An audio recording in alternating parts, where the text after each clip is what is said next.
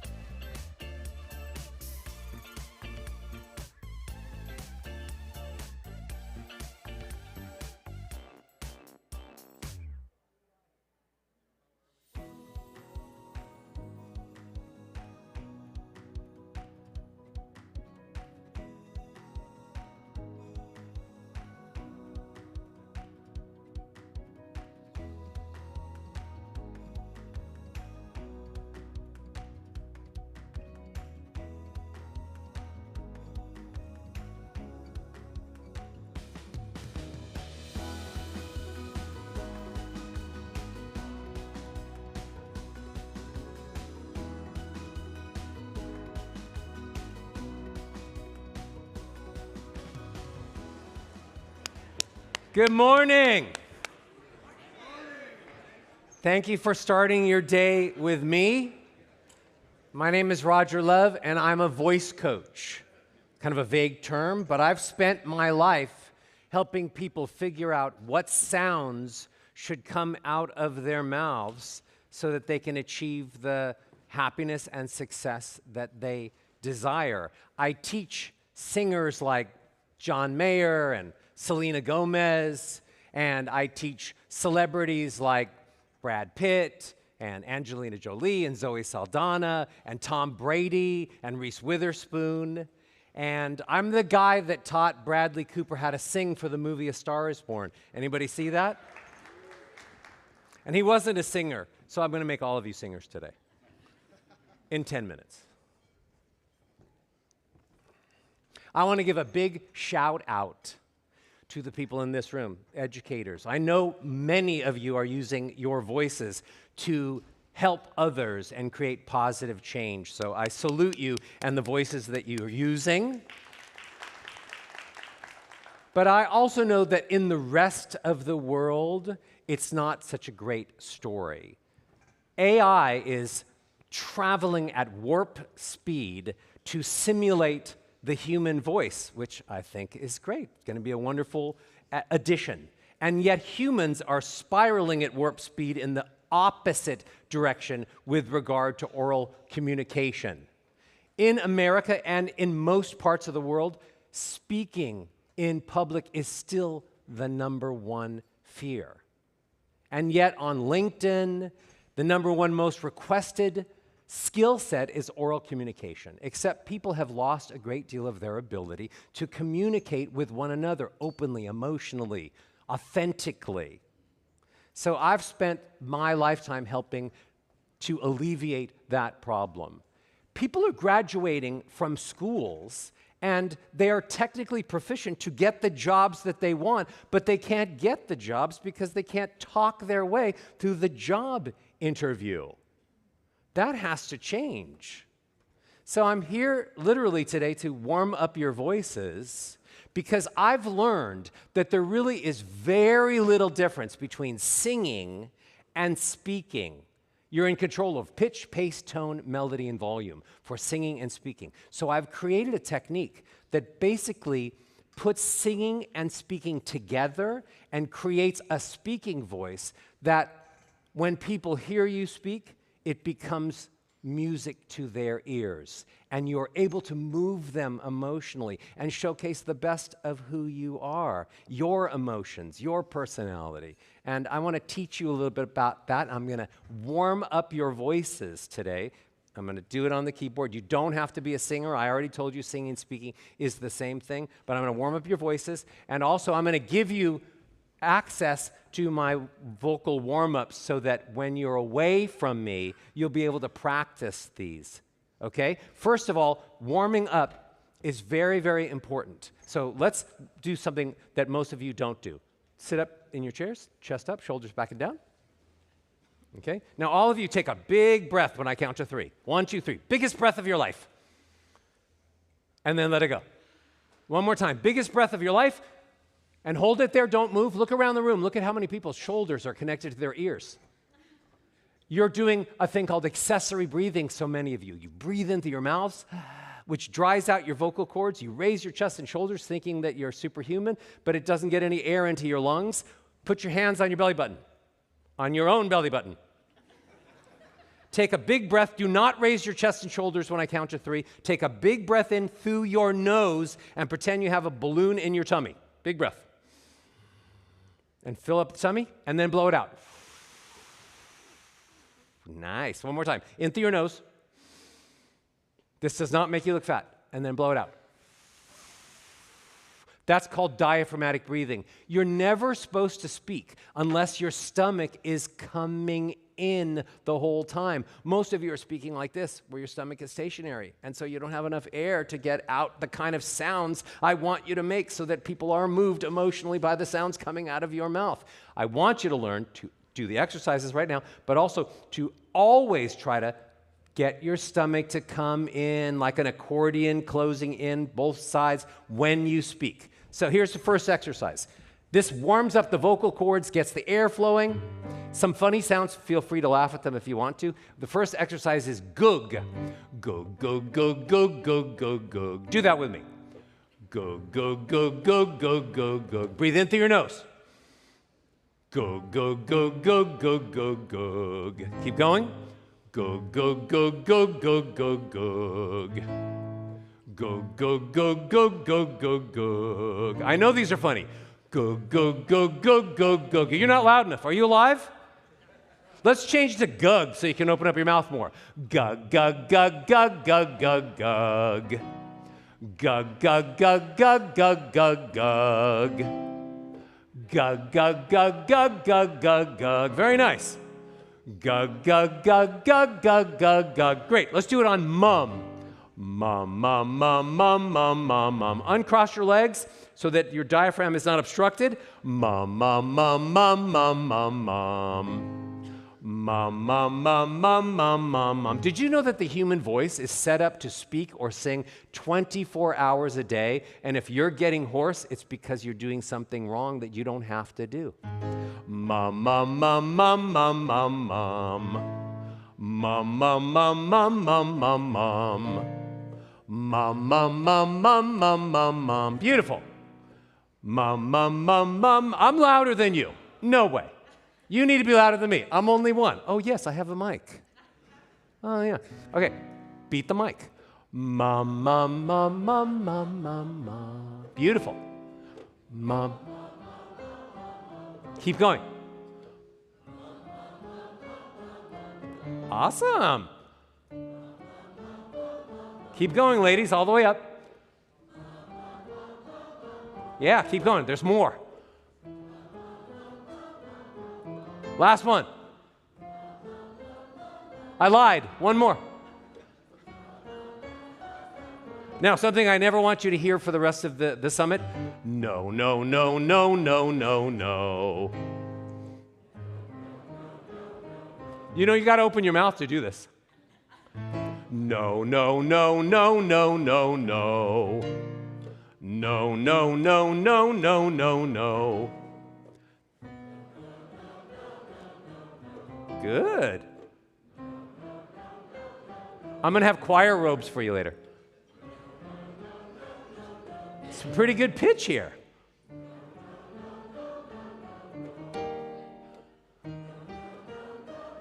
Now say this.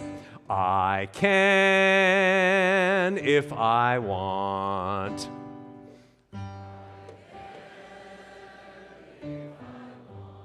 Still got to drop your jaw and can. Most people speak like this, and their teeth are so close to one another, and they wonder why they can't get any sound out.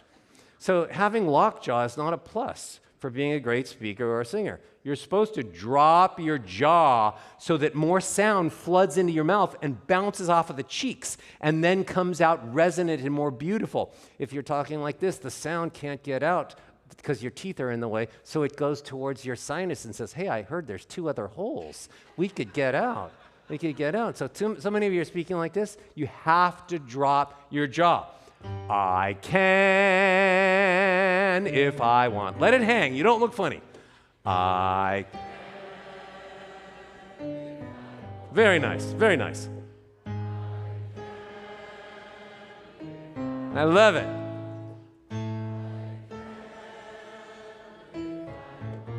Again. You know, most people only think there's one voice. The voice that they speak in, kind of chest voice, if they're not really singers. And so they take their chest voice and they figure, well, God gave me a voice. This must be the voice I was born with. But let me tell you something. You're not the voice you were born with. You were born with an instrument.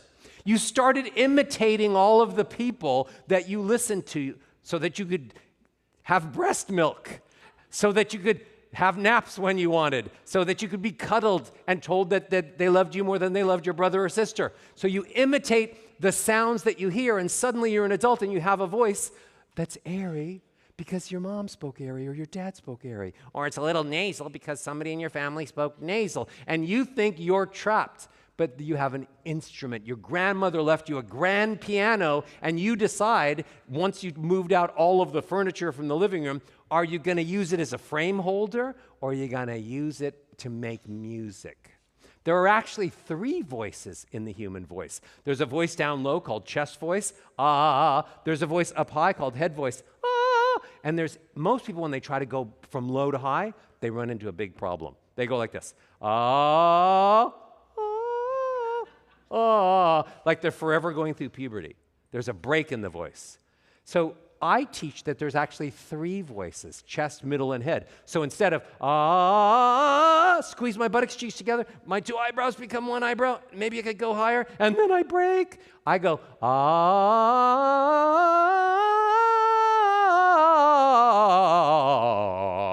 I want all of you to have a voice that has that many notes and more so that you can use all of the sounds that create all of the emotions so that you can move people emotionally. Do this for me. Say, my neighbor is nice.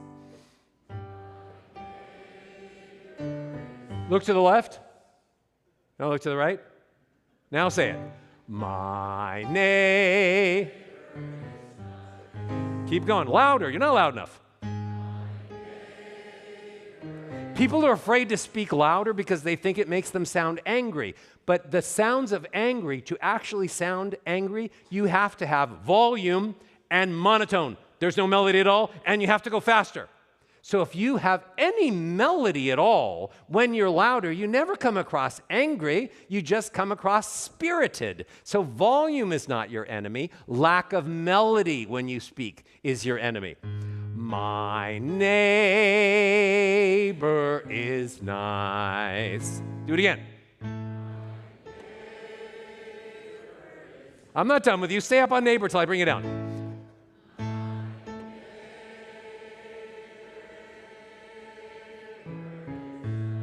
Good, one more. Take a big breath.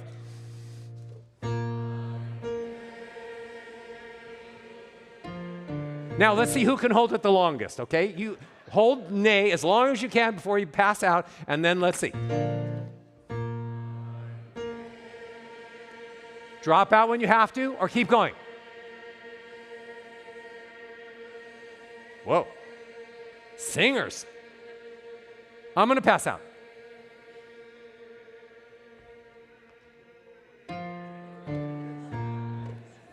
You can do that. Wow. Wow. You can do that. You can make any sound out of your mouth. Okay, what I'd like to do after I warm up people is have them sing a song, okay? So here's a split in the room, okay? So like right here, this is group 2, and this is group 1. Group 1, I want you to do this for me. We're going to sing a song. You are so beautiful to me. Group 1, I want you to start. Do it with me. You are so beautiful to me. Okay, not bad. Group 2, I think we can beat that. Ready? You are so beautiful to me. What? I was the last one standing? Okay, now, all of you sing that together. You so beautiful to me. Now, everybody stand up. Second line goes this. Everybody does this. You are so beautiful to me. So let's do that twice. Ready? You are so beautiful to me. Let's do one more. You are so beautiful to me. Now this side goes. Can't you see?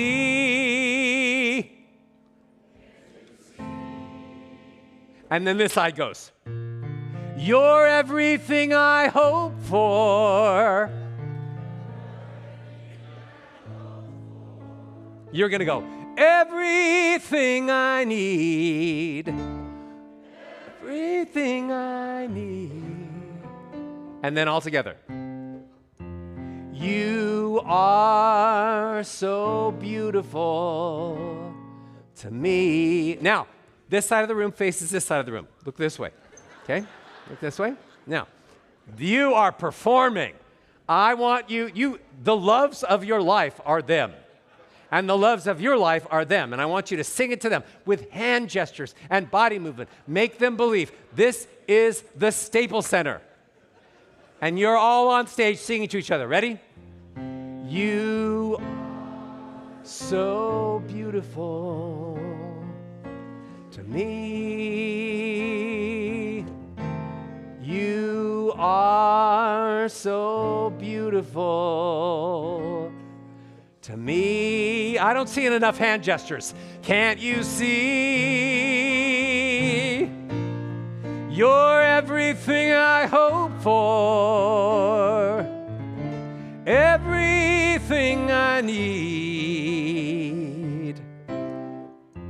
You are so beautiful to me. Now hug 3 people. Hug 3 people. Go. Hug 3 people. Come on. Come on. You don't have to cross aisles. Don't have to go over the border. You can hug the people that you're next to.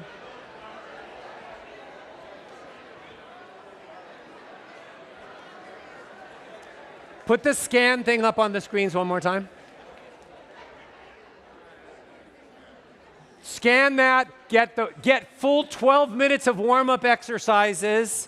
Also, check out the class I have with ASU, Deep Communication for Educators. It's a brand new course that we just put out to teach educators how to communicate with their students. Thank you for singing and speaking with me today. Thank you so much.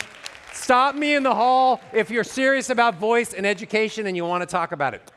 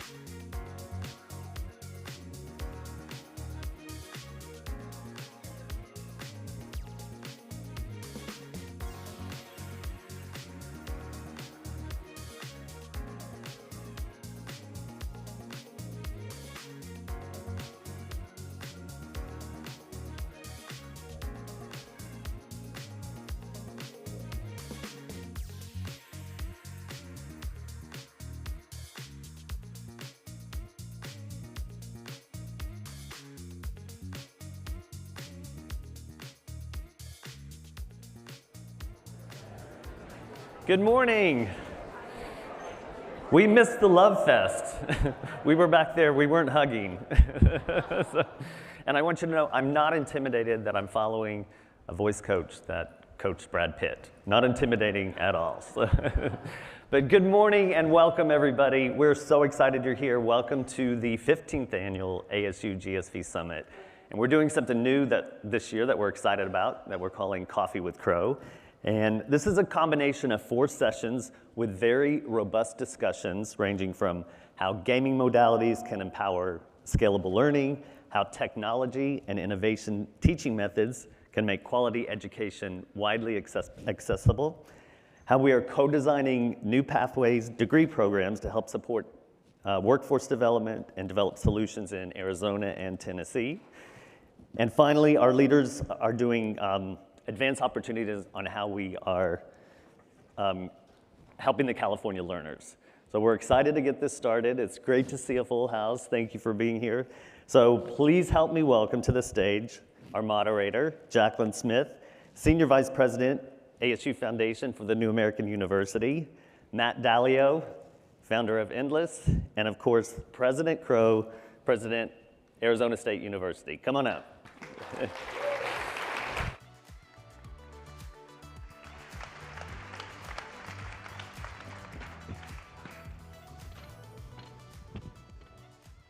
Good morning, everyone. That was some fantastic singing. We so enjoyed it.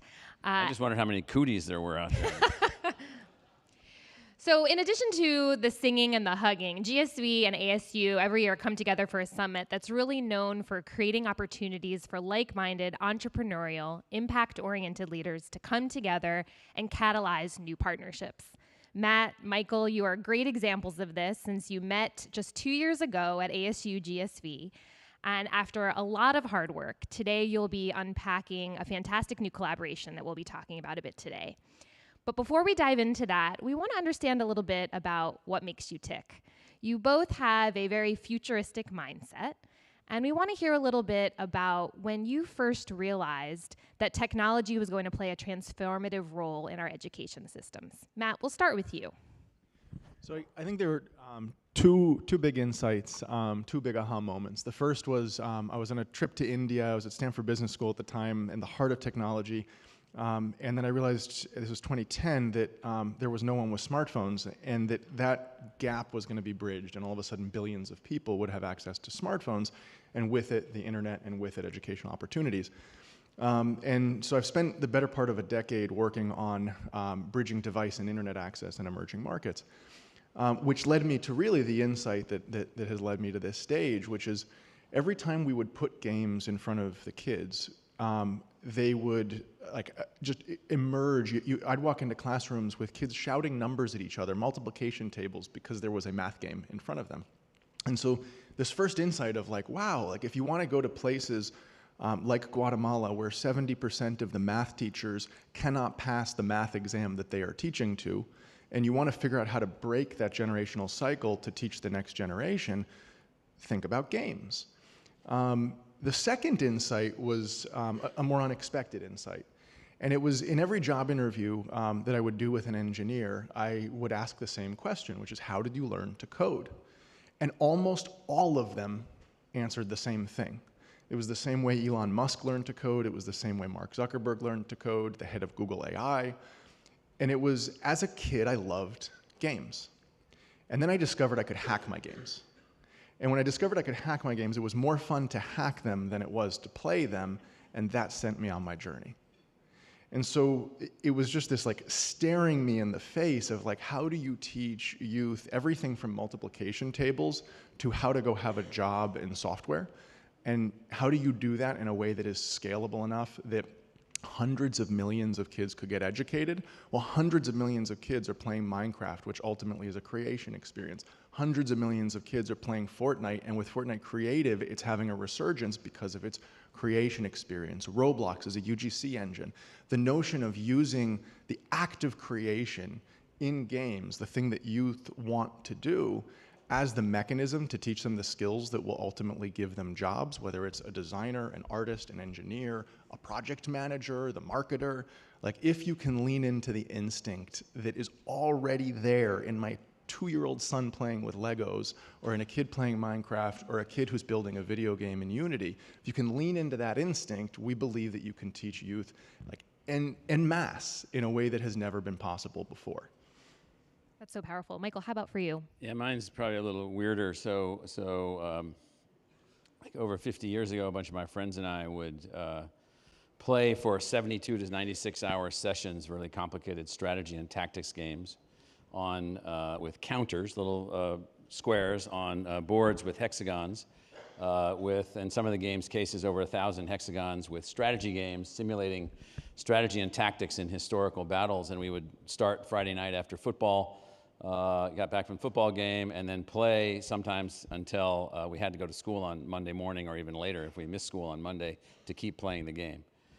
Had to get there in time for football practice. And so those games were unbelievably complicated, the most powerful learning things that you could possibly imagine on all things, on strategy, on tactics, on calculation, on economics, on resource allocation, all these kinds of things. It wasn't just a game about some historical thing. And then fast forward to the early generations of those games on computers, and I thought, this is unbelievable. If you could find a way to computationally create these learning environments, and then in 2008, with my then youngest child, who was 8 years old, I was playing a game with her called Spore, and she and I were in a contest, and in the Spore game, and probably most people didn't play Spore. Who played Spore?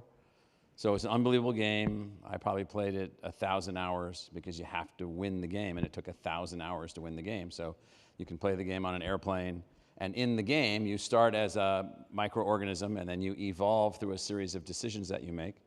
You then go through a biological evolution, and then you become a creature. Every creature is unique. You then build a sociology, you build technology, you make choices, you eventually become a planetary creature.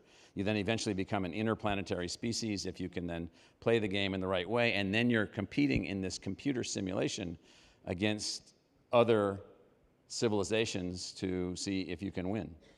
So I took that game apart. They never mentioned the word economics, but you learn supply and demand, you learn the allocation of resources, you learn everything there is about scarcity and decisions made under scarcity. The study of economics is the study of the scarcity of resources and their allocation. Political science is the study of power and its allocation. You learn, so then you're building treaties with these other organizations, these other competing entities. So you learn economics, political science, evolution, biology, and then you learn diplomacy, because you're now trying to build treaties in multiple languages across multiple creatures that you don't even understand. And so what you realize is that we haven't figured out how to make learning about these really complicated things as interesting as we could.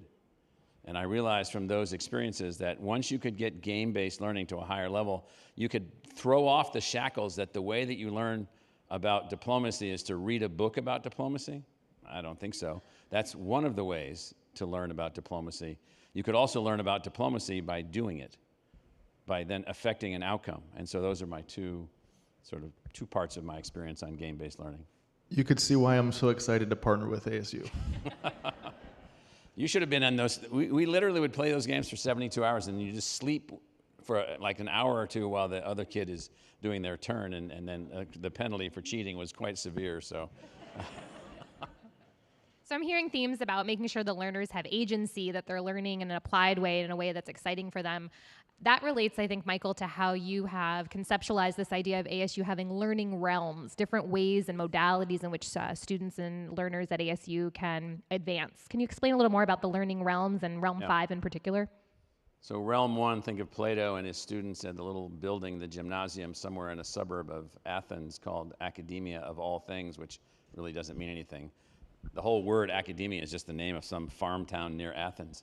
And so that was basically the method of face-to-face teaching back and forth, full immersion with the professor, and almost all of education is built around that model.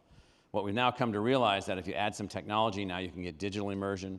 You can get digital immersion in wide scale. You can do what we're doing in what we call Realm 4, which is education through exploration. If you haven't gone to the Dreamscape Learn facility that's here at the conference, you should do that, because that's a Realm 4 articulation of learning complicated things by becoming an actual object in the learning process. You're not learning science by looking at a Bunsen burner. You're learning science by being a scientist in a way that really stimulates your outcome. And then Realm 5, for us, is this notion of computationally, we now have the systems and the tools and the methods to create individual learning pathways for individual humans, every single one which is different. We call this infinitely scalable learning. Games are probably one of the two pathways to greatly enhance these learning outcomes. And so what you do is you create learning environments individual to the student, in which you're pursuing a whole series of learning outcomes, but the learning process itself is not being called learning. You're playing a game, and through playing the game, you learn whatever it is that the game is going to teach you about how to win the game or participate in the game or observe the game. But then you're also learning, built into the game or built into the tool, everything else that you need to know to be an effective, high-speed, lifelong learner. So that's what we mean by Realm 5 in terms of infinitely scalable learning. The way I often describe it is I was lucky to go to Harvard, an institution that prides itself in how low its acceptance rate is. In other words, how many people can we reject, and we can be proud about that. ASU's philosophy is how many people can we educate? Isn't that our mission? And it's just such a different way of looking at the world, but it changes everything. Well, just related to that, I saw this guy giving a talk the other day where he was saying, well, in universities, you measure your success based on how many people you don't admit. Imagine a hospital that did that. That had all this fantastic technology and unbelievable doctors and unbelievable ways of doing things. So an organization like our partner, the Mayo Clinic, they have 2 million patients. They don't pride themselves on having 20 patients, 2 million patients, to which they apply the best doctors, the best tools, the best nurses, the best scientists, the best everything. And so how does one build a system that allows learning to be expanded rather than to be kept bespoke as the dominant realm? There's nothing wrong with those kinds of schools or honors colleges and things like that. It's just that's wrong if that's the aspirational goal, because that doesn't get society to where we need to be. So Matt, take us back 2 years ago. You're just starting to meet Michael. You're thinking through Realm 5 learning and gaming. Were you thinking about particular disciplines like STEM that might really benefit from this collaboration? Or what were some of your hunches about what might come together with a collaboration with ASU? So honestly, I walked into that meeting, having heard a lot about ASU. Our partners started actually a program at ASU, and so I'd heard wonderful things about it, but I didn't realize who I would be meeting and just how aligned it would be. I mean, we were talking about the same books, the Foundation series and Ender's Game and, the Diamond Age. And like those are all cool if you haven't read them. Great books that have formed both of our understanding of how technology can educate, and in particular games can educate. And so as we came out of that meeting, it was clear we needed to do more meetings. We happen to have a team in Phoenix, and so it made it very easy to continue those conversations. And since then, over the past 2 years, we've evolved to something that we're excited to announce in a few minutes, but really a partnership that allows us to look at how you use the act of playing to teach and how you use the act of making to also learn, and how you infuse all of that with AI in this very exciting moment of AI. So in Ender's Game, by the way, so humanity is about to be wiped out by an alien species, and it's learned that only certain kinds of brains can learn through a gaming mechanism how to defend the species, our species, against this alien. And so it turns out that in this game-based environment, these humans can learn things that no one else has ever been able to learn before, including the evolution of their own thinking processes and how they think and how they engage. And there's some very complex socio-cultural elements to the game about visibility and honesty and so forth and so on. But nonetheless, if you just dissect these things down to the learning outcomes, it turns out an honorary PhD recipient at ASU named John Seeley Brown, he and some of his colleagues looked at Masters of Warcraft as a game, but they didn't study the game or who won the game. They studied what did you learn in the game, the rates of learning, the mechanisms of learning, the speed of learning, the self-learning. They found and concluded that it was the highest rate of learning environment that they'd ever seen in anything ever calculated. So we've been teasing that we have an announcement to make today. So Matt, what are Endless and ASU proud to announce this morning? So we're announcing the Endless Games and Learning Lab and a $5 million donation to catalyze that. And the idea really is to look at how games can teach, because you speak to every kid and games are central to everything they do. And you speak to teachers and they know that kids want to use games and play games, and so many of them want to use games in the classroom. And so kind of pillar number one is how can games be used to teach both in and outside of the classroom? There are a lot of reasons why most learning games, quite frankly, are broken, right? Games have not been used to teach. Back in the Math Blasters days, like the quality of those games, you go to a Math Blaster and then you look at what they're playing with Fortnite, and there's just such a discrepancy across so many levels. And yet you hear about games like this, where like the ones Dr. Crow has mentioned, but also like some of the most successful games in history are actually incredibly educational engines. SimCity, teaching you about complex systems and urban planning. Civilization, teaching you about history and diplomacy. Someone, I was just speaking with a manager of a game studio who was describing she was excellent at World of Warcraft and would lead raids of 40 people. And she's like, my management instincts that I was learning as a high schooler are now the reason I am an effective manager today. And so there are so many games, ironically, that weren't even trying to achieve educational objectives, that achieved educational objectives.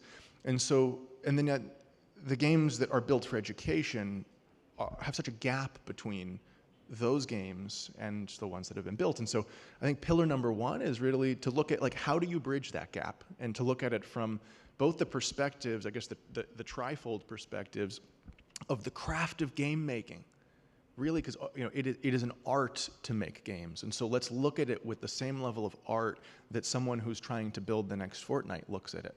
From the entrepreneurial perspective, in other words, how do you actually build a successful business model that engages this to sweep the world at the sort of scale that we see with a $200 billion market of gaming? It's twice the size of the movie and music industry combined. How do you use that economic engine to move forward games and learning? And then third, the academic perspective, which is, what is the research behind it? What is the science behind it? And how do you get those three disciplines to collaborate? So that's the first pillar, is the act of playing. The second pillar that is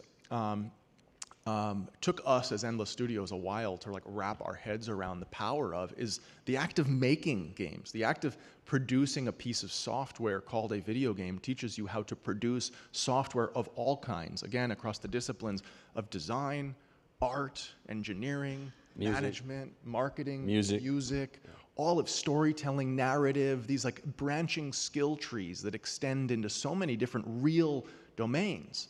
Right? Like when you think, art, oftentimes people think fluffy. Art is 3D modeling. 3D modeling is architecture, industrial design, mechanical engineering. These are real hard skills, real jobs. And so when you look at the duality of make to learn as well as play to learn, and by the way, the participants and students who are making games can be building the very same games that can then be used to play, to learn. So those two things are actually very symbiotic. And then we were talking about, just right back here, something that, obviously everyone in this room is enthusiastic about, which is the power of AI, not as a discipline, but as infused in everything. Like, it is touching every single domain. And I was talking about, I wish I could have been a musician, a rock star in another life, and I never learned the instruments because it's in me. My grandfather was a jazz musician, and yet I don't have the instruments. And this weekend I was just learning about a new thing that came out where you can literally hum or sing what you want and turn it into any instrument you want, guitar, violin, whatever the instrument. And that means all of a sudden I can make music. And that same principle of AI lowering the threshold for people to be able to be the engineer on a team or be the artist on a team or to have someone to collaborate on storytelling with in ways that wouldn't have been possible for them before.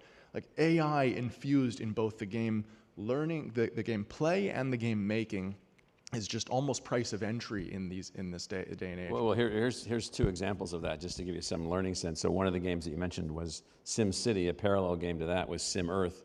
I played a lot of SimEarth just to understand the complexity of Earth systems. It gives you basically, some general understanding, but the way that I would play the game, so let's take a concept like albedo.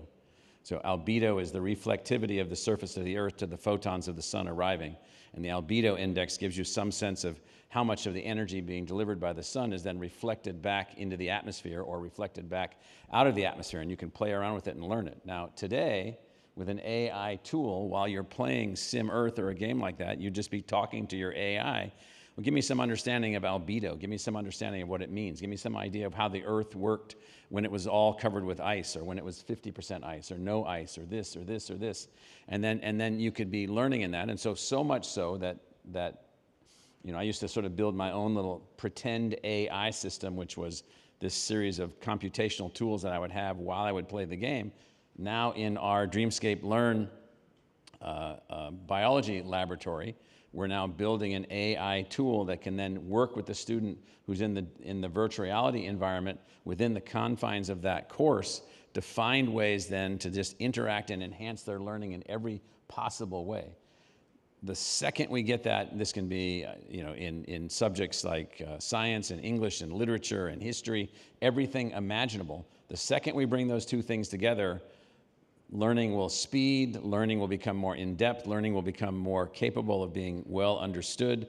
We think that there's a way to enhance learning outcomes tremendously. Now, it doesn't mean that no one's ever going to read a book again. So people that say these things, they're like They're like clueless.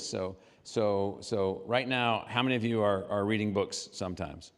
How many of you are listening to books sometimes? How many of you are watching things on a streaming service? How many of you are still watching linear television? And so I'm watching all of those things. So what's going to happen is that all of those things will become blended and combined and linked together in some kind of new way. And this gaming focus will then allow us to greatly intensify learning, particularly in those subjects that are the most abstract or those subjects that are the most technically complicated, because the way that we've been teaching them do not afford general understandability across enough of a broad cross-section of a learning audience. And so all these things are going to help us to break down all these barriers that have allowed us to end up with a highly stratified set of learning outcomes. Like STEM subjects are called hard science. Well, they're called hard for two reasons: because they're quantitatively based and because most people can't understand them. And so this is a way, I think, to break that all down. The other interesting thing about AI is that AI can be used as a tool to teach, but it is also essential that we teach people to use AI as a tool, because the jobs of the future are all going to be shaped by it, every single one of them. And schools are so often like banning ChatGPT. The answer is like, let's protect them, hide from it. But the world doesn't judge us by the inputs, by whether we wrote something. It judges us by the outcomes. Like, did we achieve our goals? And so when you teach youth to use AI as a tool to create bigger and better things than they could have created on their own, like, that's the way the world will judge them. And so examples like that of AI being used as a tool to teach, and then the process of building a game collaboratively across disciplines where you are using it as a tool to create, like, just so powerful. So I want to make sure we take an opportunity to celebrate the hard work that has gone in from the Endless teams and the ASU teams. So let's give it up for a round of applause for the Endless Games and Learning Lab that will be launched. Thank you for your generous donation. This is all so exciting. Do you want to speak a bit about the kind of characteristics you're looking for in the founding director? So that's one of the next big steps. We'll be finding a founding director for this learning lab. And we have a brain scan tool scanning each of your brains right now. Because we think the director might be in here. But go ahead. I'd actually love to hear your perspective on it. Well, I mean, you have to find a person who is capable of understanding, what we're talking about here, has deep experience in all of this, but is also supremely aware of the learning outcome, what you were just saying, Matt, earlier. It's not even about the game. It's not even about the gaming process. It's not about building the game or teaching through the game.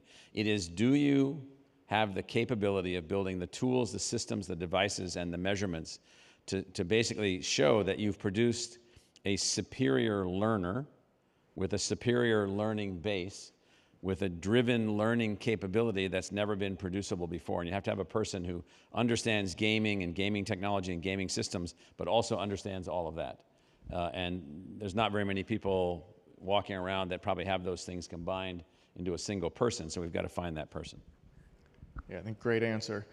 And I'll add one, which is just someone who sees, shares the passion of the frontier that we are sitting at right now. The other two books that we're talking about, one is the Foundation series, and basically, long story short in that is there's a 30,000 year arc, and this person sees that there's going to be 30,000 years of war unless they do this thing, and they set up the foundation to make 1,000 years of war. And I'm going to say this because I believe it, that we face either the best version of humanity or the worst version of humanity. I was with Bill Gates a few days ago asking him which one is it, and he's like, I don't want to be Cassandra, but ... read this book, The Coming Wave, because it shows how scary it is. And I believe that the difference between good and bad is, do we train the next generation, A, to have jobs in that world, and B, to solve all the other problems? And it will be these skills. It will be the skills of software, of AI, of technology, in a world where Satya Nadella says that every company is a software company. It will be those skills behind that that determine that future, and I believe literally the future of the world.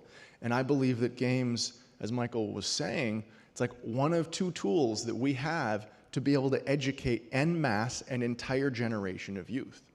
And so someone who shares that ethos, I think, is central. And the second book I'll say is, I think you all should read it, not because it's a great book, but because inside of it is this thing, it's called The Diamond Age, and inside of it is a book called The Illustrated Primer. And the Illustrated Primer is this like highly dynamic, like when you say what is the future of the textbook, it's that. It was written by the same author who coined the term the metaverse, which I'm not going to go into my thoughts on the metaverse, but the book everyone should have been reading was The Diamond Age, because I believe that's the future of education. So that book written by Neil Stephenson and that book called The Primer, we just sort of soft announced, I don't know if Mark Knopfler's in here, the new company Primer, which is built on designing and building that science fiction-based tool, which enhances learning in every possible way. And the first book, the Foundation Trilogy by Asimov, the character is Harry Seldon, H-A-R-I. It's a weird way to spell the name, but that particular character has built this conceptual place in which all knowledge is held in a single place, which has to be then sent to the edge of the galaxy to be hidden and so forth and so on. But the point in all of these things is that the key to all of these futures is how do we enhance, expand, and personalize learning so that no human is left behind because of some social construct or some economic random outcome or what have you? How do you take this supercomputer, the most complicated object in the known universe, the human mind, and how do you empower it in every possible way? So the young lady's primer or primer, that device allows every individual to learn in a certain way. We now have the capability to build those things. We never had the capability to build these things before. How do we make these things work? And this effort helps us do all that. Well, the possibilities are endless, but our time is not. So thank you so much this morning. It's been so fun to make this announcement. Cheers.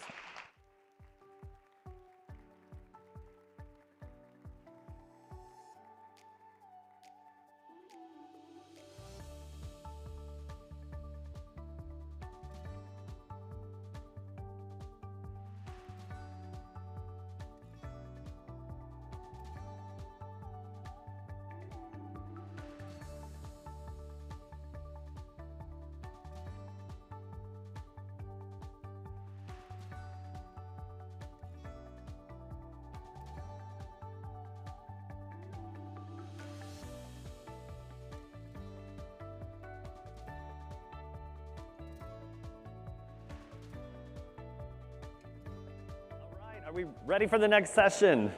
Keeping things moving quickly. So our next session, the future of education at scale. Please welcome Doug Becker, founder and CEO of Centana, Michael Hansen, CEO of Cengage Group, our moderator, Lisa Flesher, Chief Realm for Initiatives, Arizona State University, and President Crow. Come on out. Great. Good seeing you.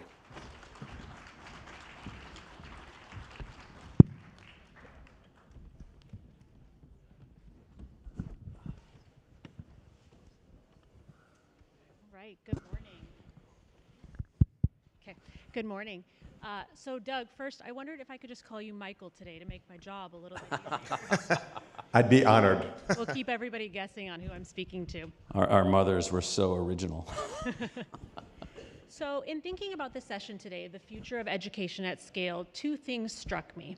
First, not much has changed. And what I mean by that is when you look over the last 5 to 10 years, the folks that have been blazing the trail are sort of still the same key players in the space, and yet so many people still don't have access to education, still don't know where to start, or still don't have the resources. And second, the other thing I've been thinking about is I wonder if right now where we're at in education with the coming up of artificial intelligence and machine learning and so on, do we maybe have the right energy and the right direction to actually figure out how we can move to scale? But in order to better discuss this, let me start with my first question for you guys. Can each of you tell me what the number one thing you think is for a barrier to moving to true scale? Just one thing, pick your top, and we'll start with Crow. Oh, it's human arrogance. So we sit around thinking that we're oh so smart, And then we sit around thinking that we're individually oh so smart. And what we don't realize is that we've built these series of social constructs which have then limited so many people, and in many ways, even those that are really, really capable in the realm of learning and outcomes that we presently live in, even they're limited. And so our arrogance, it's an arrogance which is limiting our potential as a species at a very significant level. Yeah, and building on that, I would say that arrogance comes into play when we in the education system can't figure out a way to work together. I think public-private partnerships are key to scaling solutions.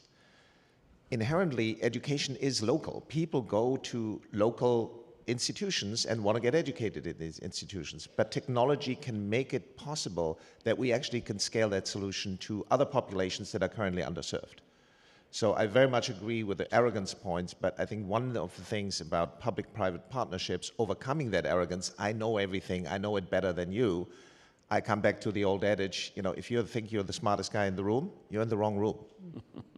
Get some smarter people around you. For me, I think it's the incapacity of key institutions to make important decisions, to be decisive, and to move quickly, to move at the pace and speed that the problem and the changes in our society requires. I think that's one of the exciting reasons why working so closely with ASU has been important to me. It's one of the few institutions that works every day to increase clock speed and to be decisive and take risks and make decisions. But there's very little of that in the rest of the world.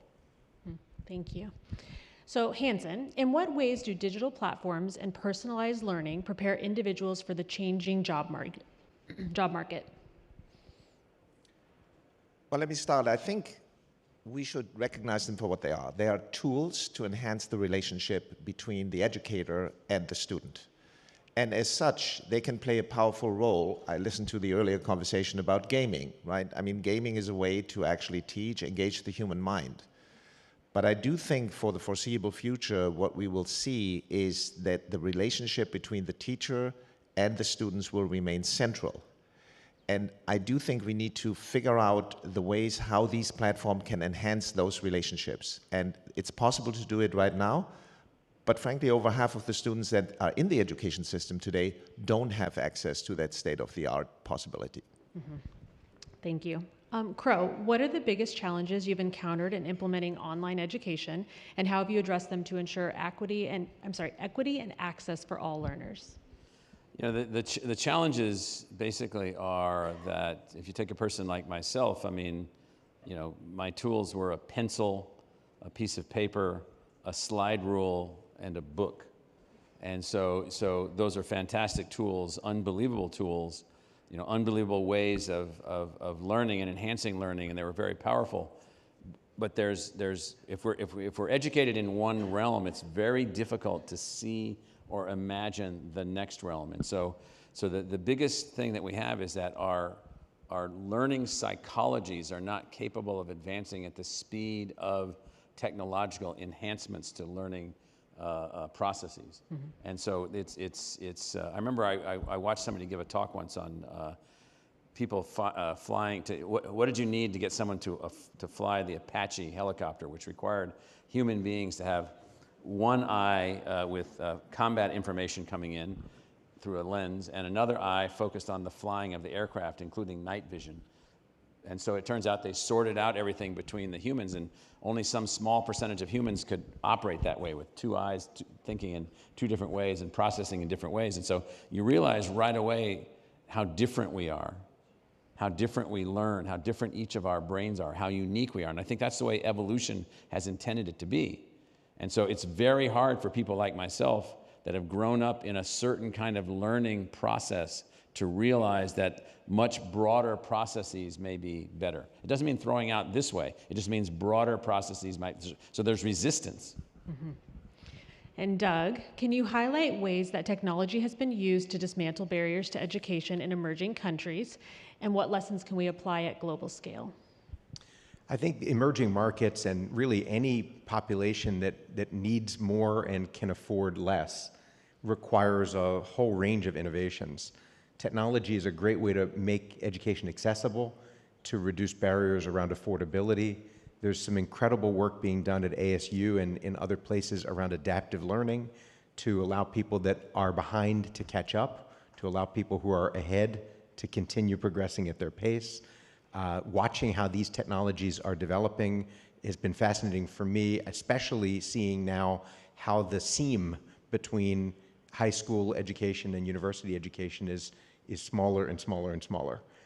So ASU, because of their work that they're doing with Prep Digital at the K through 12 and especially high school level, we're doing a number of projects at Centana in international markets where affordability and the readiness of students to learn, it needs a lot of help. And we're finding this type of an approach of harnessing technology, adaptive learning. I think that's a great example. But the other innovation that's required is just cost. So technology is a great way to bring cost down, but since the credential is still very valuable, one of the great projects that we've been working on with Arizona State is a series of degree pathways that make it much, much less expensive for someone to earn the ASU degree by collaborating with international universities that are teaching and offering their local credentials at a completely different cost structure because of what's possible in their country and what's needed in their country.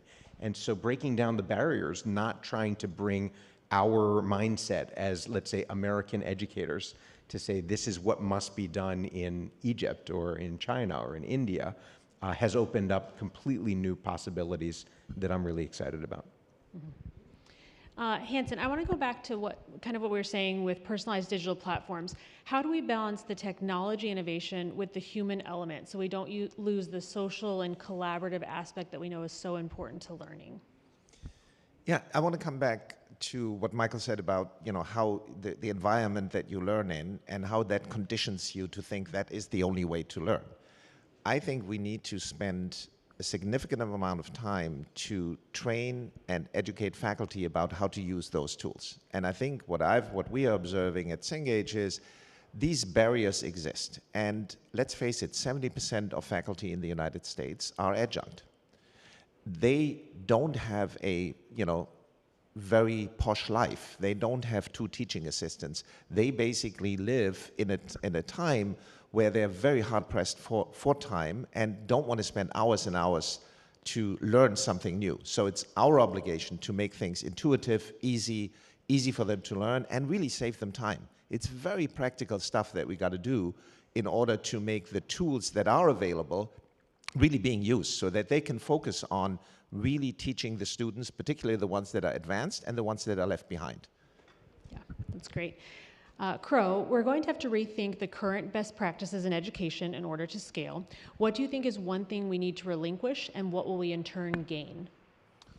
Well, I mean, we have to stop thinking about the student as only supplicant.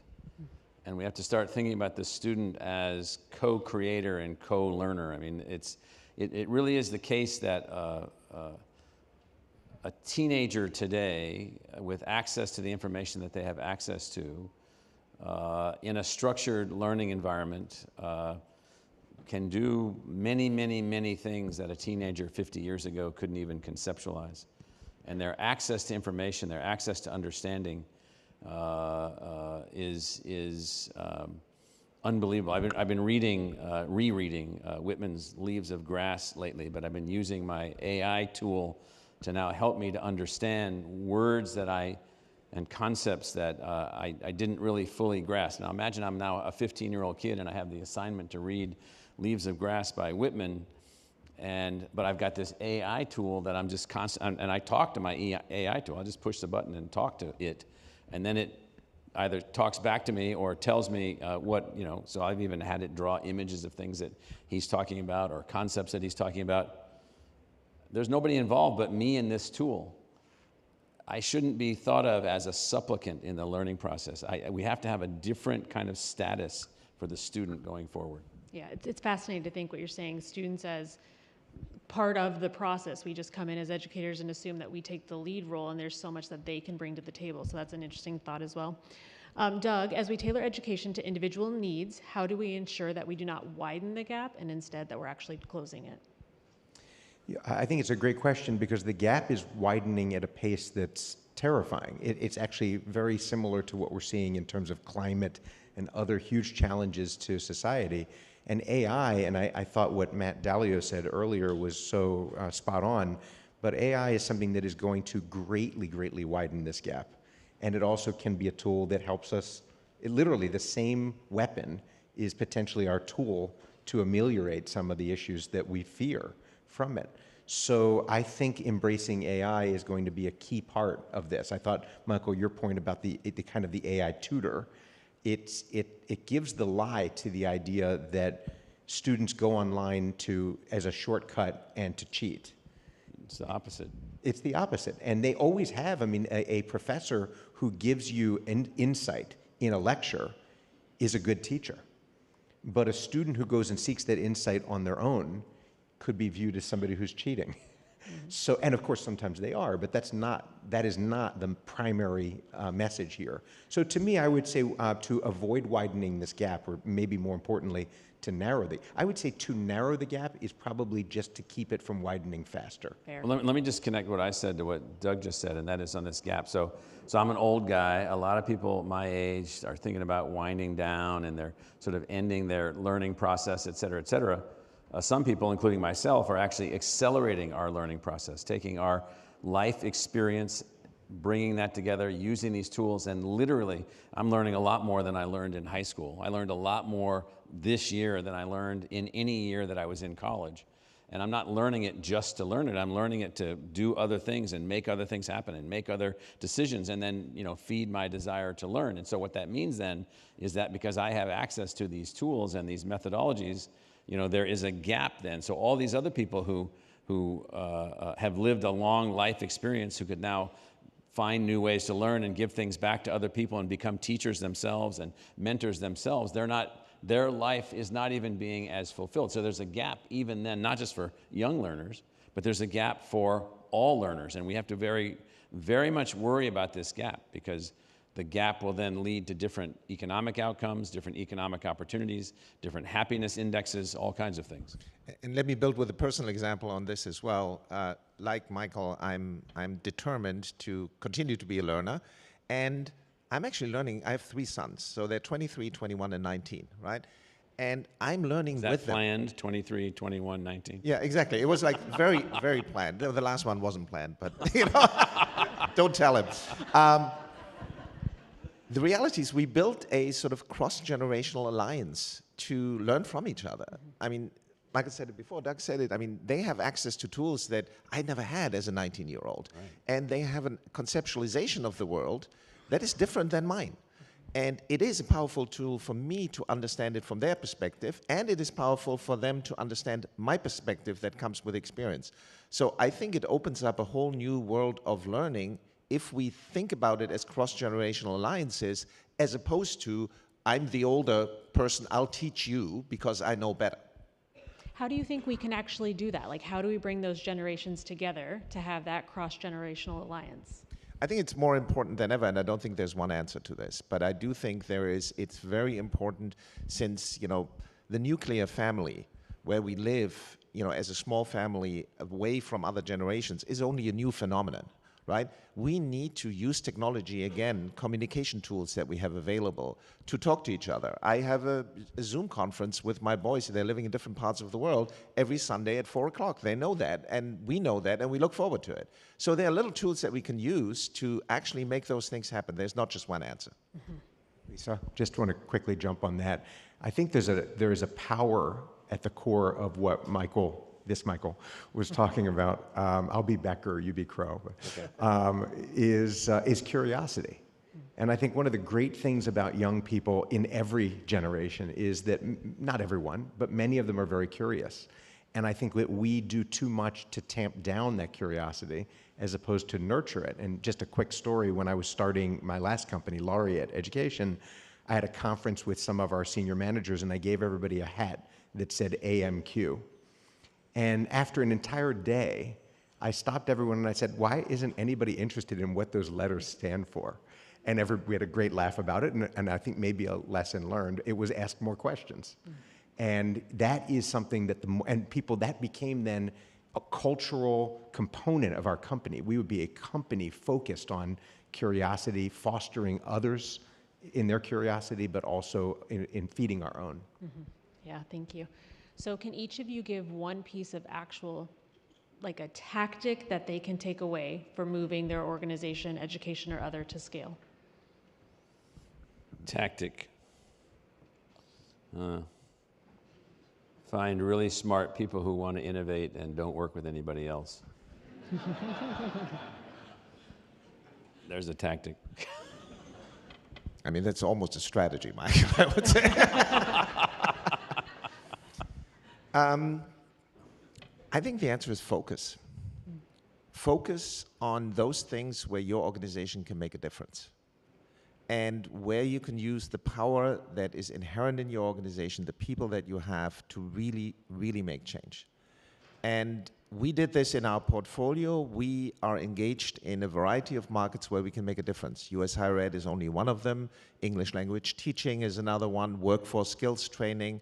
And then we pour the right people and the right resources into those markets where we can make a difference. Others, there are other people better suited for that.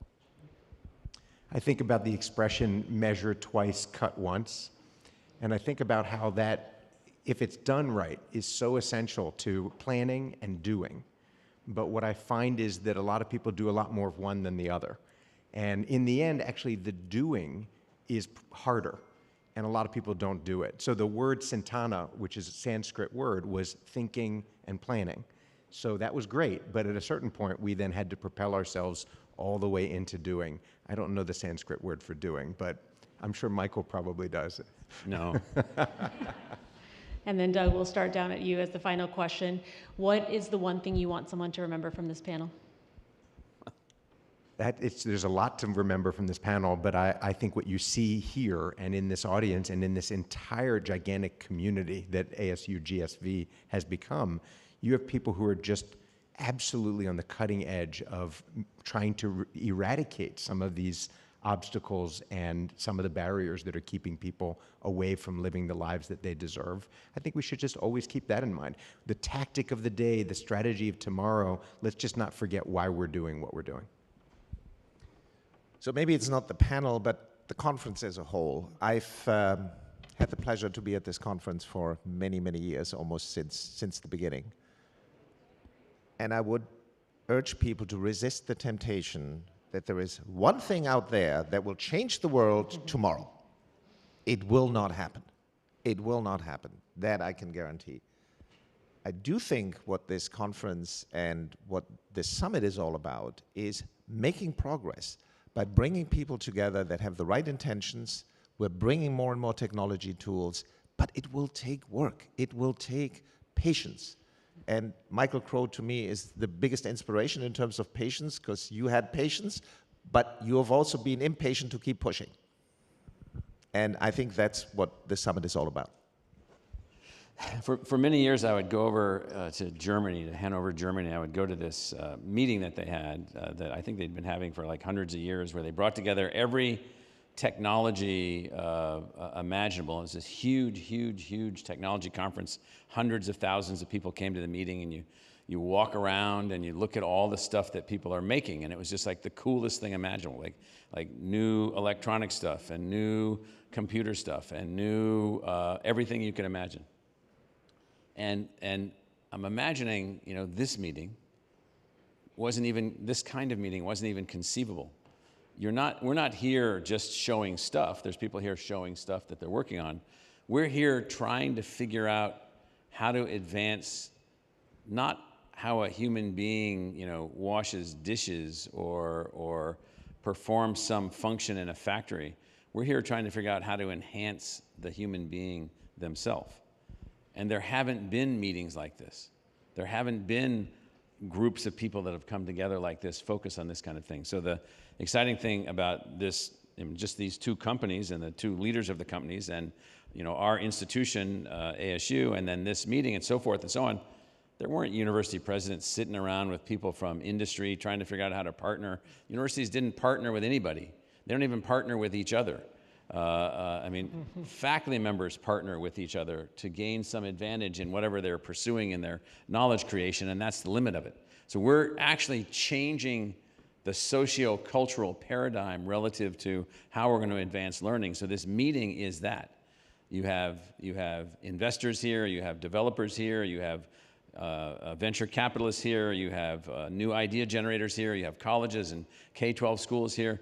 Nothing like this has ever happened before, and so therefore this gives us some opportunity to actually create pathways forward.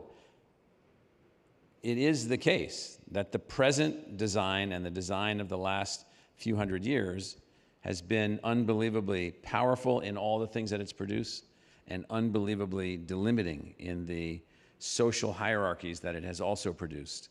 And not that those are fundamentally different than historic social hierarchies, they're just more exacting in the kinds of scaled outcome differentials.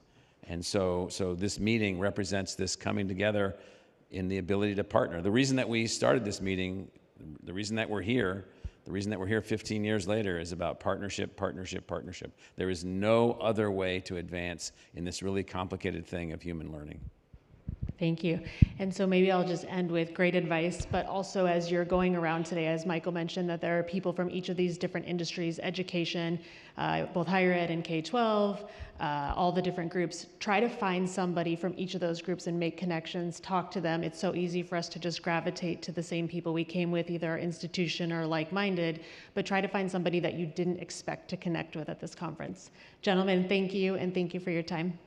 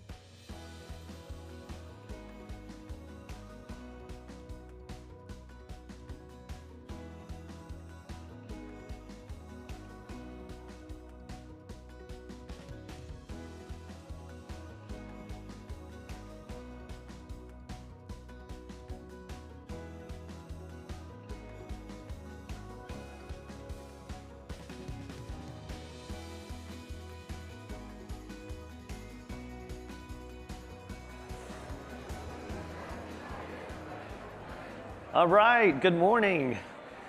We ready for the next one? This is like speed session. We're just going and going and going. So we're excited to have this next one out, Breaking Barriers and Empowering Students, what ASU and the University of Tennessee, Knoxville is doing together. So please help me welcome Donde Plowman, Chancellor, University of Tennessee, Knoxville, and our moderator, Nancy Gonzales, Executive Vice President and University Provost at Arizona State University, and of course, President Crow. Welcome.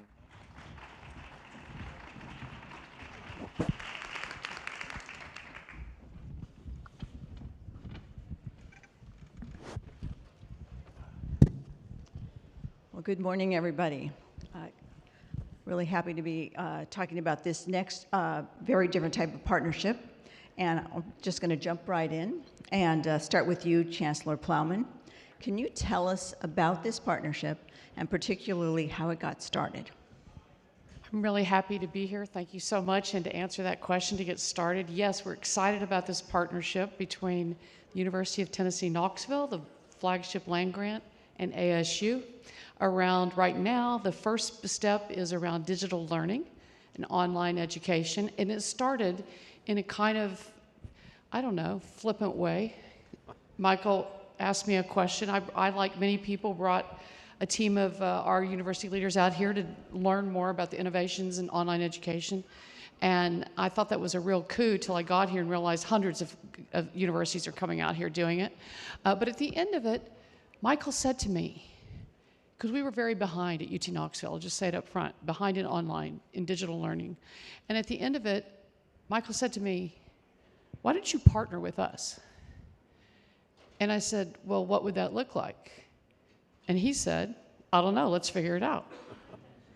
And so we've been doing that. And I see some of my colleagues that are helping launch that at Tennessee that are here. And we're announcing that we're, as of fall, we'll be starting our new programs. And it was important to me because who says something like that in higher education? Why don't you partner with us? To another higher education institution. Doesn't happen very often. So that was the beginning. Well, that's a good segue to the question I want to ask you, President Crow. Many people would say, why is ASU doing this? Why doesn't ASU just focus on its own students, serving its own students? What do you say to that question? You know, it's interesting. So Donde is very unusual in higher education leadership in the sense that she's willing to make the case to her faculty and make the case to her institution. Well, you know, we can accelerate our evolution as the University of Tennessee at Knoxville if we can work with these other jokers over here in Phoenix at Arizona State, and then that will be beneficial to our students, and that will be beneficial to our state. And so, you know, for us, what we've been thinking is that we will learn from interacting with the University of Tennessee. University of Tennessee has programs we don't have. They have faculty that we don't have. And that one of the things that we've done in higher education is we've kept all our universities like little schoolhouses in the Black Forest of Germany with our little chimneys, and we each have our own little things, and we each have our own little magic potions, and we each have our own little newts and all this other kind of stuff, and we think that's the way to advance. It turns out our students and our constituents are suffering because we're not partnering. They're suffering because we're not accelerating the rate of innovation. And so this alliance between the two of us is a way for us to learn from UT Knoxville. It's a way for them to learn from us. It's a way for us to figure out how to partner. Ultimately, UT Knoxville will then partner with others and link with others and make things happen. And so this is a part of a process in which we all benefit. That's not in the logic of higher education. Higher education is the little Black Forest house with newts and magic potions, and each have their own magic potions, and they try to solve the problems on their own. It turns out that's not going to be the way that we can move forward. And so the excitement for us is to figure out how to partner in real time with multiple universities working together with live students, having enhanced learning outcomes, and figure out what to do with that so we all benefit from this process. Okay, thank you. So this is a very different model for scaling digital learning. Traditionally, universities have partnered with private companies to reach more students. Can each of you tell us how this model differs from that model and why you think the time is right for this approach? You want me to start? Go ahead, yeah. Sure, and we had done some of that, but and we've developed some, especially graduate programs using that, but we were really lacking in undergraduate degree programs. And I remember Michael saying, if you're going to help the socioeconomic situation in Tennessee, that's where you have to start. And so partnering with another R1 institution, like we have the same values. We have a very similar mission. We're a land-grant university committed. We have a covenant with the people of the region where we serve, that we serve them and we help solve their problems. And so, and we also have a lag in the percentage of kids going to college in the state of Tennessee. So the opportunity to partner with ASU helped us escalate, like we can do this faster. And there are about 100,000 people in Tennessee who have some degree credit, but no college degree. And so for us, partnering with another university who understands how it is you inspire faculty to be part of it, what's in it for faculty to participate, how does this match up with your research mission, does it match up at all? Those were real appealing factors for us. Yeah, I think what I would say is, you know, it really is the case that the scale of the challenges are so much larger than the scale of the institutions. And you can't just take 1,000 institutions and chop them all up into little pieces and then send them in an uncoordinated way. Because we have no ministry, which I'm not arguing for, no ministry of education, because we have no coordinating authorities, because higher education in the public sector is coordinated at the state level, because each state circumstance is so different, we have to find a way to work with each other across these politically complex barriers, across these socio-cultural settings. And what better way to do that than in technology-enhanced learning outcomes? And so one of the reasons that we lag in educational attainment from a place like Korea or several European countries where they have these centralized foci is that they're able to marshal their assets and organize them in much more coordinated kinds of ways. We have to then take a partnership model, which I think would be superior to the coordination model, and then start learning together and making things happen together. So that's our main motivation here. And can you say, just to draw the distinction, a little bit more about how this differs? Like, one of the differences that we're not profit seekers. Right. So we're social outcome seekers, and so we have for-profit partnerships that we work with, and for-profit vendors that we purchase things from, and allies that we work with, and that's all positive and good. But when it comes down to the University of Tennessee student, or the University of Tennessee aspirant, or the ASU student, or the ASU aspirant, we want to work together, focused only on the student, and not worry about whether or not shareholders are satisfied with the financial return of the joint venture. Okay, thank you. And Chancellor Plowman, can you talk a little bit more? You mentioned it already about what you see as the economic impact that you're hoping that this is going to have, and the kind of economic social development. If you look down the road, what do you really want to see as new opportunities for your communities? Sure. If last year alone, Tennessee, we're attracting businesses like crazy, 77,000 new businesses in 1 year. The fastest growing segment where there's need for employees is in the four-year college degree segment. So that's one of the things. It's serving the industry that's moving there. The second thing is we have all these young people, I think they're young adults who have 30 hours of credit. They're working, single oftentimes, 2 children, and they're stuck economically. And so I think one of the things that is so important to me that people understand is how ASU has for a long time been focused in their mission, the charters everywhere, talking about who we include, not who we exclude. We are both very mission-driven organizations, and for us, as the land grant, it's not just about helping farmers be more productive. It's also about helping industry with their needs and developing degree programs. You're talking about the Black Forest. It's kind of like a Black Forest inside higher ed too. Like, we offer degrees within our little silos.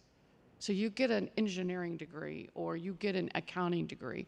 It's hard to get a degree that has stuff, that's a technical term, stuff from each of those areas in the university, and yet industry's saying we would love students who have some more breadth in what they know. So for us, I think it's all about helping the state in terms of economic development at all levels of that ladder. So President Crow, in the last panel, you mentioned the challenges of universities partnering in this way. So this really is unique.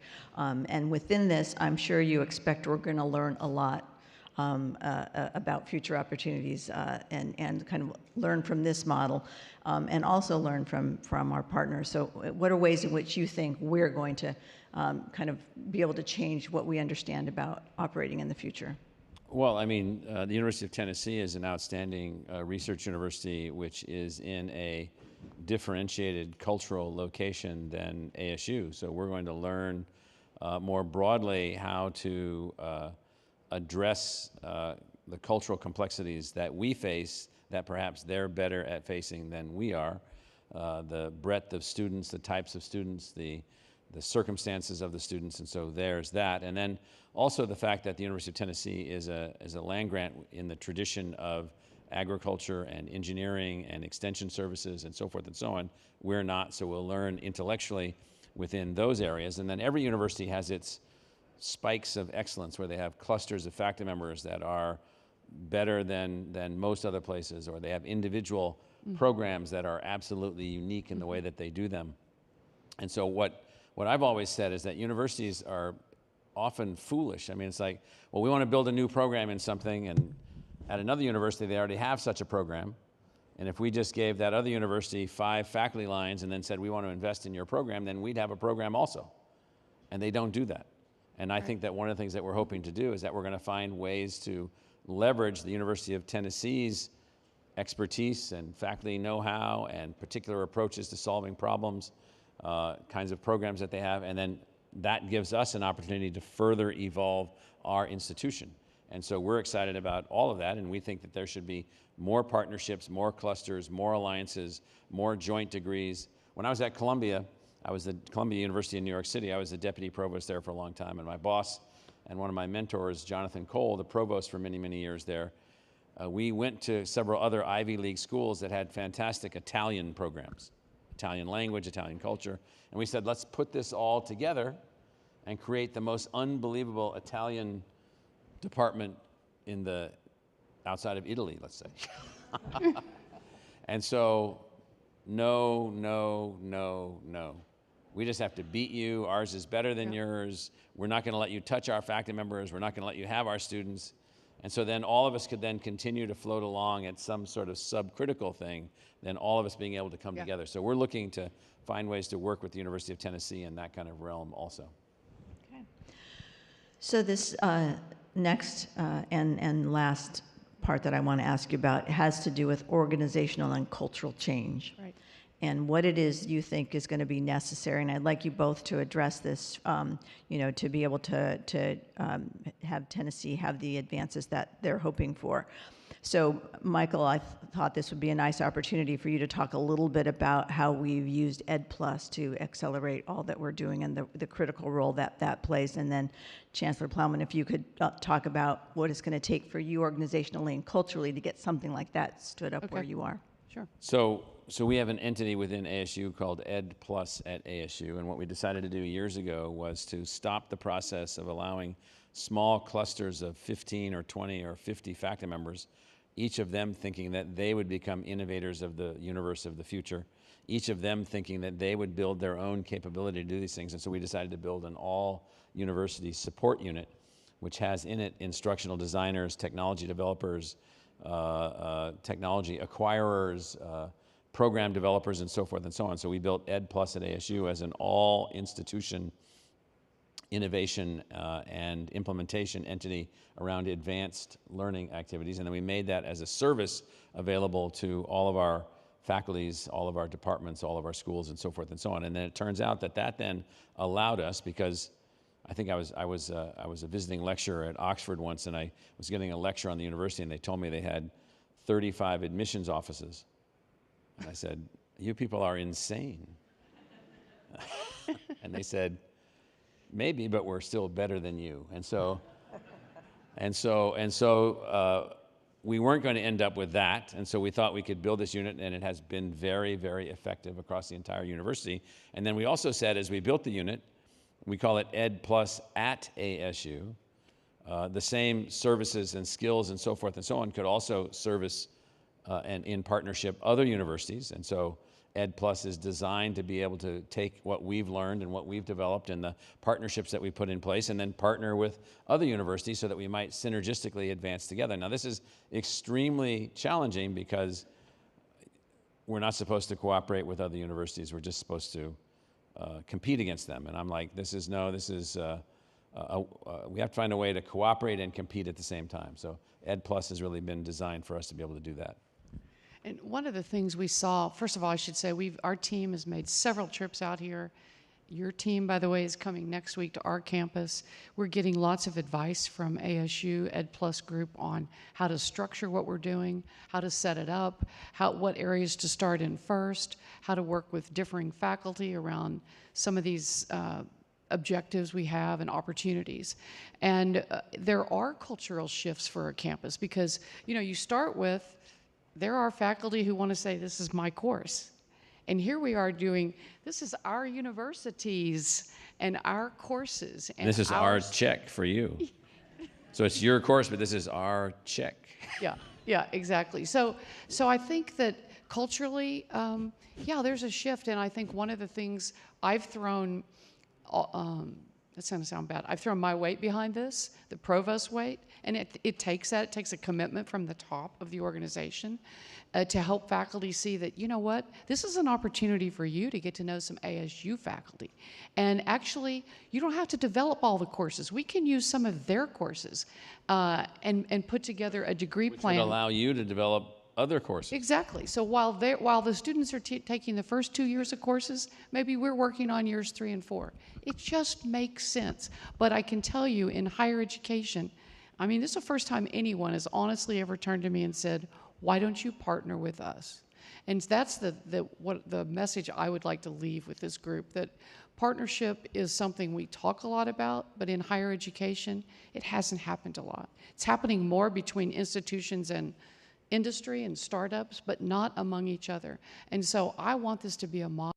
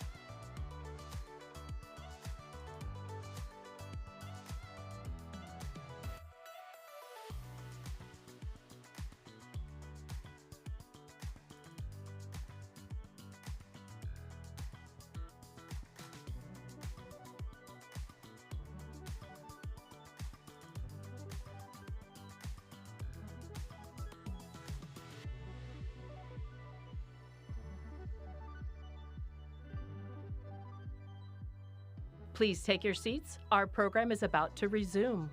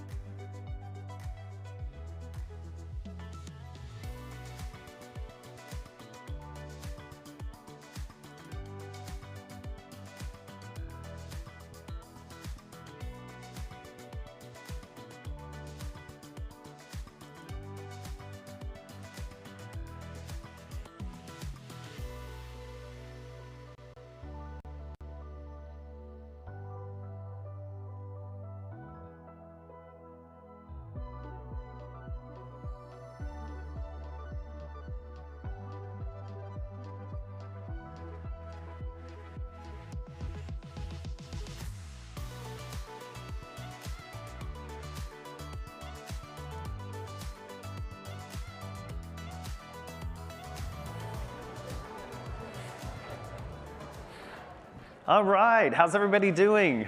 Feeling good? Plenty of coffee? So it's our final session of our Coffee with Crow today. So I'm excited to hear what we're doing in California and how we're making an impact. So please help me welcome Sonya Christian, Chancellor of the California Community College System, President Crow, and Nicole Taylor, President and CEO of Silicon Valley Community Foundation. Hey, welcome.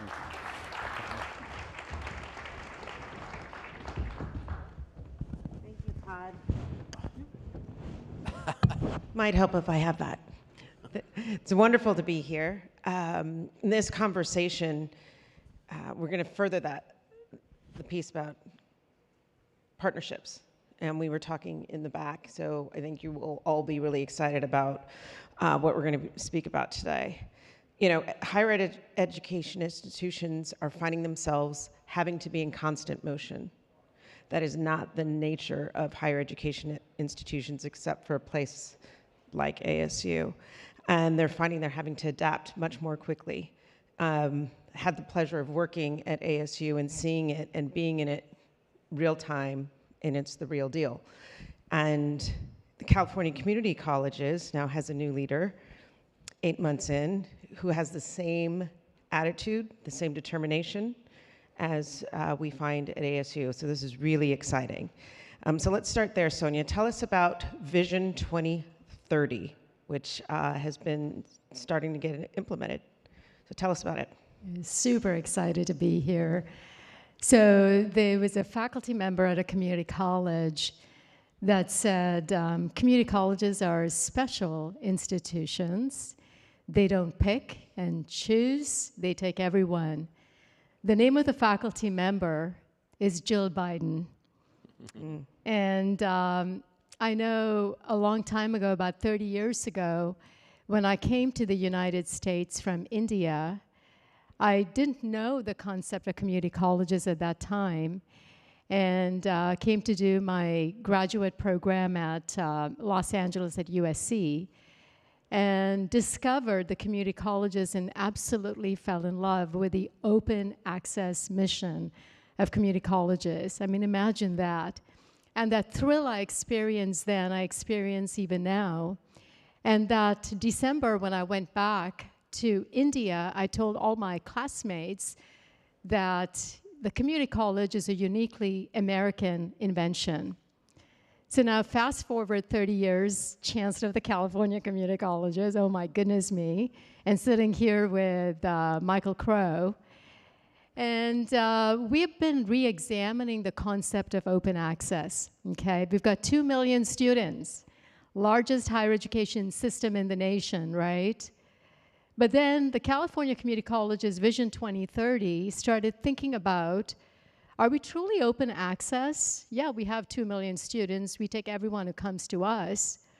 But what about that 6.8 million that the California Competes report put out there and said that these individuals, these Californians, have a high school diploma but no college credential, and they're in low-income jobs with no hope for economic mobility, and they have not found their way to the community college or to any institution of higher education. So are we really open access? Then how about dual enrollment? You know, you've got 14% of the 1.6 million who are in high school here in California, only 14% take college classes. What about the other 80%? And when you disaggregate the data, you see the same patterns. These communities are highly racialized, right? So Vision 2030 really talks about, you know, it's not about building it and they'll come. It worked for Kevin Costner in the Field of Dreams. But if you're defining open access with equity, then we've got to move. We've got to find those who haven't found their way to college and bring college to them. And the other part with Vision 2030 is we're looking at what success means. In the past, for an academic institution, success meant giving that credential, you know, that static token of academic completion. But right now, we are thinking about what is beyond that point in time. What is the value proposition of higher education? And it is that economic mobility, is finding social standing, it's living in healthy communities. So at a time when the value proposition is being questioned and the economies are changing with the change in, you know, climate action and with emerging technologies, the California community colleges are looking at the success measure to be much more dynamic and looking beyond, you know, the walls of what we do within the classroom. And Michael Crow put out this book in 2020 called The Fifth Wave. And how many of you have read the book? Okay, well, you've got to do that. Okay, you got to walk out of this room and you got to grab that book. So in 2020, right before we were sort of shutting down the pandemic, I picked up the book, and at that time I was the chair of the Accreditation Commission, and that book blew me away because he talks about doing education at scale. And that's what the California community colleges are all about. I was president at one of the colleges at that time, and that's when I met Michael for the first time, you know, just brilliant, and we had a conversation. I invited him to speak virtually at that time to the entire region, the entire WASC region. So I'll kind of wrap up Vision 2030 and say this, Nicole, you know, the California community colleges, we're not approaching education with a scarcity mentality, okay? When we're looking at the 2 million and we start adding up the 6.8 million and the 1.6 million in high school, quickly we're coming up to 10 million. So it's fivefold. So it's not a scarcity mentality. We're trying to be bold, and we're trying to be out there to take care of our students, our communities, and our planet. And we're inspired by Martin Luther King's letter from Birmingham jail, that he talks about waiting means almost certainly never. We've got to move now. So our slogan is, our time is definitely now. This is great. No business as usual for California Community Foundations. So, Michael, ASU has been up to a lot in California. Think you need to tell folks about that. And what does that mean in terms of fitting into Vision 2030 and what's possible? Well, so what Sonya is talking about is something that's really hard for people to get their arms around, and that is that, you know, eons ago, they decided everybody needed to know how to read. It was essential everyone would learn how to read. And then we needed everybody to go through elementary school, and then that took a long time to get that in. And then everybody needed to go to high school, and that's only been about 100 years or so, a little bit more than that. And then not everybody needing to go to college, but there is no argument whatsoever in which a person needs to stop their formal access to learning at age 18 or age 25. I mean, that's a fundamental error that we have made. We've made that error for economic reasons, sociological reasons, class reasons, all kinds of reasons. And the community college in California is taking the lead in figuring out how to be ubiquitously present to all people, with whatever they need in their life. And we're a university that's an R1 intense research university that has decided that we will also not limit our connectability. We won't ever be the size of the California Community College per se, but we already have 25 million learners engaged with us digitally, and 700,000 people that are engaged either in registered learning or registered courses. But even that doesn't capture it. What we need to do, and where we're headed, is, we don't believe that the country is best advanced by basically saying, well, you people over here can have access to learning and you people can't, and you people here that are living in California now that may live in Utah later, or may then live in Arizona, or may go here or here or here as industry is evolving. We have to find a way to look at the learner as the unit of analysis, not the college, the university, or the state, the learner. And in thinking about the learner, what we're interested in and where we have been moving forward is how do we use technology to facilitate more partnerships with the individual learner, more partnership between the learner system providers, the community colleges and the university and so forth and so on. How do we make all of that happen? And that has then ended up for us then here at ASU. We have more than 30,000 Californians who are ASU students pursuing degrees, both online and on campus. We have many hundreds of thousands of Californians who are a part of our learning environment. And then we've also found that in California, like we are right now here in San Diego, are hundreds, if not thousands, of new companies that are emerging in the learning and educational technology space, venture capital concentrations, and so forth and so on. And so what we're finding is that in the Western United States, California is a powerful source of learners, a powerful source of venture capital, a powerful source of new technologies, and all these things are needed to blend together and to bring together to focus more energy on the learner themselves, the individual learner. I just want to emphasize what Sonya is saying, and so we've made egregious social errors by not continuing the learning process. If you want to drive up the American economy, drive up wages, drive up standard of living, drive up per capita income, drive up the competitiveness of the United States, you want to win in competitive markets, you want to make all these things happen, you must find a way, we must find a way to make every person an engaged or engageable learner at scale, connecting everyone to be able to do that. So we're excited about the connections that we have with the community colleges in California, which we have a signed partnership with all of them. We're excited about the students that are coming to ASU and staying in California, or coming into California to work and then coming back to Arizona. We're excited about all of that. We've built 2 new schools, a school for fashion and a school of film, which are being based in California and Arizona, because we think that that's a way to link and connect and make things happen. So we're just excited about all of that.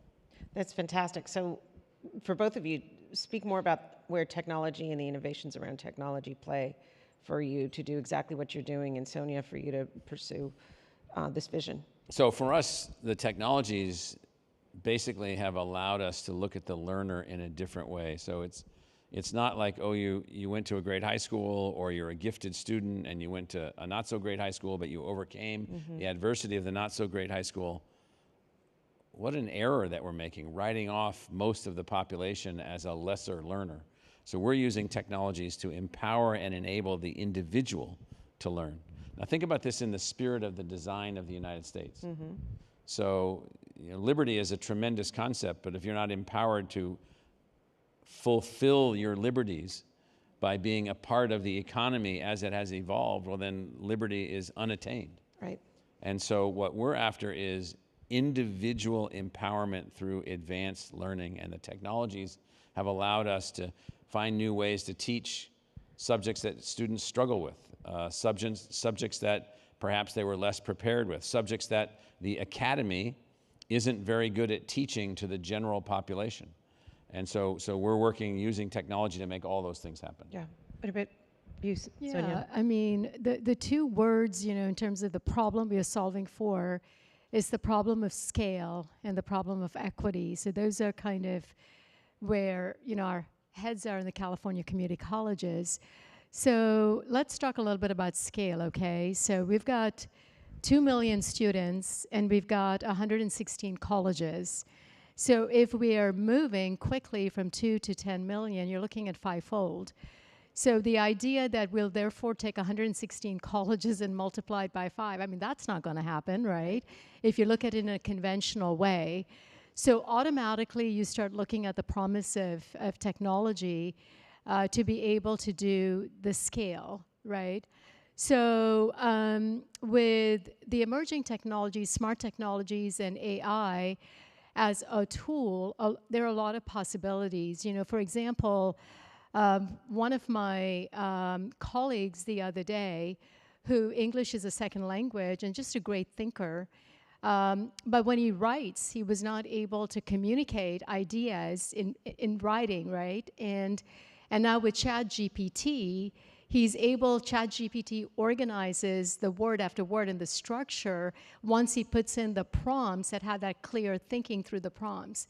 So there is a promise and there's an anticipation that the AI tool can now really raise the profile of large numbers of individuals rather than having sort of the elite, you used the word in a previous talk about the stratification. And that is what California community colleges are all about. It is providing the opportunity to develop the expertise for large numbers of individuals. So how many of you have seen the movie The Matrix? Mm-hmm. Okay, that's my favorite movie. The main character is this guy, Neo, played by Keanu Reeves. And he's a computer hacker and living in this, computer code world. But my favorite character is Trinity, okay? Mm-hmm. She's just amazing, courage, bold. She's got this piercing gaze, really calm. And there's a scene in the movie where they're both running away from the enemy, the bad guys, Agent Smith. And they get the call, oh, there's a helicopter on the roof. And they rush up to the helicopter, and Trinity's about to get into the helicopter. And she doesn't know. She doesn't have the expertise, right? Boom, she downloads the knowledge, gets in, flies the helicopter, and off they go. And so it seems far-fetched, but the reality is in some of the reading that I'm doing in the literature, that is not far-fetched. You have AI, playing backgammon and translating poetry and doing all kinds of incredible stuff. And, I tend to be moderated in my optimism. And recently, there's an MIT guy, he's a labor economist, David Autor, A-U-T-O-R. And typically, he's like this negative Nelly, right? He talks about how with the advancement of technology, the middle class in America is disappearing. The elite is becoming, more elite. But for his change, he's now showing confidence, or tempered confidence, I would say, that the pre-AI computation really took away sort of the procedural and the repetitive aspect and made the expert more of an expert who had judgment and decision making. But AI really brings that judgment and becomes a tool to really elevate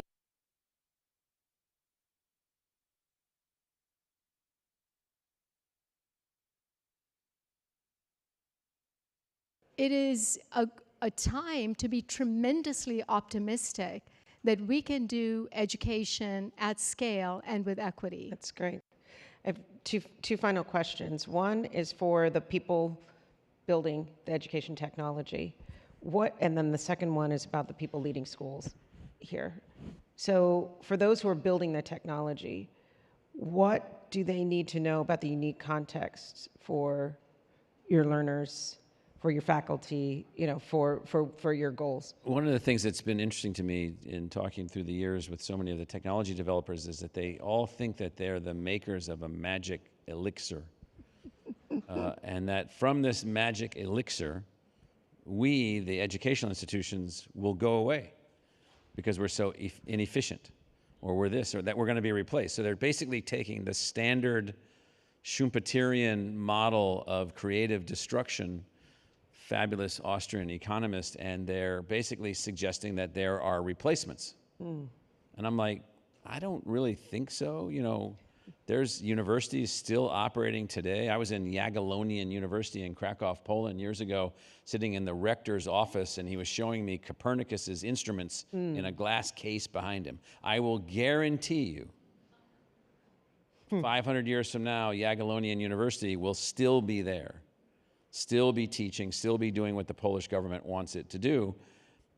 And so stop thinking that you're a replacement technology, and start focusing on taking these existing institutions and helping them to be of greater impact and greater outcomes and so forth and so on. In fact, you know, that thing, that used to just grate on me constantly. So you saw all these for-profit universities rise up, and, you know, most of them are off in the ditch now. You know, they're, you know, billions of dollars of investments and all kinds of, you know, momentary millionaires. So I hope you didn't buy your yacht on time. And so because you're going to have a hard time paying it off. And so what we need is people working in partnership with the higher education community, in which you can make a good return on your investment for your technology. You can get a good return on the risks that you've taken as a capitalist to advance your technology. But think about how the system is going to evolve itself. One of the things in the book that you looked at, Sonya, The Fifth Wave, it talks about the first wave. And in every other sector, institutions that are the precursors to later waves of evolution are always gone, except in education, where none of them are gone. They're not gone. Some of them have morphed, but there's still small Greek Academy, New England colleges in the United States prospering, having a great time, charging a lot of money to be able to go there for a small number of students, but nonetheless, they're still there. We've got to get the technologists to think about innovating within the sector. There was a guy, famous guy, now passed away, Clayton Christensen, you know, who wrote a whole series of books, and so we invited Clayton to come out to ASU, and I said, and he's like, you know, I said, Clayton, you know, you talk about disruptors. So he thought disruption, Schumpeterian creative destruction, was the method by which innovation occurred and new things happened. I said, yeah, everywhere but this sector, dude. It doesn't work this way. And so he left after 2 or 3 days at ASU, and he said, I understand now that my writing and my logic about disruption as the only way to advance innovation is not a complete story. And I said, exactly. You can disrupt from the core. So institutions like the California Community College System and Arizona State University, we're in the core. We're the part of the world that Clayton would have said has to be disrupted and replaced. What we need is disruption in the core, from the core, in education to be the most successful. So that's what we need from our innovation partners. Sonya, your thoughts? Yeah, actually, you know, I've come to ASU GSV several times and super excited about the talent with the Edtech community and you know, what you're thinking in terms of, you know, sort of the future problems you want to solve. So from the California Community College perspective, I mean, we're serious about equity at scale, okay? So 2 quick examples. We're trying to build an infrastructure that recognizes learning even if it happens outside the classroom. So we call it, the phrase is credit for prior learning. So earlier I talked about the 6.8 million Californians who are stuck in low-income jobs, okay? It's up to us. We have a moral obligation to take college to them, right?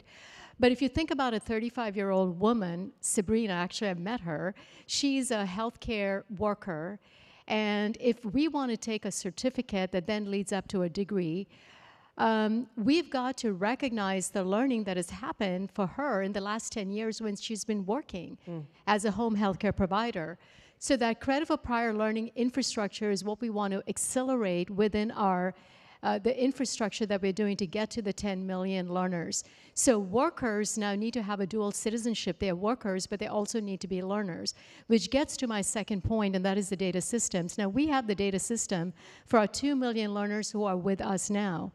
But we need to really find those who we need to take college to them. So we need to create partnerships and agreements, data sharing agreements with, for example, in California, we have large labor organizations that have thousands of workers. So when we do a data sharing agreement, the workers become learners with the California community colleges. We're also doing it with employers. So large scale employers, we're doing those data sharing agreements.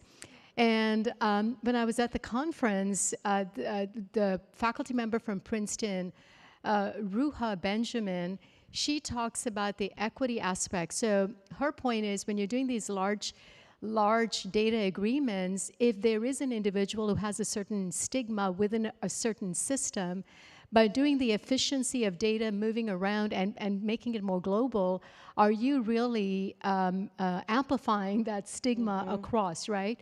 So there are lots of considerations that we need to take as we get deeply into the world of AI. But having said that, I will conclude by saying that I'm extremely hopeful that the time is certainly now for Edtech folks to solve our problems in partnership with us, in partnership with universities, community colleges, and so on. You know, I've saw this quote 10 years ago that said, hope is the ability to see great music of the future, and faith is the courage to dance to it today. And that summarizes, my dear friends, the California community colleges. We are moving with such focus because we have tremendous hope for the 10 million who are going to be our future learners.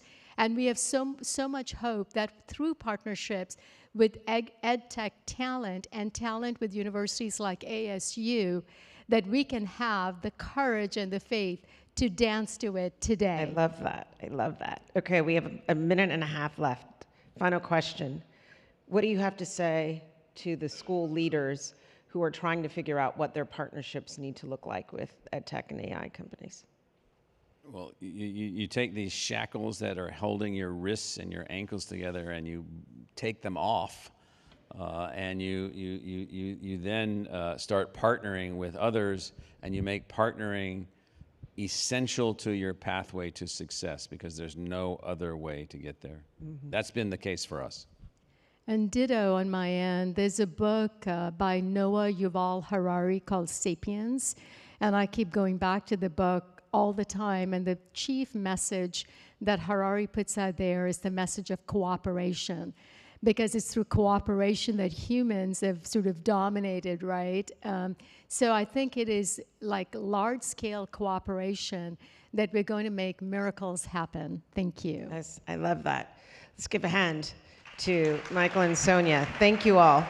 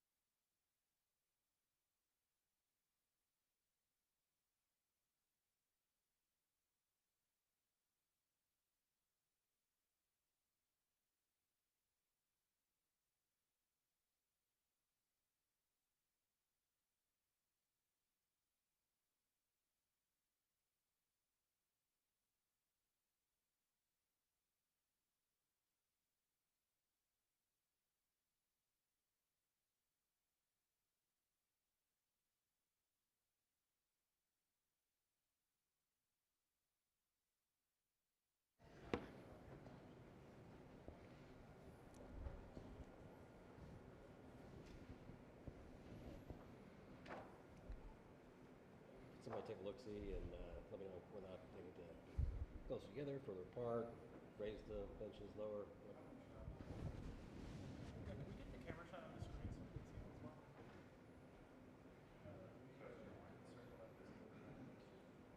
Can you guys just kind of talk back and forth? Yeah. They're just trying to get a level with your microphone. Yeah, okay, sure, yeah. Hey, how are you doing today? It's most weird situation when you need to talk before video recording, Yeah, it's like very difficult to come up with. We'll have 6 questions with you, yeah? Is it Yes, the same? yes, 6 questions. Yeah. You will see them, they will come up on the screen as well. Okay. So they put the script there for what I'm saying. And like, you know, the order of them will be, first one is, what are the main challenges that the education sector in Ukraine is facing? Second one is, what are your priorities in the industry for the upcoming year? The next one is, what do you see as the potential in the education sector for Ukraine? Then tell us about how the idea for the device coalition came about. Mm-hmm.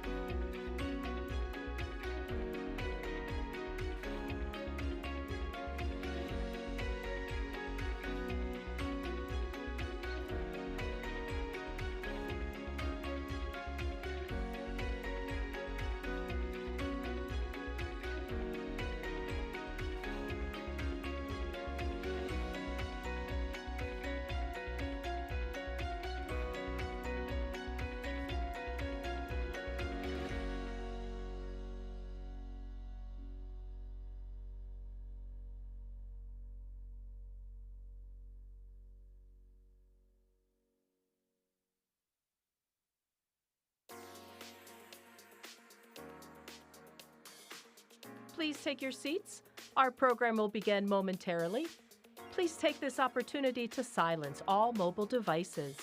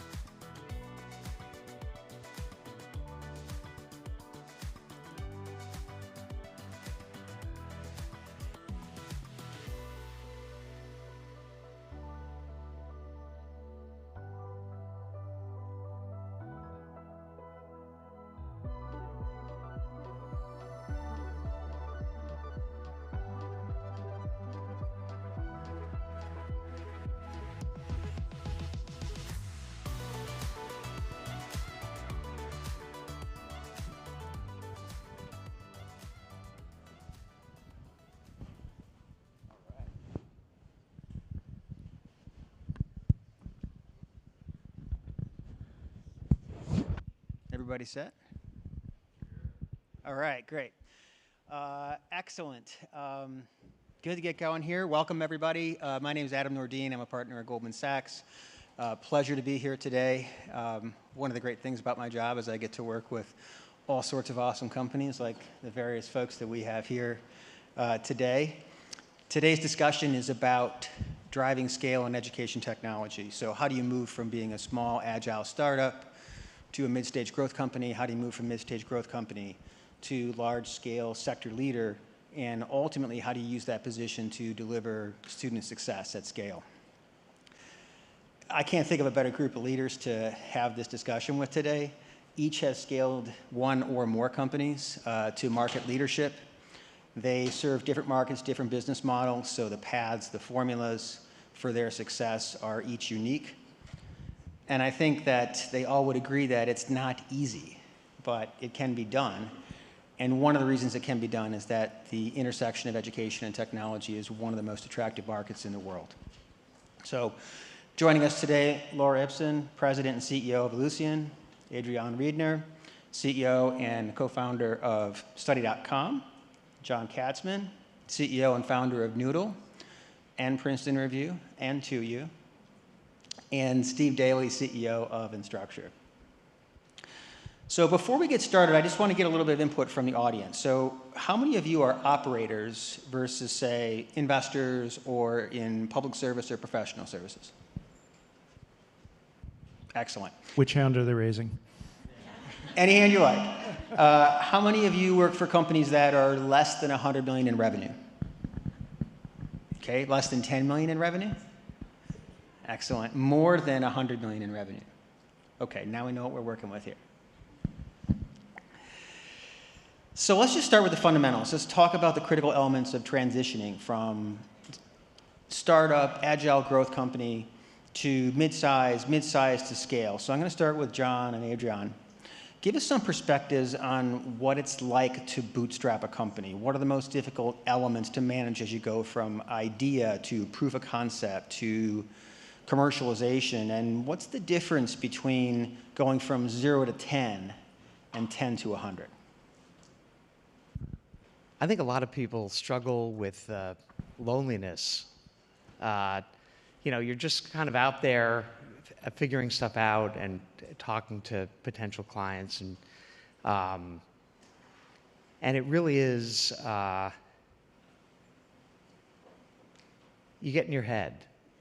And once you hit a certain size, once you feel like, yeah, there's a there, and you're starting to add people and you've brought in investors, there's a rhythm to business that doesn't change that much as you get to the next plateau. Yeah, I think what I would say, and you meant 0 to 10 million, but I'm going to break that down a little bit more and say, like, the 0 to the first 100,000 in revenue or $1 million in revenue do look very different. I would say, to me, the biggest difference between bootstrapping or not is, in either case, you have to be solving a problem you care about and you're passionate about. You have to be able to have a solution or a product that delivers outcomes. But when you're bootstrapping, you have less chances to fail. You don't have that cushion to fall back in. So you got to make sure you're really listening to your customer. You're really embracing data and iterating, knowing when to double down, when to cut your losses and move on. And you just have less chances to fail. The idea of pivoting, yes, you can do it. You just are not going to be do it early on as many times. So you really have to be mindful. That doesn't change as you get to 100 million, 300 million revenue. It's actually really good to have in your DNA from the beginning, but it's something that is certainly very important when you're bootstrapping. So the probability of having what feels like a near-death experience is higher as you're in those earlier stages. How do you? Can I add just a quick one in here? Yeah. Just to interrupt, but and I'll ask John and Adrian if they felt the same thing. I found when I was in a company that size, right? Not only is it lonely, but you also find that your emotions are like 180 degrees. One day you feel like there's no way I'm going to lose, right? We're just going to rule the world. And the next day you feel like there's no way we're going to win, right? We're screwed. We're going down, right? And so when you layer that in with that loneliness, right? It becomes a really tough place to be if you don't have an outlet, if you don't have a trusted advisor, a mentor, or somebody to go talk to. It can chew you up and eat you up alive. It's why a lot of people take on partners, because there's somebody else to share that pain with. And I think it's a terrible reason to do that. Unless they're a therapist. It's very expensive, and it also can give you more loneliness and depression at the end of the day. But I'm sure there's some good ones. But yeah, I think it's a good point. The other thing is, you're responsible, no matter the size of the company, as the leader, to set the tone, set the vision, set the strategy, right? And that doesn't change if you're bootstrap, if you're taking investment or not. I think you mentioned mentors, having mentors and people that you can rely on to help you regardless of the stage, but definitely at the beginning and as you really are hyper-scaling, I think it's truly important. On the good side, by the way, and Laura, this is what you're dealing with, the good part of a startup is you start with a clean sheet of paper. And you don't have to worry about transitioning clients. You just have to, you're just only looking forward. Yeah, I don't know. I didn't know we were in a group therapy session, but I'm feeling kind of good about it. But I think our job is to motivate, to embolden our audience and be fearless, right? A lot of you are starting out. And I do agree, you know, sometimes I think, you know, we're in the $1 billion club in terms of revenue, and there are days where I go, what's my clean sheet of paper? How are we going to scale? I have to be nervous and fearful of being a market leader and saying, who's coming after me? Everyone's coming after me. So when you think about it, like at every level, you have to really challenge yourselves to be brave, put your customers first, make sure you're solving their problems and what are the outcomes that you're going for, because you can fall in love with the technology, you can fall in love with a solution or a customer set, but I think it's really about pushing the boundaries and opening up your aperture for what are the possibilities as we're all transforming. My company was moving from an on-prem company to software as a service.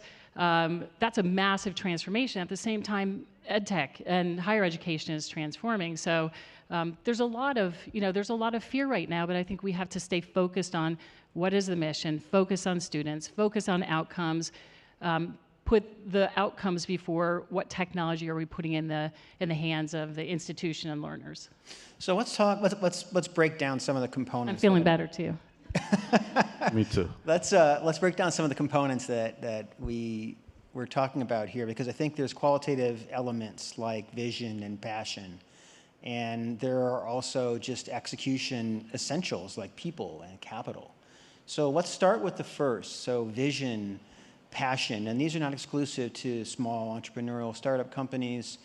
They're just as relevant for very large scaled businesses. But, you know, is there an entrepreneur's mindset? How distinct is that? Can it be taught? Can it be professionalized? Or do you just wake up and it's there? Adrian? Just because I'm in the middle, no.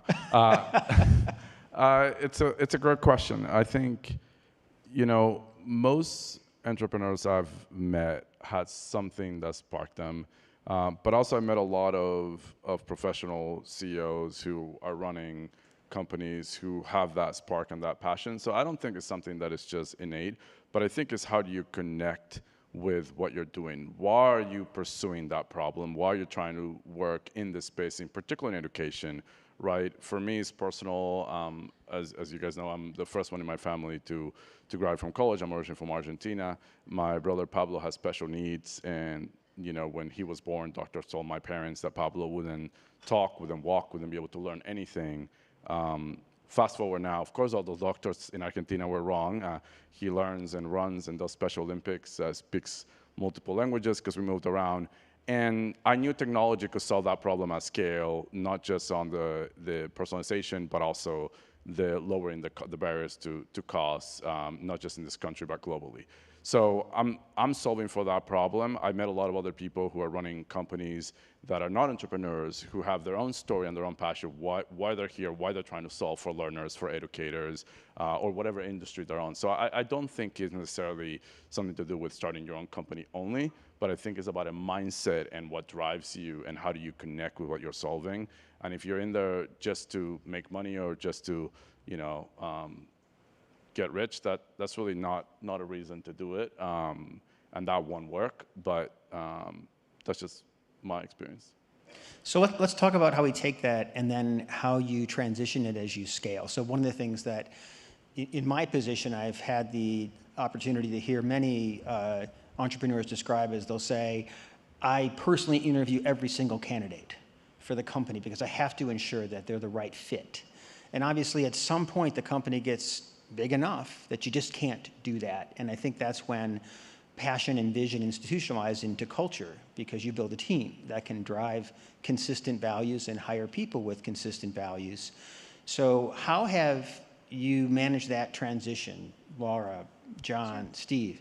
Well, I mean, the first thing, going back to the vision and mission, doesn't matter what size company you have. If you don't articulate the vision, mission, what's your strategy, how you're going to execute and stay focused, you're going to go off track. That's so important. It helps you decide where your investments are going.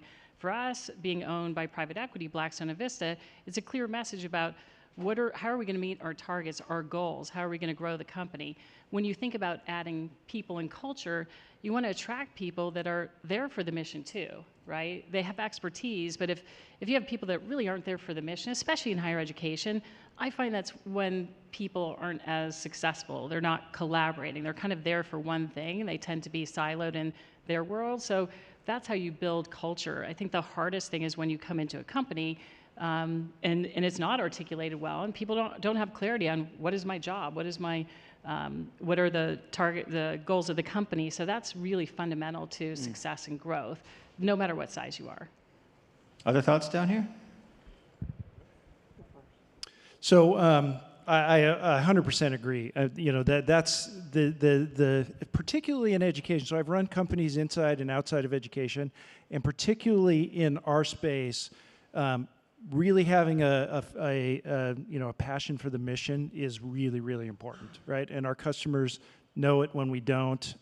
They know it when we're just approaching this as a business prospect and not as a partnership, and really trying to help them with their mission. So, but the challenge that I found is that as you start to scale, you get to a point where you really have to be much, much more focused on systems and process than you did when you were that startup and you were smaller. So back to the original question about, is it easier to innovate or one way or the other?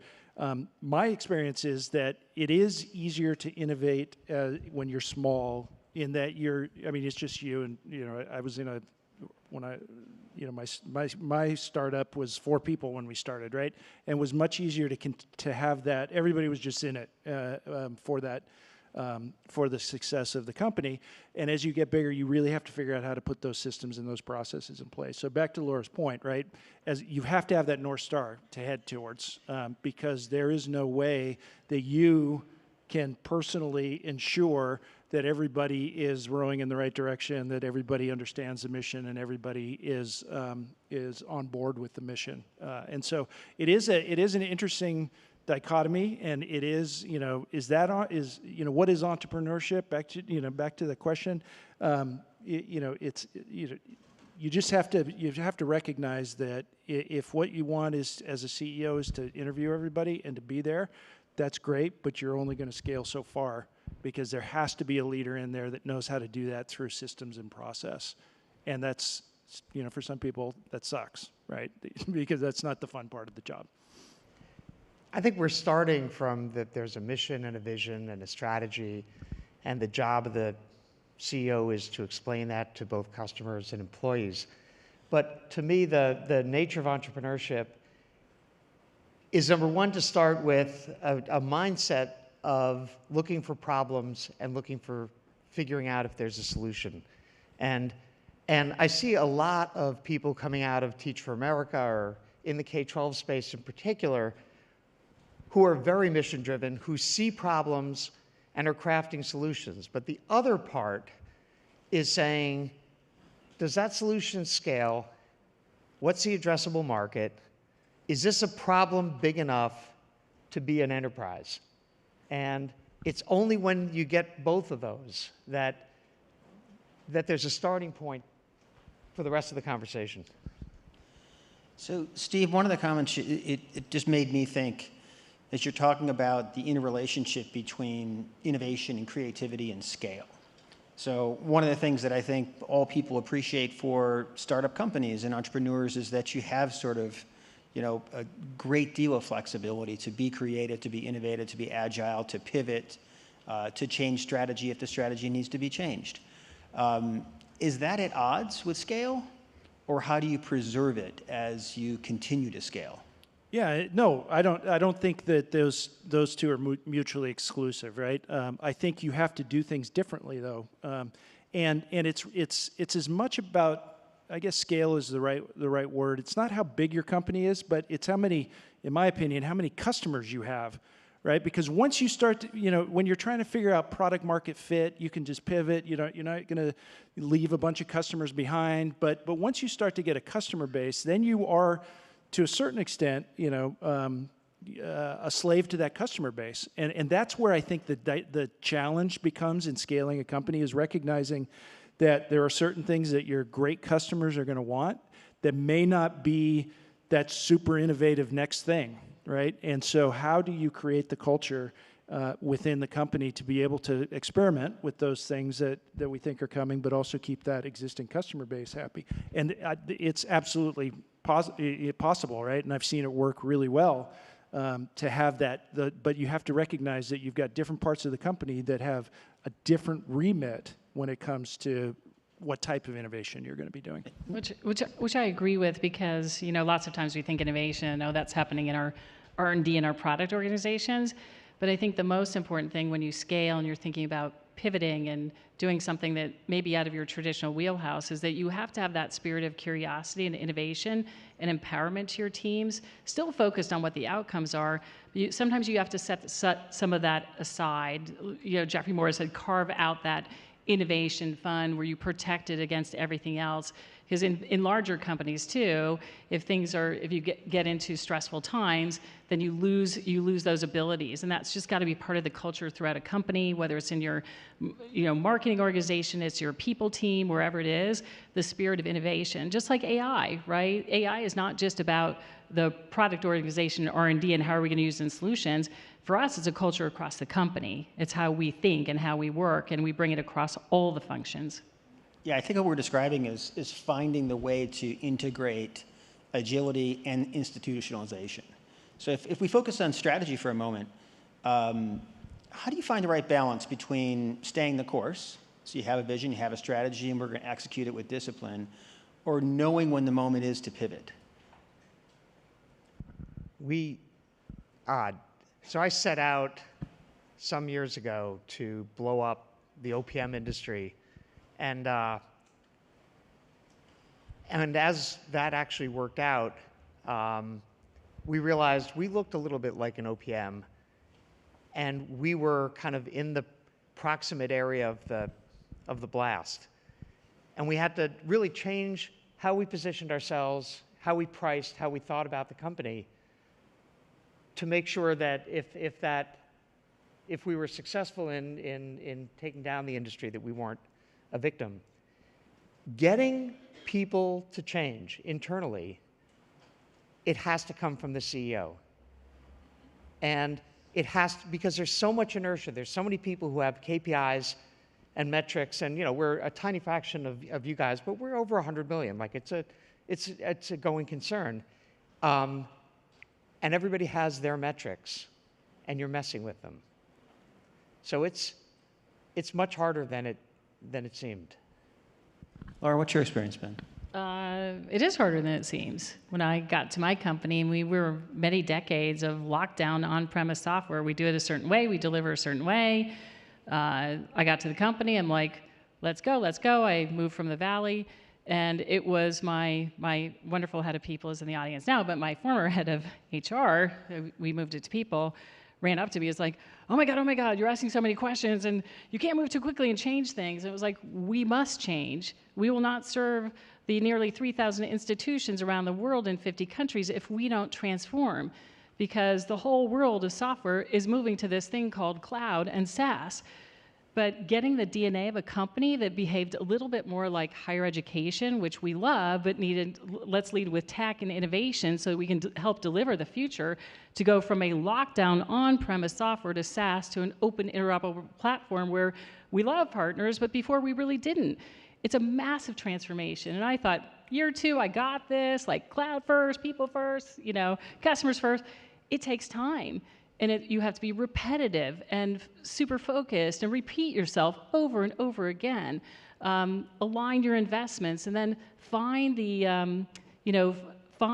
celebrate the wins, right? To celebrate the early wins. When you pivot and change, you have to put a spotlight on the teams and the people that are doing it right to incentivize others. Oh, they made it. That's what success looks like. Let's go. Right. But those are hard transformations to make. I was at Microsoft at the beginning when we were moving to cloud, and many other companies, and these transformations are tough, but you have to put the vision and strategy. You have to incentivize your teams. You have to spotlight the performers that start to make it happen so others move. You have to have a little patience as well. I don't have a lot of patience, but it's the human side, right? In a company or in higher education, when things are transforming and you go to an institution and, all your jobs and the workflows and everything's going to change, you have to really focus on the human side of it in addition to the business process and where the technology is going, because they're jobs and people and how they're used to working for decades. That was the same with my team too. Yeah, and to tie a couple of themes together, because I think it's a good lesson, regardless of when you raise your hands in terms of the stage. We're talking a lot about, at the end of the day, culture, but what is culture, like the mission, vision, and how you bring core values and how you bring them to life. We're talking about human behavior, right? And we're talking about the larger you are, you want to start building capability from day one. The larger you are, the more important it is that you're building that capability at scale. The earlier you can integrate some of these things into the DNA. We talked about agility. The other one that I think is really important is adaptability. It's never been more important than now. If you don't have that in the DNA of every individual, which then will make it so it's in the DNA of the teams, which then will make it so it's in the DNA of the whole company as a whole, it's going to be really hard as you scale, and it's never too late to start. But the later you are, if you don't have it in the company DNA. For us, if we didn't have that at the beginning, now that we have 35 million learners and educators on the platform, that we have 2,000 team members across the globe, we couldn't be able to continue to innovate. And I think that that's important. So agility is important, but adaptability and being able to understand what you need to do next, as not just as an individual, but as an organization, as teams. Because at a large enough scale, they're the 1 and 2 people, but it really is how have you built that into the DNA so the whole organization can really execute and follow that strategy at scale. Otherwise, you're not going to succeed. So let's move beyond the organization to a challenge that I know each of you has experienced at one moment or another, and probably many of the participants in the audience have seen, which is how do you take that culture of innovation driving forward using technology, so all that the technology curve accelerates forward, and address that with a customer set that may not be ready for the pace of change, may not be ready for the technology itself. And how do you find the right balance? Because in the end, they're the customer, they'll buy what they're ready to buy, but the technology curve oftentimes meets a behavioral resistance curve in education. I would just say at the beginning. I'm not going to call on people. Just if it's on top of mind, go for it. I would say at the beginning, you have to understand your customer, their goals, their strategies, their pain points. So if you go in talking about, I have this great piece of technology and software to sell, forget it, right? That's not the way to build the partnership to help them understand what will this technology help enable to hit your strategic plan, to address the enrollment cliff. Those are the things that you nurture. I think it's also important that you share your values. We're a company that's focused on putting students first, students at the center. Everything we're building and investing, the majority of it is really focused on better student outcomes. The partnerships that we have in our platform, we want those to grow to benefit students and learners lifelong. So I think it's really important to build the trust, to talk about their pain points, outcomes, their strategies, what's important to them, and also to understand what is their capacity for change.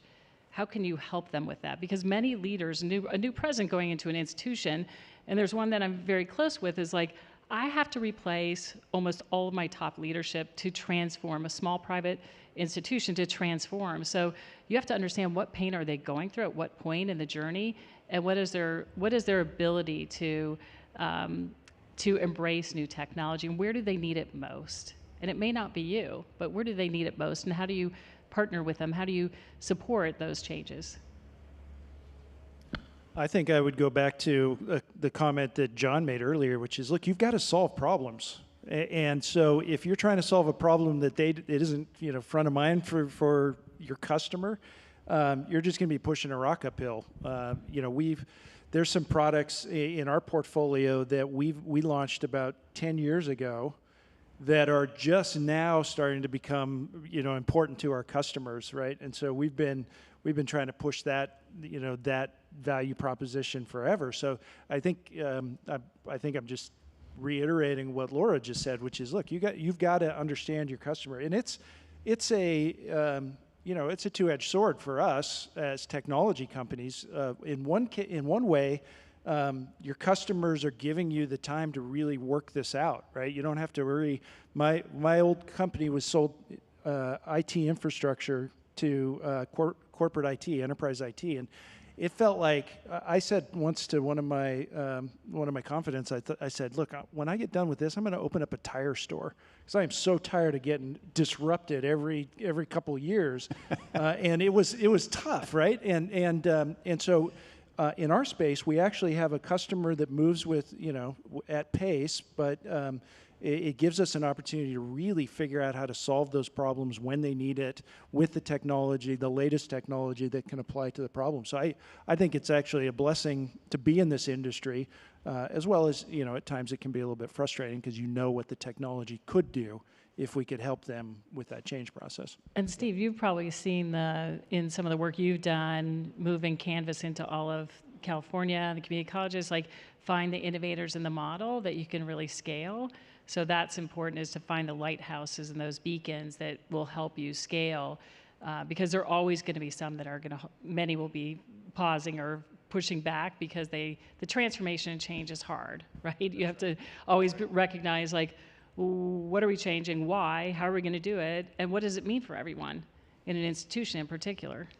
So it could be a lighthouse, an early adopter, that you can then show people, but it could also be a little bit more violent, that you can totally understand what a customer needs, but be proposing solutions they're not ready to embrace yet. I had a mentor who said, sometimes when you're leading, you should look behind you because maybe you're just taking a walk. And there are times it's hard. Right now, the way higher ed does financial aid is a disaster. There's no other industry that's anything like it. Like, if everybody pays a different price to an airline for their seat, but they don't tell you how much you're going to be paying when you get to the airport. Like, there's a coherence to how every other industry prices and describes pricing. Just an example. There are like 10,000 articles about how much more expensive higher ed has gotten over the past couple decades, whereas in fact net tuition has been flat to inflation for 20 years, and nobody talks about it.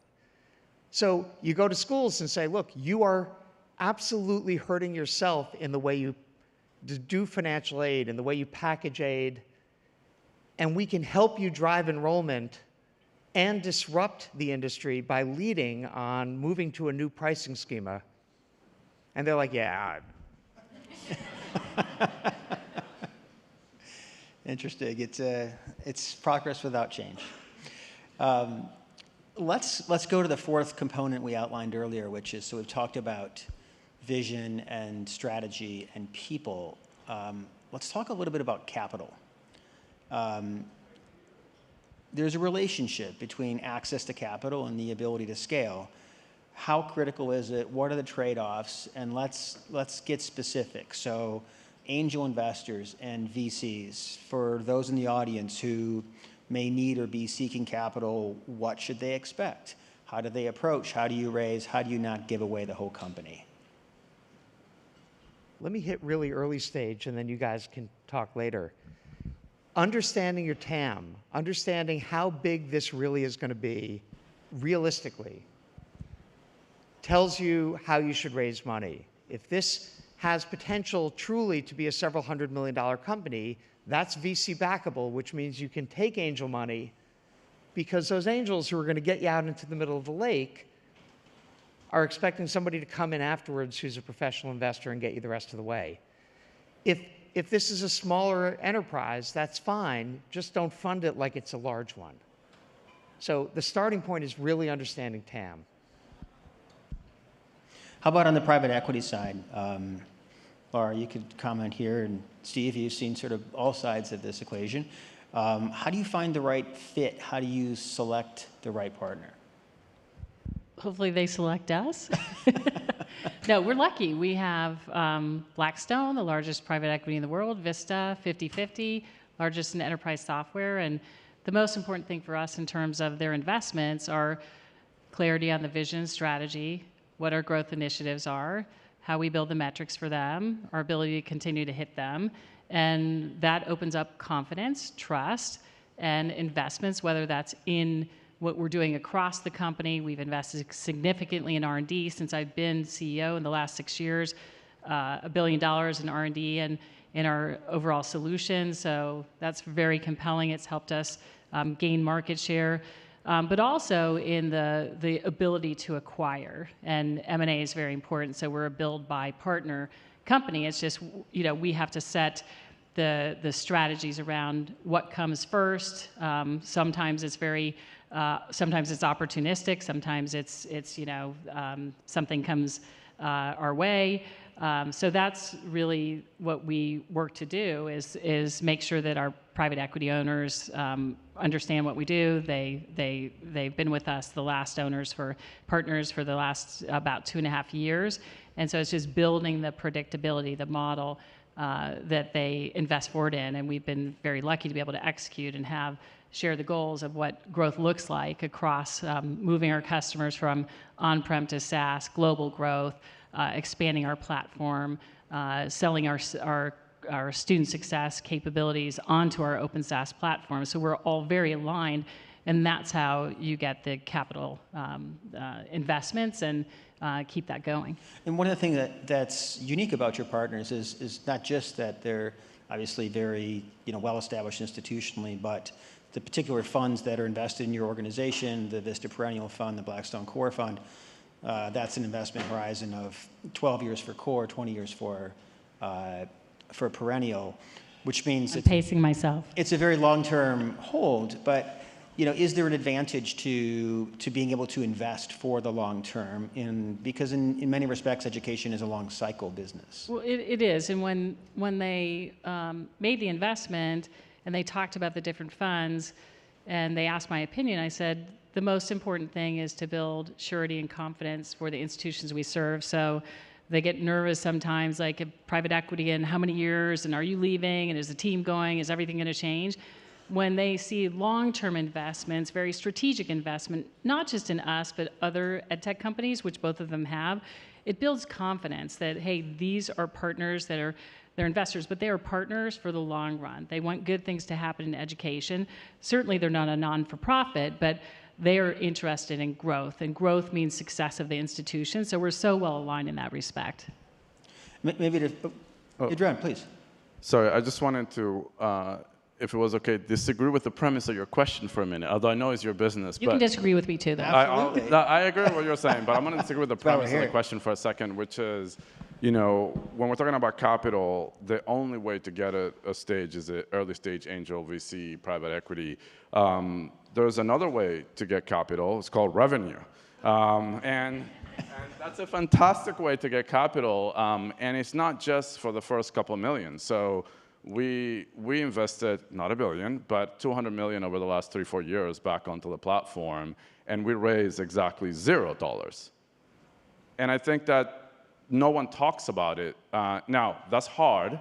That requires a different set of behaviors from a company and understanding. But you can do it when your product is driving outcomes. You can do it when customers are referring each other organically. There's a lot of things that have to come together. But when those things are happening, you can invest a lot of capital and do it at scale, not just in the 0 to 10 or the 10 to 50 scale.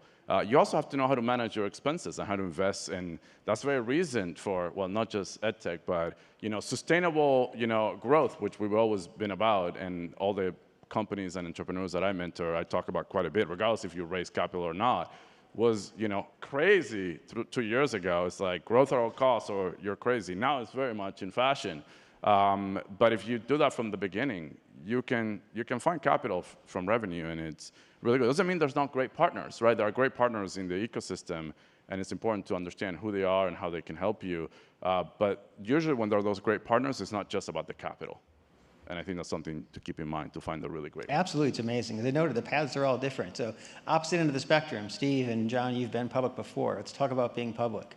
What are the pros and cons? Is there a strategic advantage to having access to capital, through public markets, the ability to attract and retain talent? And maybe on the flip side, is it true or not, but is being under the responsibility of managing quarter to quarter a challenge relative to making investments for the long term?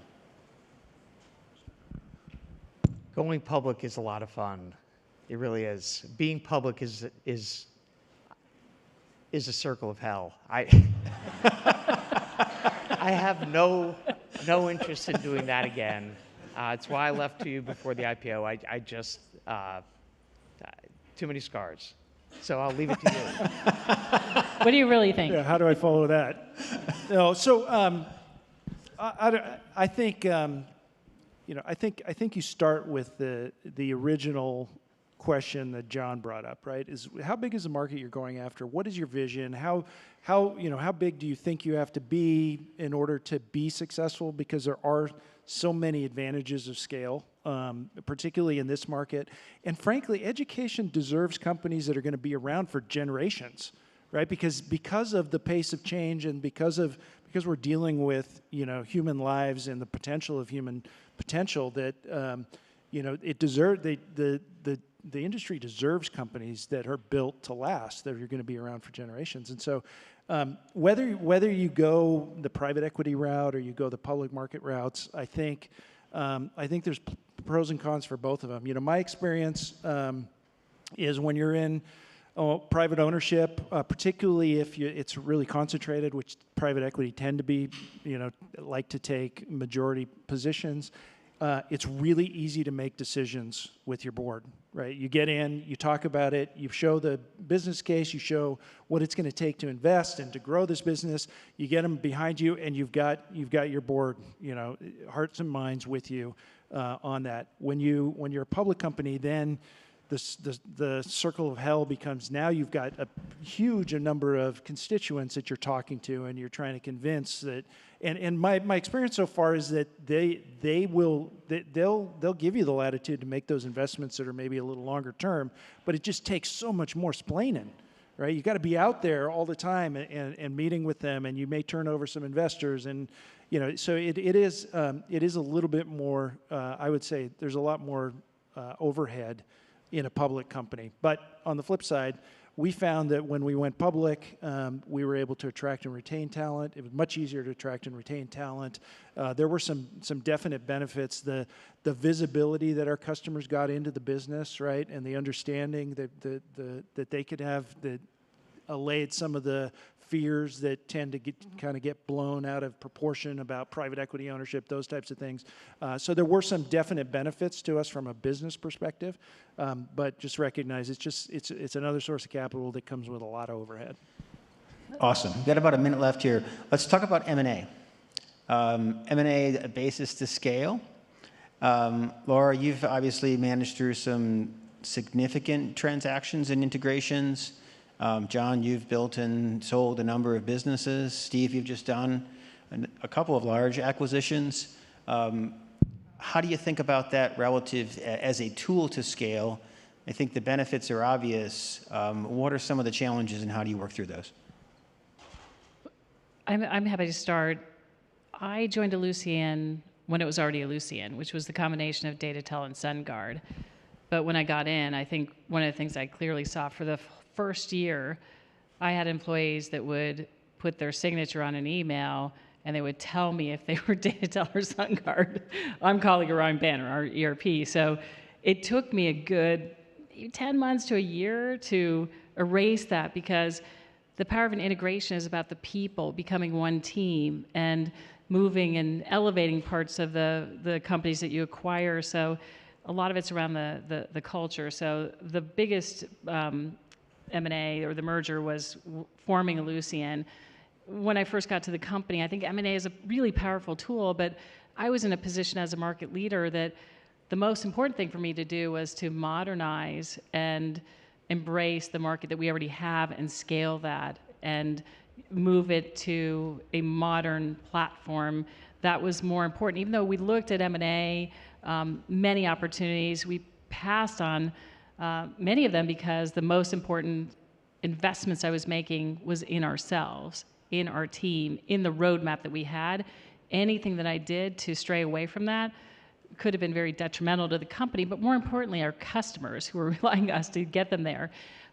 As we kind of have made that pivot and really accelerating SaaS and have a whole platform for everything, now it's actually very enjoyable and fun building. We have a whole plan of what our M&A looks like, and with Blackstone and Vista, we've acquired 2 companies, Campus Logic and most recently Edunav, both focused on student success and well-being. So now I can look at the market that we have, the TAM of what's to come. When I look at things like workforce and enterprise learning, there's some really exciting things that are mission critical for where we are in higher education, really tying the students, their plans, whether in 2-year, 4-year, their degrees and capabilities to the workforce to give them surety when they ask and their parents ask, what's the value of a degree?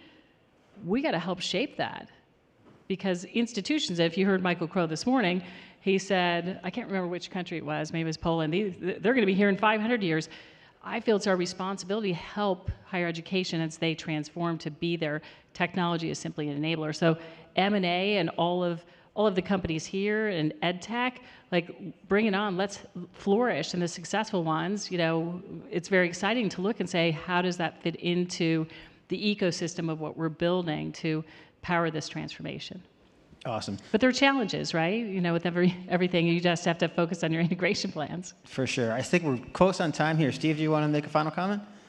I would say it's another source, right? What M&A, where M&A gets interesting is what you're basically doing is you're letting somebody else go figure out product market fit and you know, whether customers are willing to pay, and so it can be a great part of the strategy. Particularly as you become a market leader, as you start to get some of that scale. But I would, the only thing I would add is, well, not even add, I would just +1 what Laura said. It is a big lift. It takes a lot of cycles out of the organization, and you can't really.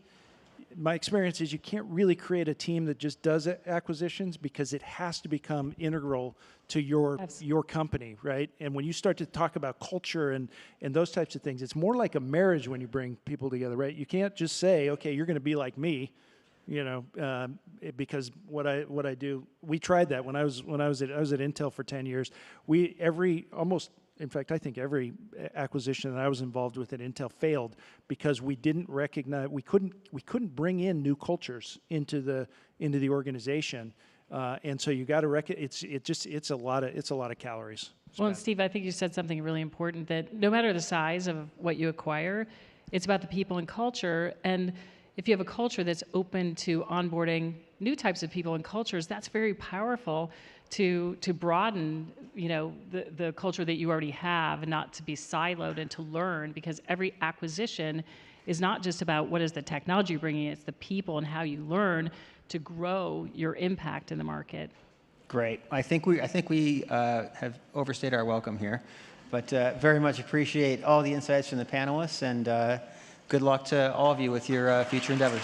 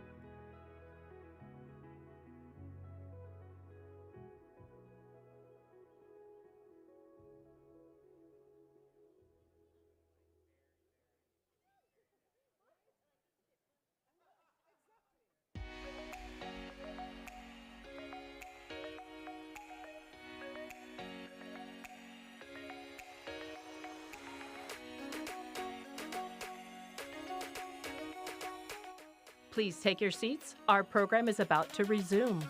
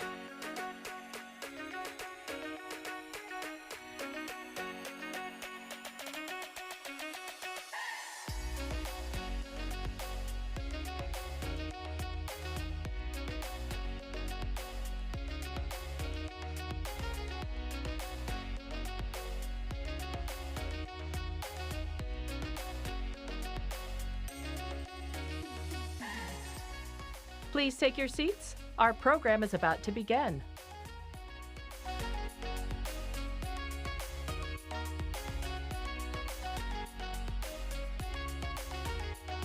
Please take your seats. Our program is about to begin.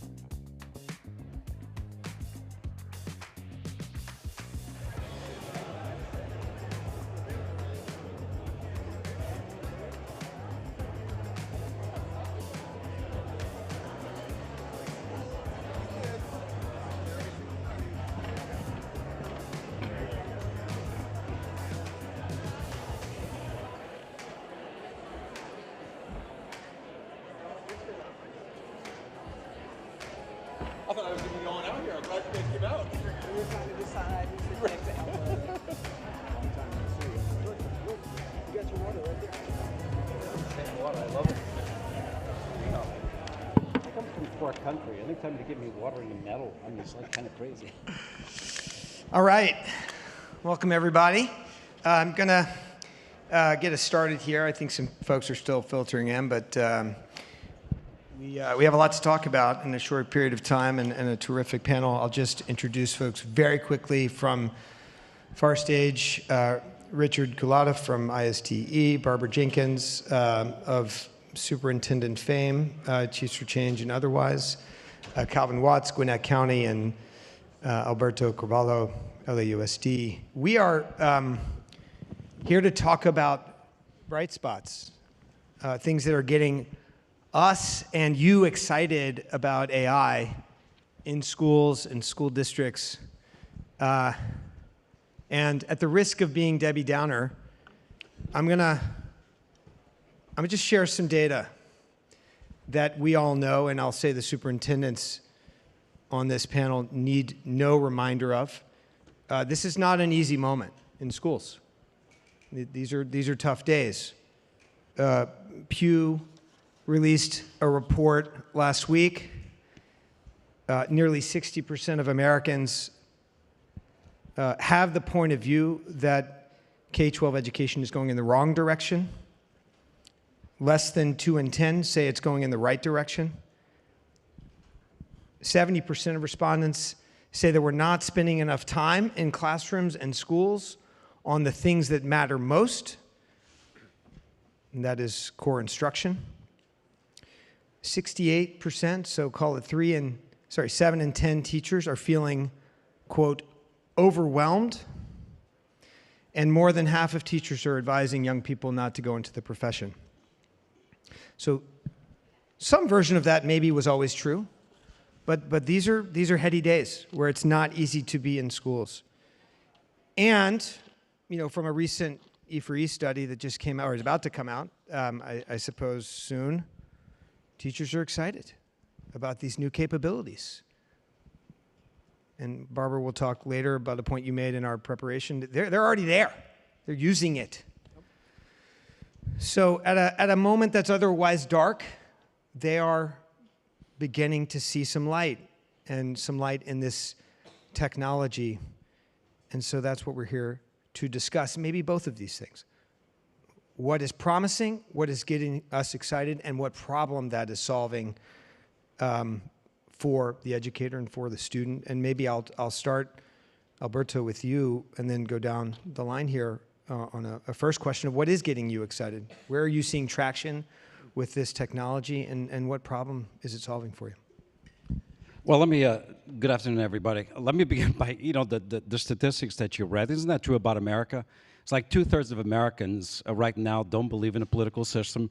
2/3 of Americans don't believe in the news they hear on CNN or MSNBC or Fox. 2/3 of Americans don't believe that, you know, we actually had people that landed on the moon years ago. So get used to it. Mm-hmm. People are digesting news and information data in very interesting ways. It's not real. And that applies to everything and everybody. What gets me excited is actually the one thing that's excited me for the past 32 years as an educator. Every day kids are born, every day we have an opportunity to really change society, change democracy.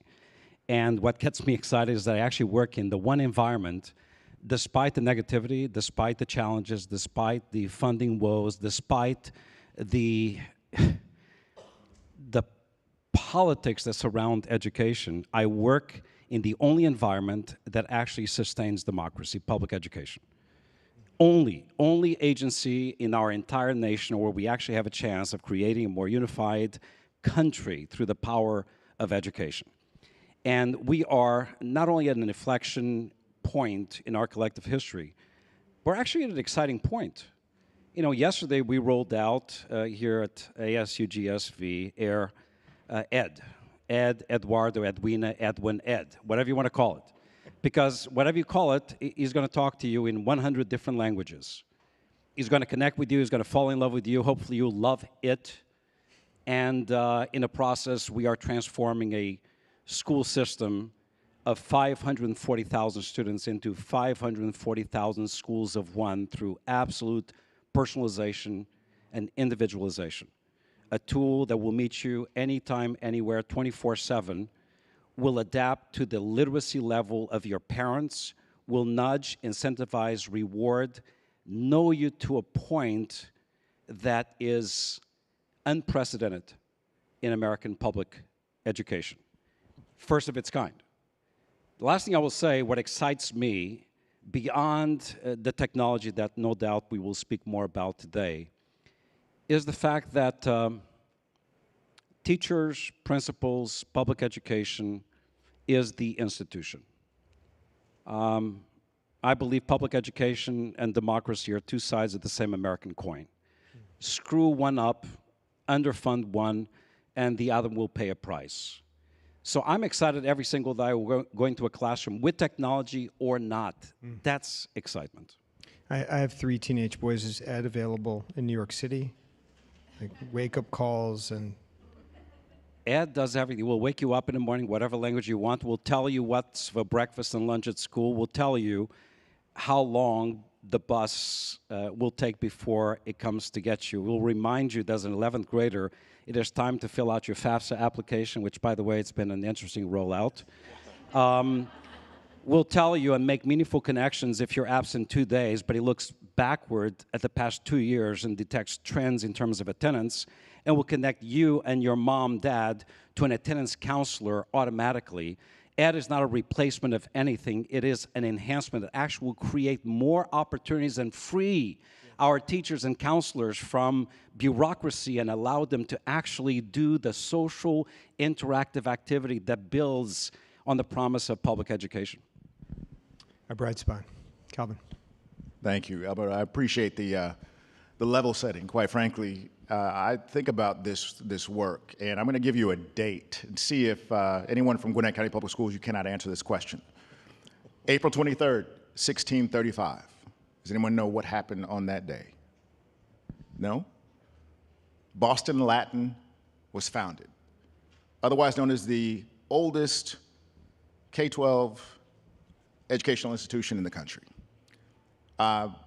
We work very closely with our Chamber of Commerce in Gwinnett County Public Schools. We had a chance to take a strategic leader visit to Boston, and we visited Boston Latin. Now, the building obviously doesn't look like it did nearly 400 years ago, but guess what? On the inside, school actually looked very similar to what it does today. 400 years, we're the only institution, by and large, that has not fundamentally shifted how we do business since our inception. That's a problem in my mind. How are we addressing the needs of students who are coming to school today as we have shifted to a portrait of a graduate for our students?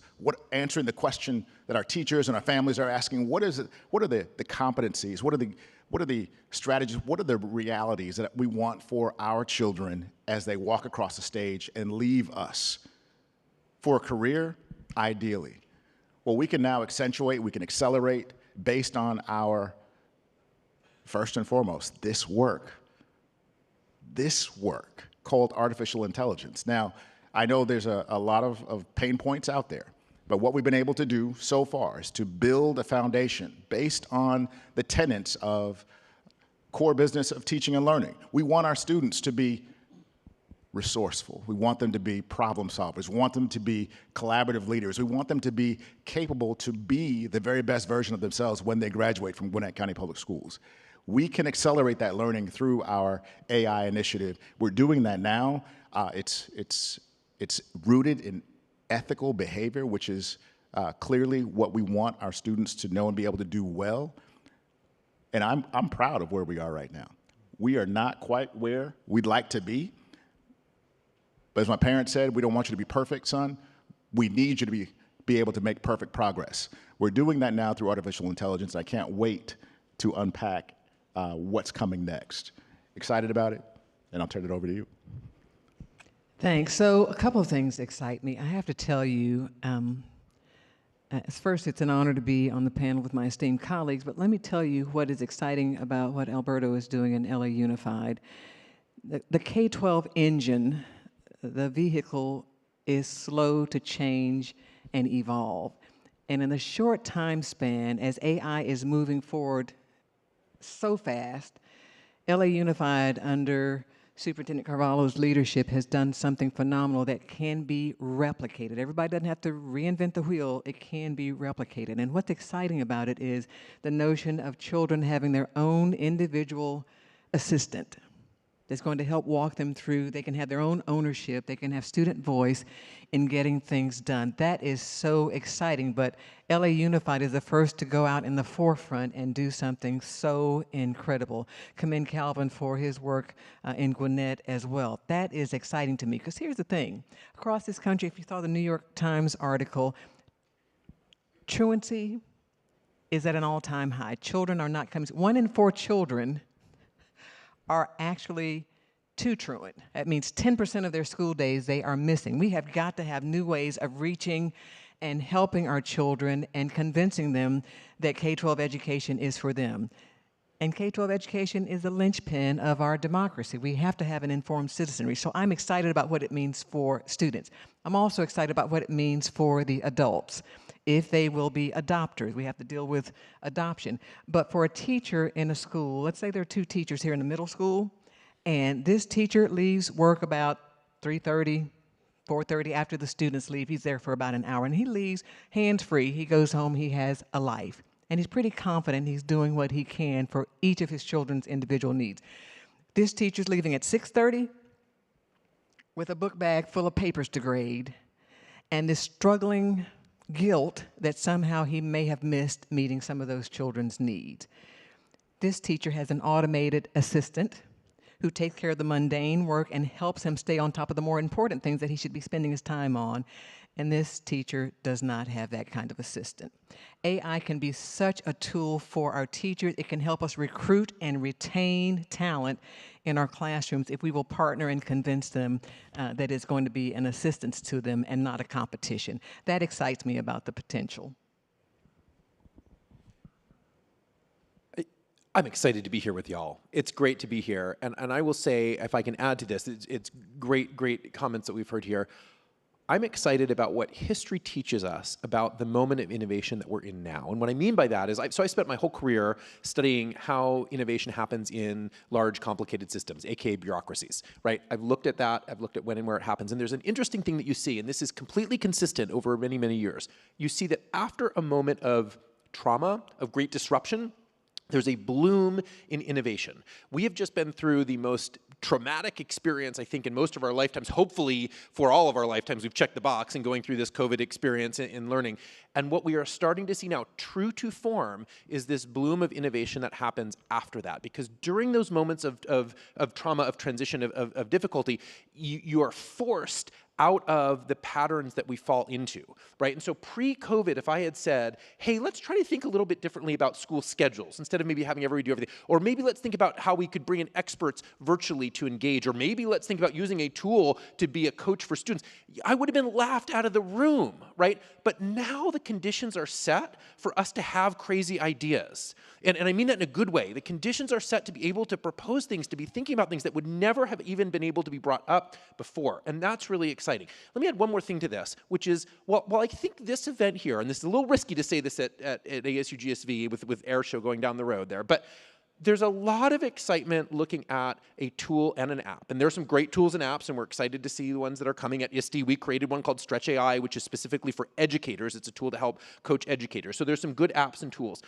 But I think I'm most excited about not the tool and app, but how AI is forcing us to rethink some parts of the education system that need to be redesigned. And I'll give one example of that. Assessments, right? It's fascinating to me that all of a sudden we care about cheating. We care about cheating all of a sudden, right? What? Because cheating never happened, right? Until before. Never, do you all know the status on if you think cheating is a problem in American high schools, you are right. 70% of high school students report cheating on a regular basis. But here's the crazy part. Do you know what the percentage change was after AI tools became available?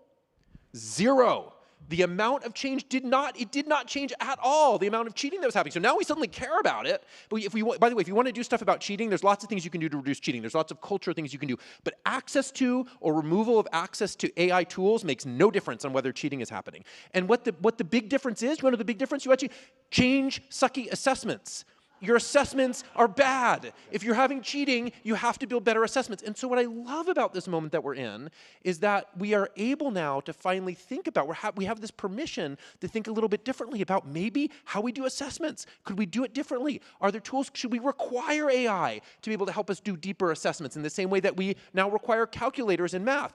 This is an exciting moment to be in the field of education, probably the most exciting moment ever in the history of education, and it's cool to be part of it. So I want to add one.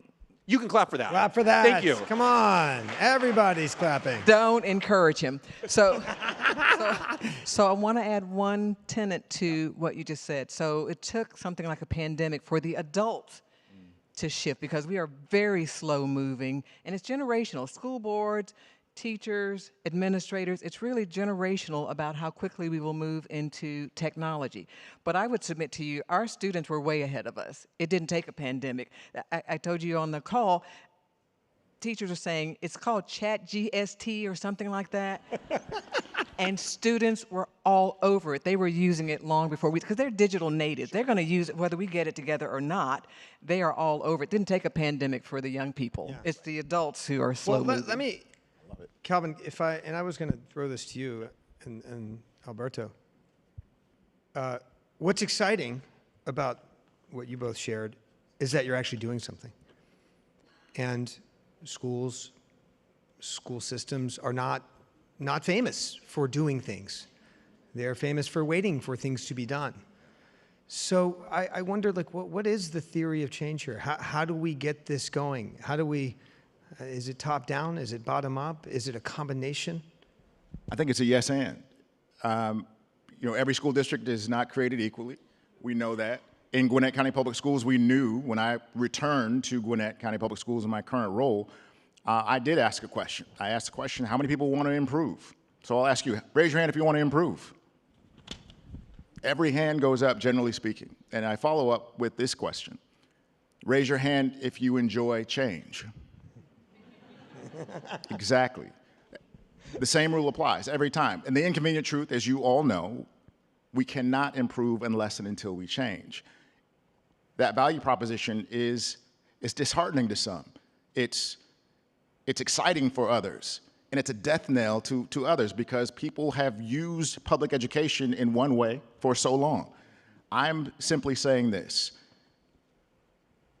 If we want to see change, if we want to see improvement, dare I say, we're going to have to do some things differently. Why wouldn't we entertain the option and the opportunity of artificial intelligence that can help us do something better, faster, stronger? As a teacher, I will always consider myself a middle grade teacher. I taught language arts, English major, Howard University. Go Bison. Here's the reality. To that cheating conversation, how many times did I see a student who I knew they didn't write that paper? Why? Because it didn't sound like their voice. But what if we could use ChatGPT, which I use, and I would actually entertain this and say, use ChatGPT, allow it to write your first draft. Once you have your first draft, then we'll talk about what it means to edit and make sure that your voice is heard. And so when it's time for you to submit that paper so I can read it and we can actually showcase it as a piece of true writing, that is where I'd like to see artificial intelligence work. Let's help our students. That is a fairly radical point of entry. We can start there, but we won't stay there. Yeah. Alberto? So I want to reflect on a couple of things that I've heard. Number one, in this country, we've been sort of taught, and this is actually taught in higher ed, that sustainable, systemic reform, change, transformation of schools takes a long time, 7 to 10 years, 5 to 6 to 7 years. I've always been baffled by that because I always try to do the math very quickly. How many kids are you willing to lose while you're perfecting yourself? Yeah. You're broken. The kids are not broken. You're broken. And you build broken systems that break their dreams and aspirations. Let's start there. So I don't believe in slow reform. I believe in tectonic, fast-moving, shifting reform. And there's a reason for that because, to get here, I flew. And I would never get on a plane where the pilot would announce that today we're going to try something very safe. For your comfort, we're going to take off very slowly. I'm going to say, stop, let me get out, because that's not going to work for me. Because to take flight, you need acceleration, you need lift, you need speed. And yes, it's going to be jolting, it's going to be disruptive, you're going to feel pressure, you're going to feel G-force, you're going to feel the pressure change in your ears. But guess what? That's how you achieve altitude, height. Physics applies to us every time, everywhere. Why don't we accept it when it comes to educational reform? We are so afraid of change because it is disruptive. It challenges our status quo. And the most powerful gravitational pull in our school systems is the gravitational pull of the status quo, is that collective voice, do not change a thing because I'm used to it, even though it has not been working. Now, as you said, Richard, we are at a very interesting point. You're absolutely right. There would not have been the Renaissance without the Dark Ages. And in the aftermath of the pandemic, it cannot be enough for us to simply go back to the miserable conditions we had in schools across America leading to the pandemic. Guess what? Graduation rates for those kids, like me, were not what they should have been. Reading proficiency and math proficiency, even though They have been creeping out for the better part of 30 years. They were still not what they needed to be. So the question now is, we have for the very first time in America as a result of the pandemic, perhaps the only silver lining, every kid is connected, every kid is basically empowered with a device. And every kid is using that device and connectivity at less than 10% of its potential use. We are operating data-rich school systems that in terms of their use of the data to actually meet kids where they are, it is shameful. And we are investing year after year across the country billions of dollars into acceleration and remediation, yes, assessments, that knowing better, we failed to do better because the tools are here now. Yeah. For us to actually personalize, individualize the journey for each kid. We know where Juan's reading proficiency and math proficiency are. We know what he fears, what stresses him out. We know his level of attendance. Using all of that data, can we craft a platform, a journey, an ecosystem, a buddy that reminds him, incentivizes him, tells him the next step, reminds the mom to be an effective coach by empowering the parent to do so, but then sends also the advisories and the reminders to the teacher and schedules appointments with the attendance counselor and creates this voice of comfort to that child. Guess what? The technology is here. We're using it. We developed something that's now in the hands of 55,000 kids, soon to be in the hands of 540,000 kids. And by the way, because we are an equity-driven district, the kids who first got it are the kids in the 100 priority schools that report to me. These are the black and brown schools.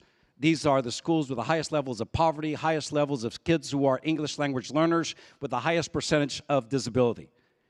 And that's where the need is greatest. So we cannot be slow about this. We cannot be apathetic. We certainly cannot be intimidated by those who say, oh my God, artificial intelligence is going to be terrible. It's going to bring about the end of the world. Yeah, just like the printing press, the television, the internet. Yeah. And all of you love it. Don't like artificial intelligence? Stop ordering Uber Eats. Do not use Waze. Do not call Uber. Do not watch Netflix. Because the reason why you are hooked on Bridgerton is because Netflix knew exactly what you love. And you love it. Okay, so... You're telling your business. Give it up. Give it up. All right, so, Richard. Everyone's laughing and clapping. I mean, this is correct. I mean, this is inarguable, and yet, to be a bit provocative, you know, the forces of entropy are always at work, and magnified in schools. So maybe, I mean, from a policy perspective, or let's get into some politics, and I want to talk with the superintendents about labor. But from a policy perspective, like what could go wrong? What will get in the way here? Why will this go more slowly than we know it should? Yeah. So I think there's some things that we have to watch out for, some elements that are far stronger than we think we are. And you already mentioned it a second ago. I just want to underscore this because it's real. Status quo is super powerful. The magnetic pull of going back to how things were because it was comfortable. And in a world of change, we naturally, humans seek something that is comfortable, even if comfortable is not equitable or effective. And so we have to really watch out for that draw back to how things always were, and we got to keep our eye on that. That's one thing. The other things that we got to be really careful about is how we design our policies. You mentioned policies. Policy plays a big point in innovation. You don't make innovation happen because of policy, but boy, you set the conditions right with effective policy. And I do worry about some things. I worry about the number. So after the first question I always get with AI is how do we stop cheating? We already talked about that. The second one is what's the policy I need to create around AI? And generally, creating policy around tech is a bad idea. Right? You don't, look, how many of you, if you work in districts or organizations, right, have an AI policy? I'm sorry, don't answer that. An API policy. An API policy. You're transferring data through API all the time. Do you have an API? No, you don't have an API policy. How many of you have an HTTPS policy or RSS policy? These are all technical tools. You don't have policies around them. Okay? What you want is policies around principles. And so that's the same way we should think about AI. If you make a policy around AI, you're going to back yourself into a corner, in part because I could show a bunch of tools and you don't know whether they have AI or not. So build policy around principles. And I'll give you an example of this. When I go to schools, I'm kind of a geeky guy. And so when I go to schools and visit schools, and I love to do this, the first thing I ask for is, can I see your acceptable use policy, right? The policy for internet, right? I love seeing it. Most of the policies, I was at a school the other day, and they handed me a policy, 17 don'ts. Don't be a jerk. Don't share information you shouldn't. Don't cheat. Don't use this. Don't let your brain turn to mush. Don't. Not a single do. Not a single. I'm like, really? Not a single. Can we get one on there, like, and use it to learn, right? Can we just do one thing? So we have to be really thoughtful that the policies set those conditions. And this is why it's so important. If you think about what it means to be a good digital citizen, if you think of what it means to be a good member of the digital world, contributing member of the digital world, that is a complex skill. And like any complex skill, it takes practice. But guess what? You can't practice not doing something. You can't practice not, missing the ball, missing the basket. You got to practice doing the thing you want to do. And so setting those policies, setting the conditions around practice. We want to see tech used to help solve problems in our community and our families. We want to see tech used in order to help make us understand concepts deeper, to connect with people. The best thing we can do with technology is use it to connect humans to humans. Setting those policy conditions right is super, super powerful. Well, and Calvin, as far as I can tell, Gwinnett has done more to set preconditions for a community embrace and a policy framework than anyone else. So you must agree with Richard. So yes, and policy is just that. It is policy. And I'll say this in a different way. Policy helps guide the work that we would like to see. I don't believe that it's a necessary evil, but we start something new. I will say this, we definitely need to have some form of guardrails. It doesn't mean that we're going to inhibit our youngest learners and leaders from doing what we would expect them to do when they have access to artificial intelligence. But we have to have both guardrails to ensure a level of safety, because I don't know about you. My wife and I have 183,000 children, one who we still claim on our taxes. That's my story, and I'm still sticking to it. But there are families who care how their child is being treated every day, and some are willing to come forth and tell us how they want their child to be treated. But I say this to say this. If we aren't providing not only guardrails, but goalposts, so there's a yes and. I'm not creating a policy to say just what you can't do or what you shouldn't do, but why can't we provide language that suggests how we can benefit greatly from a policy that keeps us safe from all alarm, but also provides us with a goal? Just I just want to build on this real quick. I'm so sorry.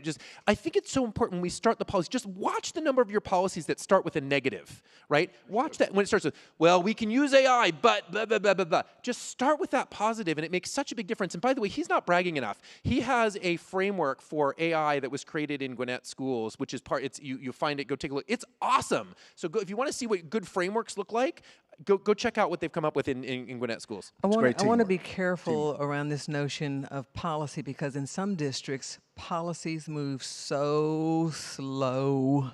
The process of getting policies approved can be excruciating. I like the notion of guardrails, Calvin, of guidelines, superintendent's directives, but I know in the state that I come from that Superintendent Carvalho used to hail from, policies can move extremely slow. So I like guardrails, superintendent's directives. Something has to help shape it, because it's moving so fast, it won't wait for policy. If you're talking about official school board approved policy, DC has learned things were getting way out in front of them before they could come up with policies. State level understands fully that they can't stay in front of AI. It's changing too rapidly. But something that's flexible and nimble, like superintendent's directives or requirements or guardrails, I just want to caution folks, if you wait on official school board policies, that can be extremely slow moving, and you've got to be able to move nimbly when it comes to AI. So in our case, we're believers in enabling policies, not punitive, restrictive policies, because number one, the latter never works, the former always works. So we marry two important concepts in Los Angeles Unified. Number one, digital citizenship, and media literacy, which our kids, actually the adults too, need a bit more of. And by digital citizenship, we have an expectation that by the time kids hit 13 years of age, they can demonstrate mastery of concepts, critical thinking concepts, that put them in a position of navigating this brave new world. In terms of media literacy, I think we all agree. If we're going to teach digital citizenship, and a huge percentage of the American population at all ages actually gets their news and information through social media and through sites, then you better tackle the issue of media literacy simultaneously, and we are doing that. The other thing I think is worth considering is, you know, we should know better. Anytime that we try to keep kids from utilizing certain assets, that is actually an incentive for kids to prove how much smarter they are than you are. Because they will break the system, they will break the bank, they will be able to penetrate and embarrass you. So at a time when America was shutting down its systems as ChatGPT was launched, we actually rushed to understand it, create a task force, bring people in to examine it, to understand it, and then put some direction and not restrictions, but enabling statements to get students to understand the power, the benefit, but also the consequence. We did the same thing with teachers. And that's how we ushered in the digital citizenship protocols for all students. That, as I said, we tied it to media literacy. At the end of the day, you know, artificial intelligence is here. You're not going to be able to push it away. It's here. The question is, do you want it to master you, or do you want to master it? And as a superintendent of one of the most diverse districts in the country, I know for a fact that my kids cannot be part of that subpar history. What I mean right now is 91% of engineers, architects, professionals in the AI space are men. 2/3 of them are white. I want to flip that upside down. And you do not get the next engineers and architects and code writers if you do not change the dynamic of who is doing the work. So at all levels, as an educational tool that empowers kids, but also as an employment possibility in the innovation space for a disproportionate minority community, we need to be there. Yeah. Mark, the student in Orange County, you'll love this, Alberta, student in Orange County that broke through the firewall and went in and changed grades and started running a business, so he was changing grades for other children as well. So he did have a little discipline. He had to write up how he did it, and then he had a summer internship to work in our IT department because the kid is brilliant. I mean, you got to get him on your side. He's probably today a director in the National Security Agency. Exactly, right? exactly. That kind of talent we need to encourage and get on our side because it exists, and if we don't capture it, someone else will. And I have to tell you, too, what I love about what Alberto did in Los Angeles is making sure he's serving those underserved populations first, because the digital divide will just expand. It will be exacerbated by all of this AI, generative AI, because those children will be at a disadvantage. And so starting there where you know they're the greatest need is essential. If you have ChatGPT, which is free for everybody, but it has hallucinations and it's not curated, got a few issues with it, but for those who are more privileged, they get the ChatGPT that's subscription-based, that is curated, that is more reliable, then we're creating a digital divide that's economically based as well. And so I just had to throw that in before we run out of time. Sure. We're barking up a tree right now that is, it's timely and it's innovative, and here's what I want to leave with. So we began this conversation, and before I arrived, and I want to thank our team, those who I may not be able to see here, just for phenomenal work that is that's laying the foundation for artificial intelligence to thrive in Gwinnett County Public Schools. But here's our reality. Our reality is we have students who we know have not been served well each and every day. And we're finding out that the ways in which we can serve them in a much more effective way start with how we see them as students, as young people. We began this career, we began this journey about asking ourselves, and this is post-COVID when I returned, So it was a virtual call, over 160 family members, staff members, teachers, students on the call to answer this question. What competencies do we want our students to grapple with, to embrace, to leave us with once they graduate from Gwinnett County Public Schools? And that turned into our portrait of a graduate. That notion of resourcefulness, collaborative leadership, the ability to think critically about the world around them.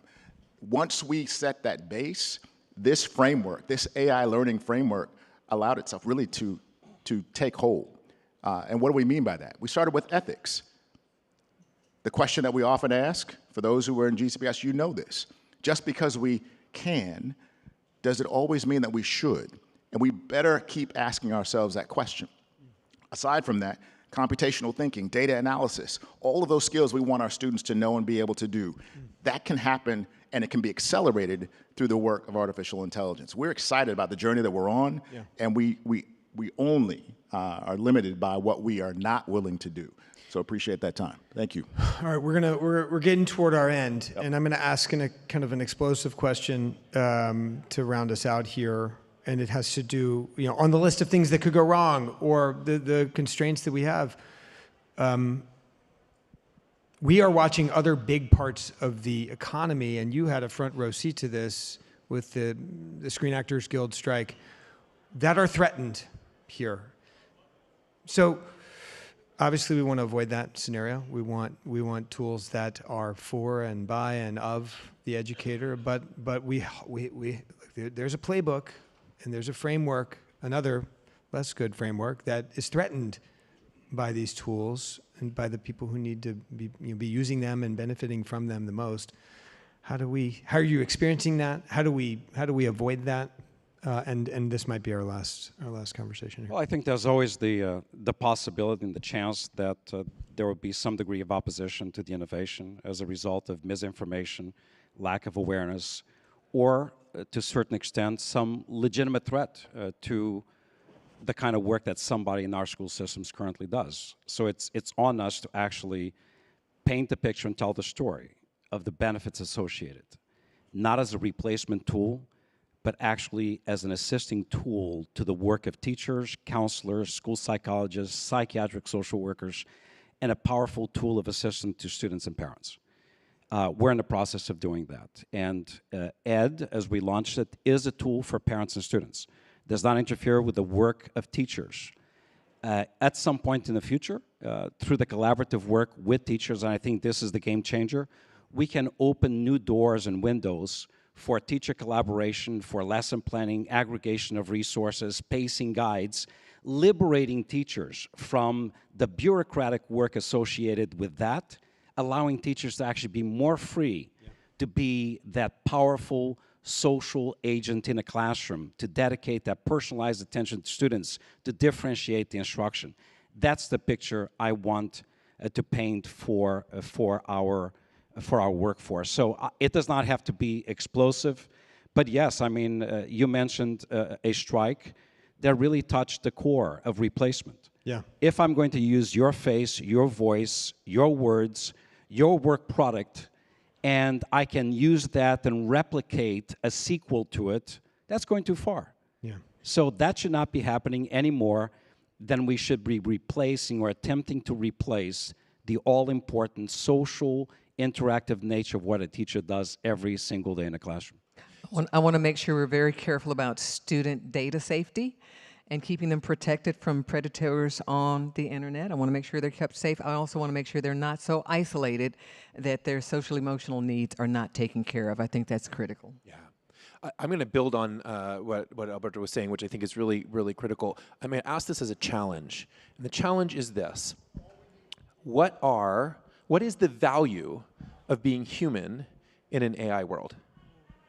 What value and I mean it seriously, I'm not meaning this sarcastically. What value do humans bring? For 100,000 years, we have had the monopoly on higher order thinking, on decision making, and all of a sudden we don't. And I think we have this moment where we can reflect and say, what value what are uniquely human skills?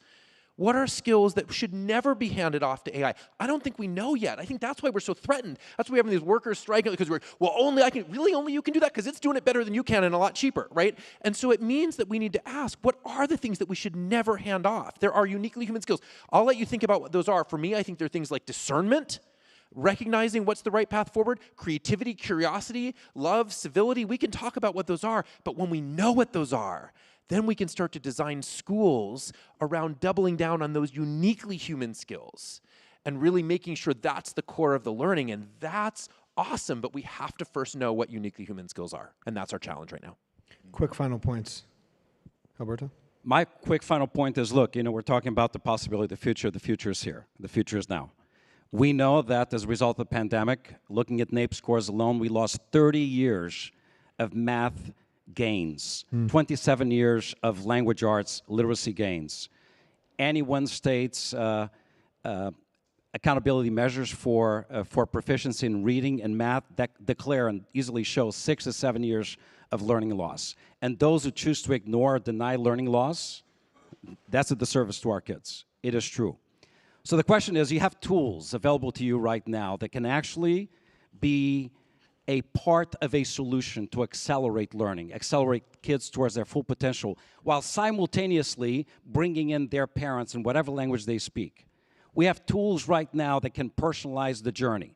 We have tools right now that, by the way, achieve the impossible, which was bring in competitors, as we've done in Los Angeles Unified via a public-private partnership with All Here, and its CEO, Joanna Smith, is with us. We were able to bring the competitors, my God, IXL and Age of Learning and Curriculum and Associates, iReady, and all these folks were forced to play in the same sandbox because we wanted the parents and the students to have but one single sign-on. And we did not care about the fact that when you went into iReady, you needed to read Curriculum Associates or IXL or Discovery Learning. You know what? That's like going to the symphony and forcing people to see what's happening behind the curtain. No. The lights go on, the music is perfect, you see the show. The end user experience is the only thing that matters. So we were able to do this in less than 1 year.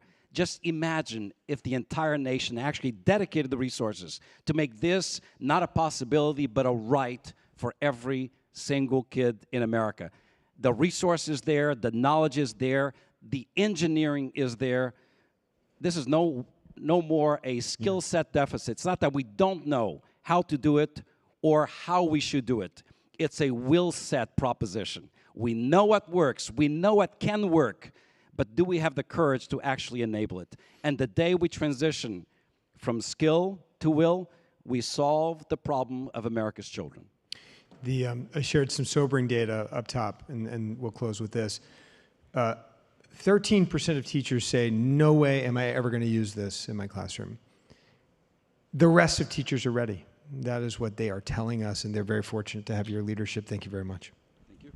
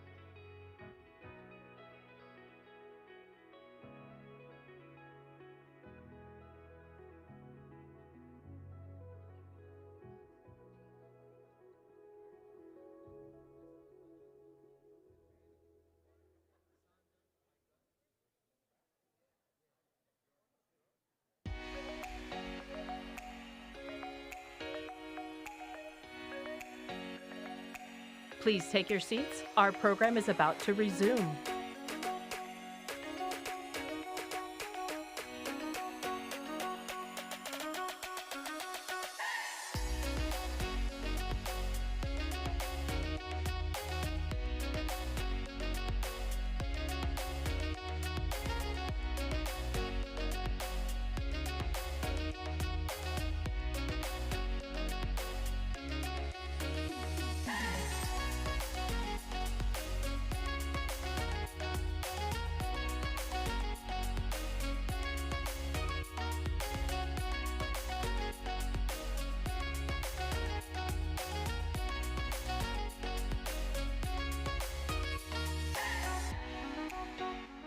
Please take your seats. Our program is about to begin.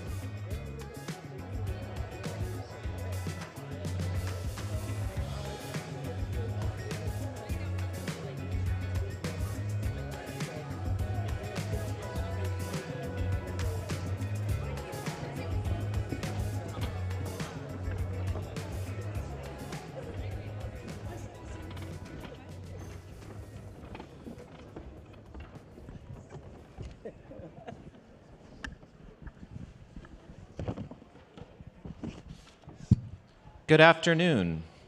Good afternoon. Good afternoon. Good afternoon. There you go. Good afternoon. My name is Mitchell Stevens. I'm a sociologist on the faculty of the Graduate School of Education at Stanford, and it is my honor and pleasure to be convening this panel. Call me old-fashioned, but I don't know how many little boys and girls go to bed at night telling their mothers and fathers and caregivers that they want to be a university president when they grow up. I think university presidents are made, not born, and it's an exceptionally hard job under any circumstances, but in the present moment, I think it's fair to say that bonus points go to presidents and chancellors all around. I am grateful as a citizen and educator that so many talented people continue to take that responsibility, and the four who are with me this afternoon on the dais are certainly exemplars of that kind of service. Starting all the way to your right, I'll introduce them just briefly because you have these wonderful supercomputers in your pockets and you can look them up more easily. Daniel Greenstein is the Chancellor of Pennsylvania's state system of higher education. And Eugenia Clark is the president of Fisk University. Lisa Ryerson is University Provost of Southern New Hampshire University. And Jonathan Koppel is president of Montclair State University. We had a pre-call about 2 weeks ago, and people were finishing each other's sentences. So I think we're going to have a really good time today. We have 3 substantive topics. interspersed by some flash questions to keep things interesting. So we'll just get right into it today. As the post-secondary landscape continues to change and diversify, there are more people in the space who don't really know what being a university president means. Let's try to correct that today. Tell us what your work entails. I'll speak up first because I'm the newest, I think. Did we discover that? Well, did discover that. So I'm not that in the job yet, July 1. Exactly. So I've been in my role now for 6 months. And it's been an exciting 6 months. But I will say that the job has resulted in me doing a lot of work with first getting to know the students, getting to know some of their families, not by choice necessarily, but because they find you, faculty, staff, and board of trustees. That's how I started, but I also have to get to know the community that we exist within, who are the thought leaders there, and at the same time, the communities that we don't exist in, but they are funding our existence.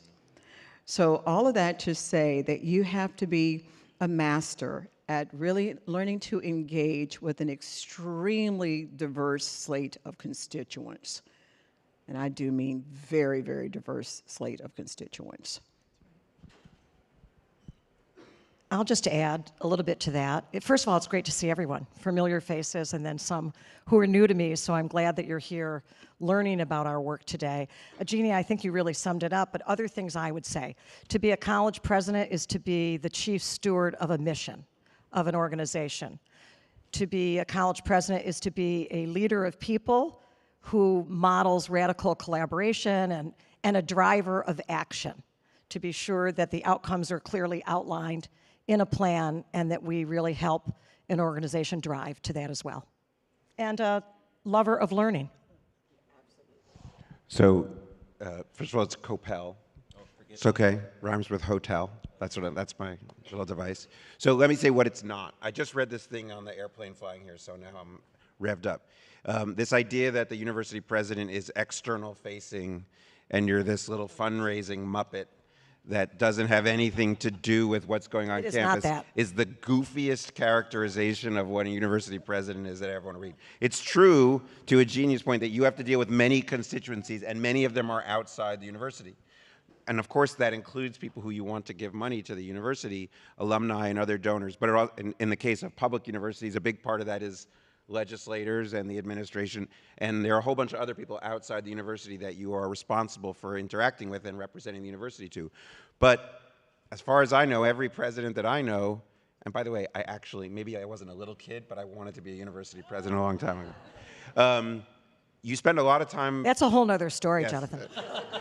You spend a lot of time dealing with the internal as well. That is, you are the leader of a community. I consider my job principally about bringing together a community, and yes, maintaining the mission, but also maintaining people's enthusiasm to work towards that mission, having an ear towards the concerns of students and faculty and staff, and making sure that the machinery of the university is oriented towards the needs of those constituencies. Anybody who tells you, well, presidents are basically externally facing, that's just nonsense. I'm going to dine out on fundraising Muppet. I'm just that now forever, and I'll quote you. That's great.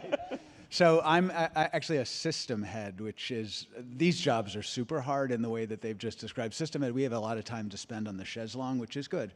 So imagine a set of universities reporting to one board, single governance structure, and I'm the CEO for the board.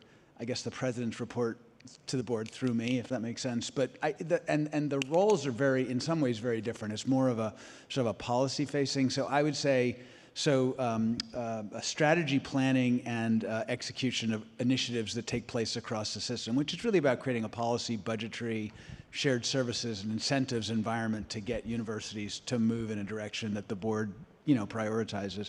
The second is a lot of time in governance, which is spending a lot of time in the state capitol and advocating for the system, but also with, partners external, because we're public and that requires a lot of effort. And of course, politics in this country is, it's kind of a quiet, in swing state especially, it's, easy kind of journey. But, there's talent, and talent management is also overlooked. University leadership is super hard. Most of the people who are in it aren't trained in it. That's not a bad thing, but it means surrounding your people, especially your leadership, presidents, vice presidents, et cetera, with the tools they need to succeed in a rapidly changing environment. So I think talent development is absolutely, from a chancellor's seat, is really critical. And we're going to go just there in a minute. I'm thinking about a couple things here. One is that I think we make often a very convenient error, which is to think about universities as complicated businesses. They're only partly businesses.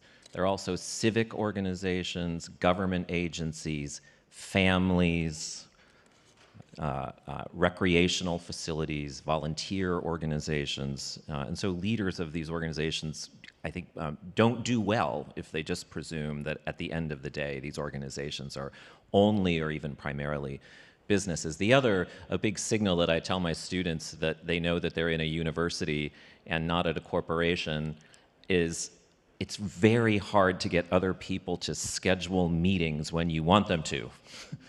Because there are a lot of people in universities who can't be told what to do by their superiors.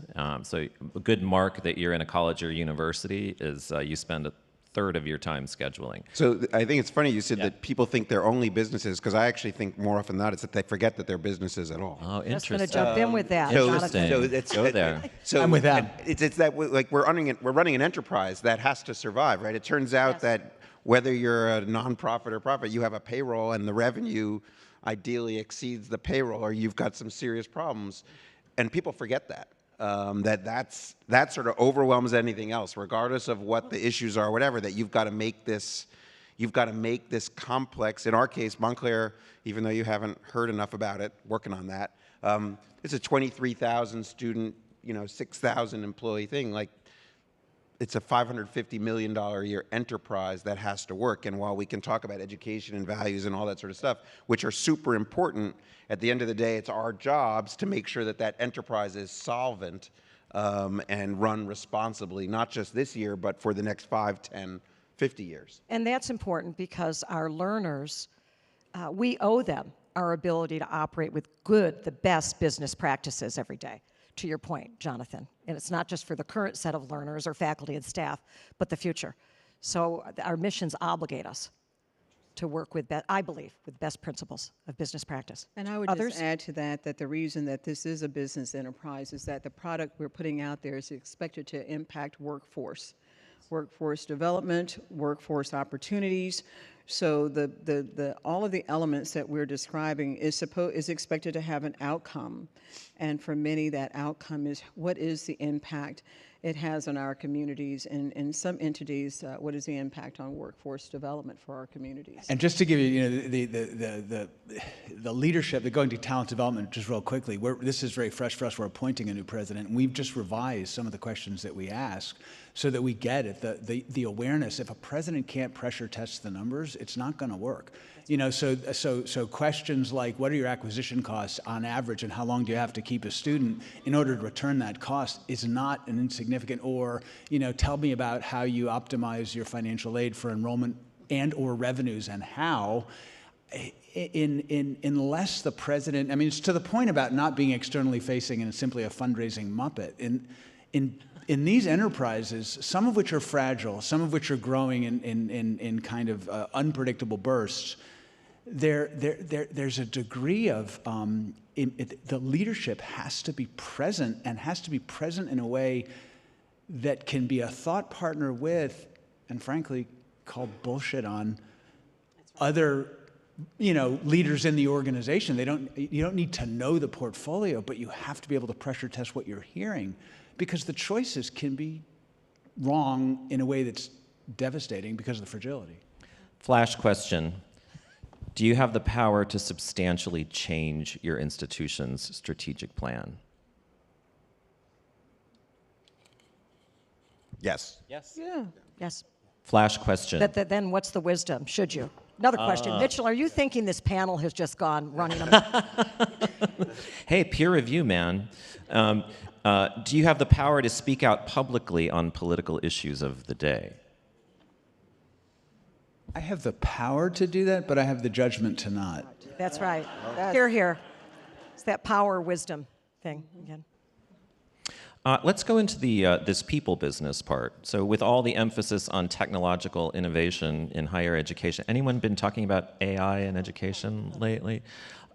It can really be easy to lose sight of the human component of this business. So let's talk about how you nurture your talent. Well, I would say this is true in any organization, higher ed or anything else, but it's certainly true for us. The who you get and their ability to execute some of the things that Dan was just talking about, like your enrollment person, your vice president who deals, it overwhelms anything else. With all due respect to all the tech companies that are present here, if you don't have the right people to vet those companies and implement whatever it is you think the whiz-bang gizmo that you buy is, it will fail.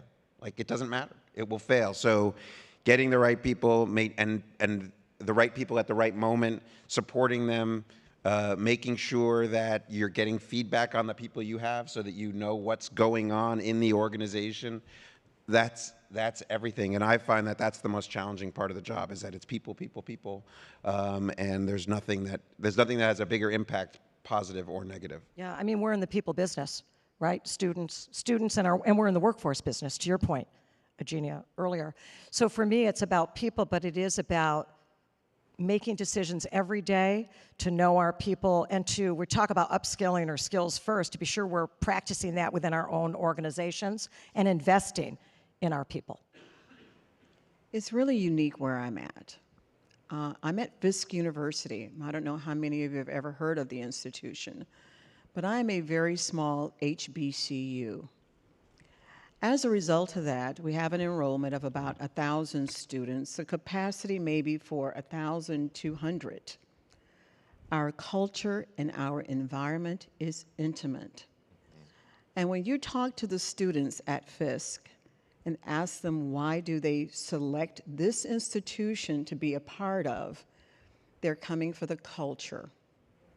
That culture cannot be replaced with any technological tool all of you collectively have to offer to Fisk, free or otherwise.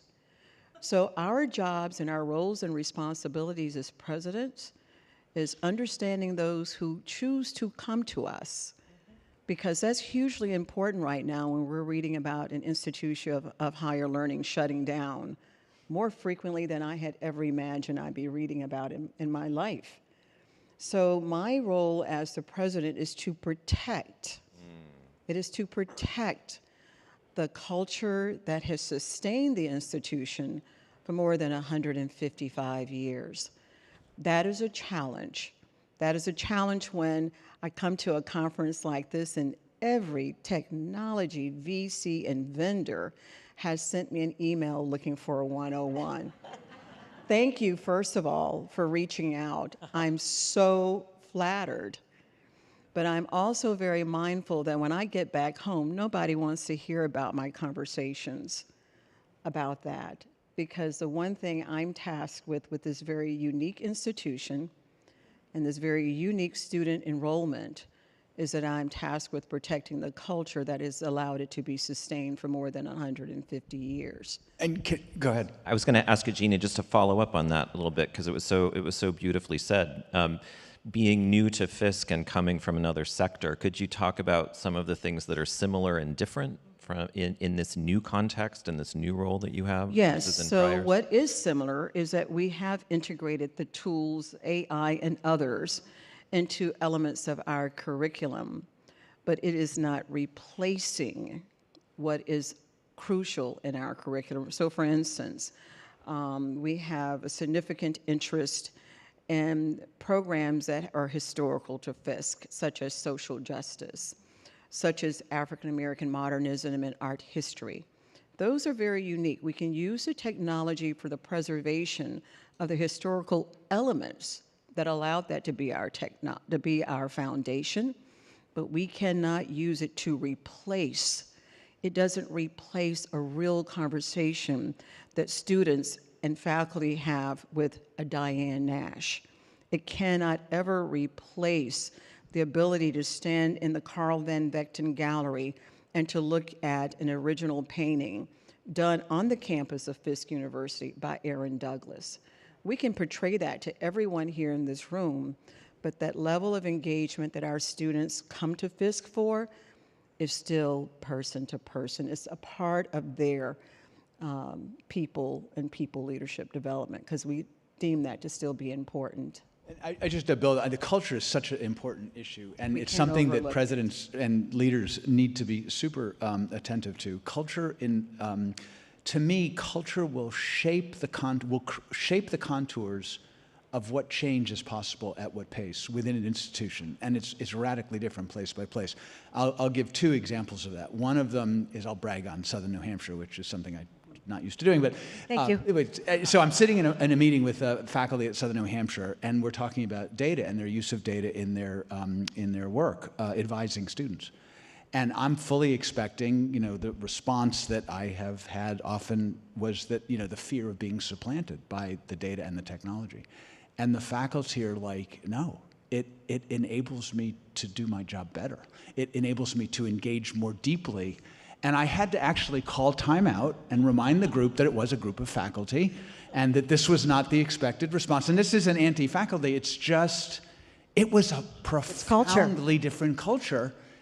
And it does, those kinds of, I've seen other responses, just put it that way, and those kinds of attributes of an organization change at a snail's pace. Now, you can influence that change from a leadership perspective, but it takes years and time and attention, and it gets to the adoption of innovation and technology because it is going to be site-specific. It's going to be culturally specific as to the pace and rate and scale, frankly, that one can accomplish. I'm so glad we sort of touched upon this, because this panel is the challenges of university leadership. As a new leader, we were laughing about this earlier. I've been there 6 months. I'm having the time of my life. But it's because I shared with you that that's a really good sign. But it only lasts for 9 months. I'm just. I mean, it's a great sign, Eugenia. But I think the reason why and the reason I am there is because I knew what the culture of the institution was. It is aligned with mine. It is aligned with who I am. It is aligned with my culture, because my history with Fisk University didn't start 6 months ago. It started over 30 years ago when I moved to Middle Tennessee and was looking for a community service project, and I volunteered as an instructor on that campus. I fell in love with that institution 30 years ago. I did not dream of being a president when I grew up. A search firm called me, and there that went. But it was because of my knowledge of the culture and my passion for seeing the fact that it has sustained itself for this long, and I thought if I can contribute something to that. But for all of you that are making your plans to be the president of whatever institution next, make sure you know the culture of what makes it thrive and grow and sustain. Because for me, that has been absolutely crucial. Yeah, I wanted to jump in, and this is such important conversation, but Eugenia, earlier you were talking about the intimacy at Fisk, which is so important, and I'm sitting here listening to you and looking out and seeing my colleague Matt Thornton, who runs customer experience for us at SNHU, and what I would say is that, and I hope you felt this, Dan, when you visited, today we have about 250,000 active learners, and we are in an intimate place. And I really want to share that with you. So it is, I agree with you, I think it's important at Fisk, and it shows up differently than at SNHU, but it's because organizations and universities that put the learner in their culture agree that the learner's at the center of every decision you make, I think have cultures that are easier to sustain over time. So since I'm looking, it says the word challenges, so we can't just be warm and fuzzy. So we've gotten off topic. Successes. I think the tricky part is there's a lot of good cultural things that can reside with negative cultural things. Right. And so the tricky part is as you're trying to deal with the negative things, which I think mostly this is true for everybody, would mostly have to do with resistance to change, right? I think that we could put largely under that category, maybe some other things. But then there's this sort of Hippocratic oath that you've got to, which is you want to do no harm to the good things while you're trying to address the things that really do need revision. And so I agree with Eugenia. Like I'm at my institution because I'm very much about public service and having a university that's engaged in the community and affecting real change, not on campus, but in the surrounding communities. That I consider to be consistent with the history of the university, but turning outward is a change. And so I don't want to undermine the good parts, right? But you also have to say we can't keep doing things the same as we've done for the last 100 years because the world has evolved. And so I think that the presidential challenge is embracing and reinforcing and saying all kinds of good stuff about that which everybody has done, but at the same time making the case for evolution. And it's hard to do both simultaneously. And to just tie 2 points together because they're super important, in order to do that, the leader has to immerse themselves in the culture and try to influence its evolution. You can't bounce a big change, right? It's almost witchcraft. It's not science. But it's not externally facing. I'm going to ask a question related to this, which is, as you guys ramped, as you were learning the cultures of your places, right? Can you talk about some times that something just kind of blew up in your face, or something like, oh my God, I didn't believe that was going to happen? I mean, learning requires, success, but also some failure. So I'm curious if you can think of any times when the culture of your place surprised you, either very positively or very critically. First, I'll start with the positive, Jonathan, but I do have one that's scarier that I'll share as well. The first is that part of my return to higher education, I was a college president and then I left higher education and I returned, was on the board at SNHU and returned as the provost, is because I believe that disruption is necessary in most organizations. For those who went to the air show, maybe we don't believe everything we're hearing, but the fact is I fall in that group that says AI will be transformational and we have to harness the power of technology to serve more learners. So the positive was taking the job and realizing that innovation, being change agents, because students need us to be, is in the DNA of SNHU. Negative for me was in an earlier presidency when it goes to what you're saying, Jonathan. It was like the market trends were there, the rigorous data analysis and discipline.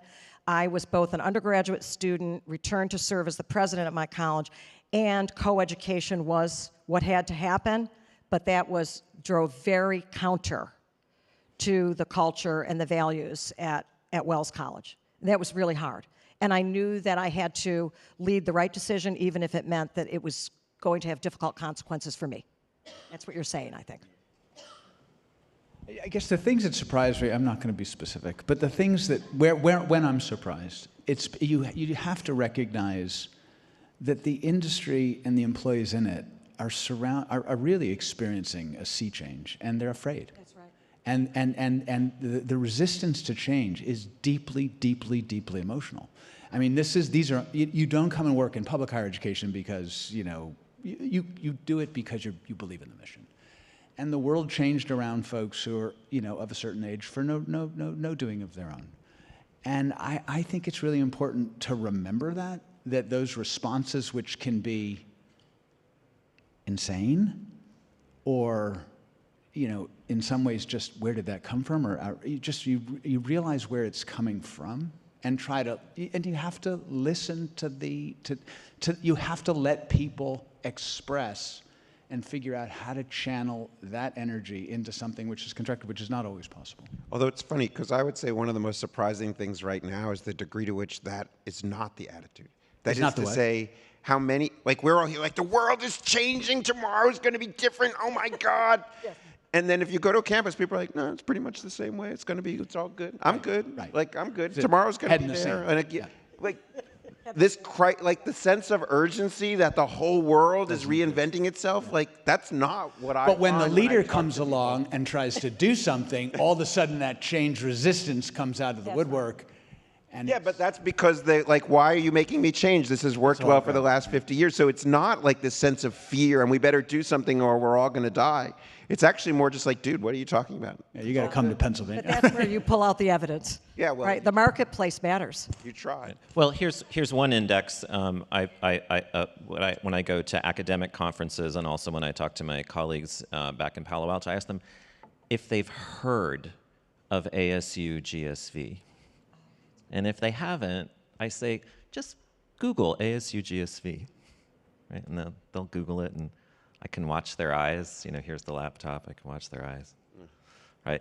This world is very new to many, many academics, and it may be new for you. It may be your first time here. You know, I've been sort of watching my own school, sort of, you know, gradually camel in the tent their way into this organization. So I think I just want to underline that a lot is changing, and a lot of our colleagues, for whatever reason, you know, don't see the scale of that change. One of those changes is a shift across the entire sector to a more explicit and different kinds of emphasis on workforce training for workforce. And we had a great discussion a couple weeks ago. What is workforce? We talk about workforce, you know, what does that mean on your campus, or how are you thinking about that and your school's educational mission? So when the question came up on the call, I said, why is that the new term of the day? We've been doing workforce development since the inception of time. All of you are in this room because someone hired you because you're probably excellent cognitive thinkers. You probably got a quality education from somewhere that helped you not only navigate this room, but the other rooms that you're a part of. But now that the stress and pressures are put upon us with the new term of the day of work, so this is how I'm addressing workforce education at Fisk University. I'm not, because we sit there with a serious issue at Fisk. The number of companies that want to come to our campus and hire our students are more than we can serve. We are a workforce development pipeline of highly skilled cognitive thinkers that are members of the rocket team while they're majoring in art history. Because the rocket team isn't for anyone who wants to major in STEM, it's a club. It's a club on campus. We have over 100+ clubs on campus. And these are the places where these students go if they're majoring in history or art history or chemistry, to really explore with the academic leadership on campus the various areas of interest in learning, such as the rocket team is one of the most sought after group of students in the country for anyone who wants to work at NASA, at Fisk University. So I'm like, yeah, we've been doing workforce development. I think we've all been in this business for a long time. What we're falling prey to right now, I think, is this whole notion that, I don't know, metro government is defining what that should look like, or the newest, shiniest penny in town that's a new employer is determining what that looks like. But right now, our issue is whatever that looks like, apparently they think we have it at Fisk, and we cannot accommodate everyone who wants to come to our campus and hire our students. We are a campus of a little less than 1,000 students. We only graduate about 125 to 150 of them a year. We're not going to be the answer to everybody's workforce demand and need, but clearly we're the answer to someone's. And that's what we are marketing ourselves as. We're the answer for someone's. Because we're so small, we can't be everything to everybody. Please. Go ahead. No, you go. Well, I wish I don't have a problem accommodating employers for our 4,000+ graduates every year. I think that'll be fantastic problem. Fantastic. But I think the tension around this whole question of universities as workforce development is that it seems at odds with the idea of a liberal arts education. And we're not in the business of training workers. We're trying to broaden minds, and I agree with that. But I think part of the reality is that the notion of a liberal arts education and what college was supposed to be was linked to an era when education was far less accessible, and this is part of my own growth about this, which is I sort of believed in a liberal arts degree and was like, why would somebody have a practical? And it's like, well, wait a second. Once you make education accessible to a much broader range of the population, you have to be cognizant of the fact that the expectations of somebody graduated from college now versus the late 19th century when, it was a fraction of 1% whose lives were all going to be fine no matter what, those expectations are different. And so I think of it less as about workforce than from our students' perspective, should they graduate with an expectation that whatever they did while they were in college helps prepare them for a career? By the way, not measured in what's the marginal impact of a degree on their lifetime earnings or something stupid like that, which doesn't recognize diversity in career aspirations, but are we doing something to prepare them for a professional career post-graduation? Yeah, that seems like a reasonable thing once we've promised to make university education accessible to a broader part of the population. And I think some institutions have been resistant to that because this notion of the academy that didn't embrace that idea. Yes, that didn't embrace that idea. And so I think, yes, you've got to say it with us. You've got to stiffen your jaw when you say it. So I think that's the tension. We're not job training agencies after all, which is not what I'm saying, but it seems like it has to be on our brains a bit. Yeah, well, and maybe we are. So I would add that into the dialogue. And that is to say, for us, all colleges and universities are different. Isn't that what's great about the system of higher education, is that we have opportunities and should be able to accommodate the fit for learner across the landscape. But still, if every college and university was executing their plan in the best fashion, there would still be learners who are left out. And for us at SNHU, our learners are the workforce. Yeah. They are working students. And they come back to us. Many of them are part of the 40+ million, some college, no degree, and they return to SNHU to study psychology or English or a STEM or to be a nurse. But they come to us because they want to unlock opportunity in their careers across the life course. So I think part of the tension is that we make it be a tense conversation, and somehow we have to pull the threads together. Yeah, I think I resonate. That resonates with me. I think there's some opportunities that we are positioned to take to deliver on. I'll give you a couple of examples. So if you think about traditional students, and most of our students in higher education are no longer traditional, right? Quote traditional. But unquote. we still. But when we think about higher ed, we tend to think about and talk about traditional students. So our value proposition in our universities is come to a Pennsylvania State System university, give us 100,000, and 63% of you will get a degree. Great. So, I mean, and there's with significant adverse impact on low-income students, students of color, and students from rural parts of the world, right? So there's an equity dimension. So why wouldn't we say, okay, we're going to change the value proposition. As you go towards your degree, you're going to be earning credentials which have value in the market. So if you stop out after a year or whatever, good. You got value. And oh, by the way, there's this massive shift, I don't know if you've noticed, against higher education. I mean, there is a political... Get out of here. No, it's true. I hadn't heard that. I just read about it this morning. So, and then there's a second, and I don't think that undermines the sort of I think that builds on our capabilities. I think the other thing that is worth paying attention to is, I think to Lisa's point, is that, Kevin Carey wrote a book a while back, and it was like, we've long since transcended the model where you stuff into someone's head in 4 years everything they need to know for a lifetime. It's just not true. People will change careers on average 7 or 13 or some ridiculous amount of time, a number of times. They will continue to upgrade invest in their human capital, whether through degree-based or non-degree-based certifications or work-based learning or whatever. But it's happening across the... Why, if you offer a great program in... What's your best program in... Well, one of your greatest programs at...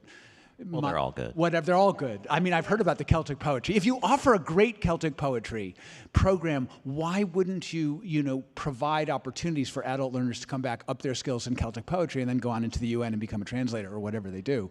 I just think there are opportunities for us to do more, and in the course of doing more, not just serve a broader constituency, but begin to address some of the real concern about the cost and value of higher education, which is kind of out there. I love your enthusiasm. about this, Dan? Well, it's just because I'm Well, no, because it challenged does to believe. call upon us to say, what do we have to change in the way we're approaching learning? And what are the disruptions that as college or university presidents or chancellors or a provost, what disruption should we drive in our organization? And not just to ensure its survival, it will survive if learners are finding value across a lifetime, and if our other partners are, the other stakeholders, Eugenia, that you spoke about. Yes, and this is where I'm different. I'm different because when I sit here as a black woman, I'm different because I sit here as the president of Fisk University, and I'm different because I'm the president of a university founded in 1866 because there was no other place for black people to go get an education. Fast forward 150 some years later, and guess what? We're still relevant. Yeah. Because there still is a feeling sometimes that all institutions have not been created to provide an education to all of us. Right now, Fisk University is faced with an interesting level of demand that the institution has never experienced in its history. This time last year, we had about 7,000 students expressing an interest in attending Fisk. Right now, we're faced with more than 14,000. But the reason I think that sends a message that we all need to be paying attention to when we're talking about the challenges of being leaders at universities is how is it that we can be leaders of universities that has made it comfortable for everyone to attend. I don't know because the class hasn't been admitted yet, and I haven't met the freshman class for Fisk University, but I'm looking forward to talking to them to find out what made them consider the institution when we're faced with numbers this significant. These are very significant numbers.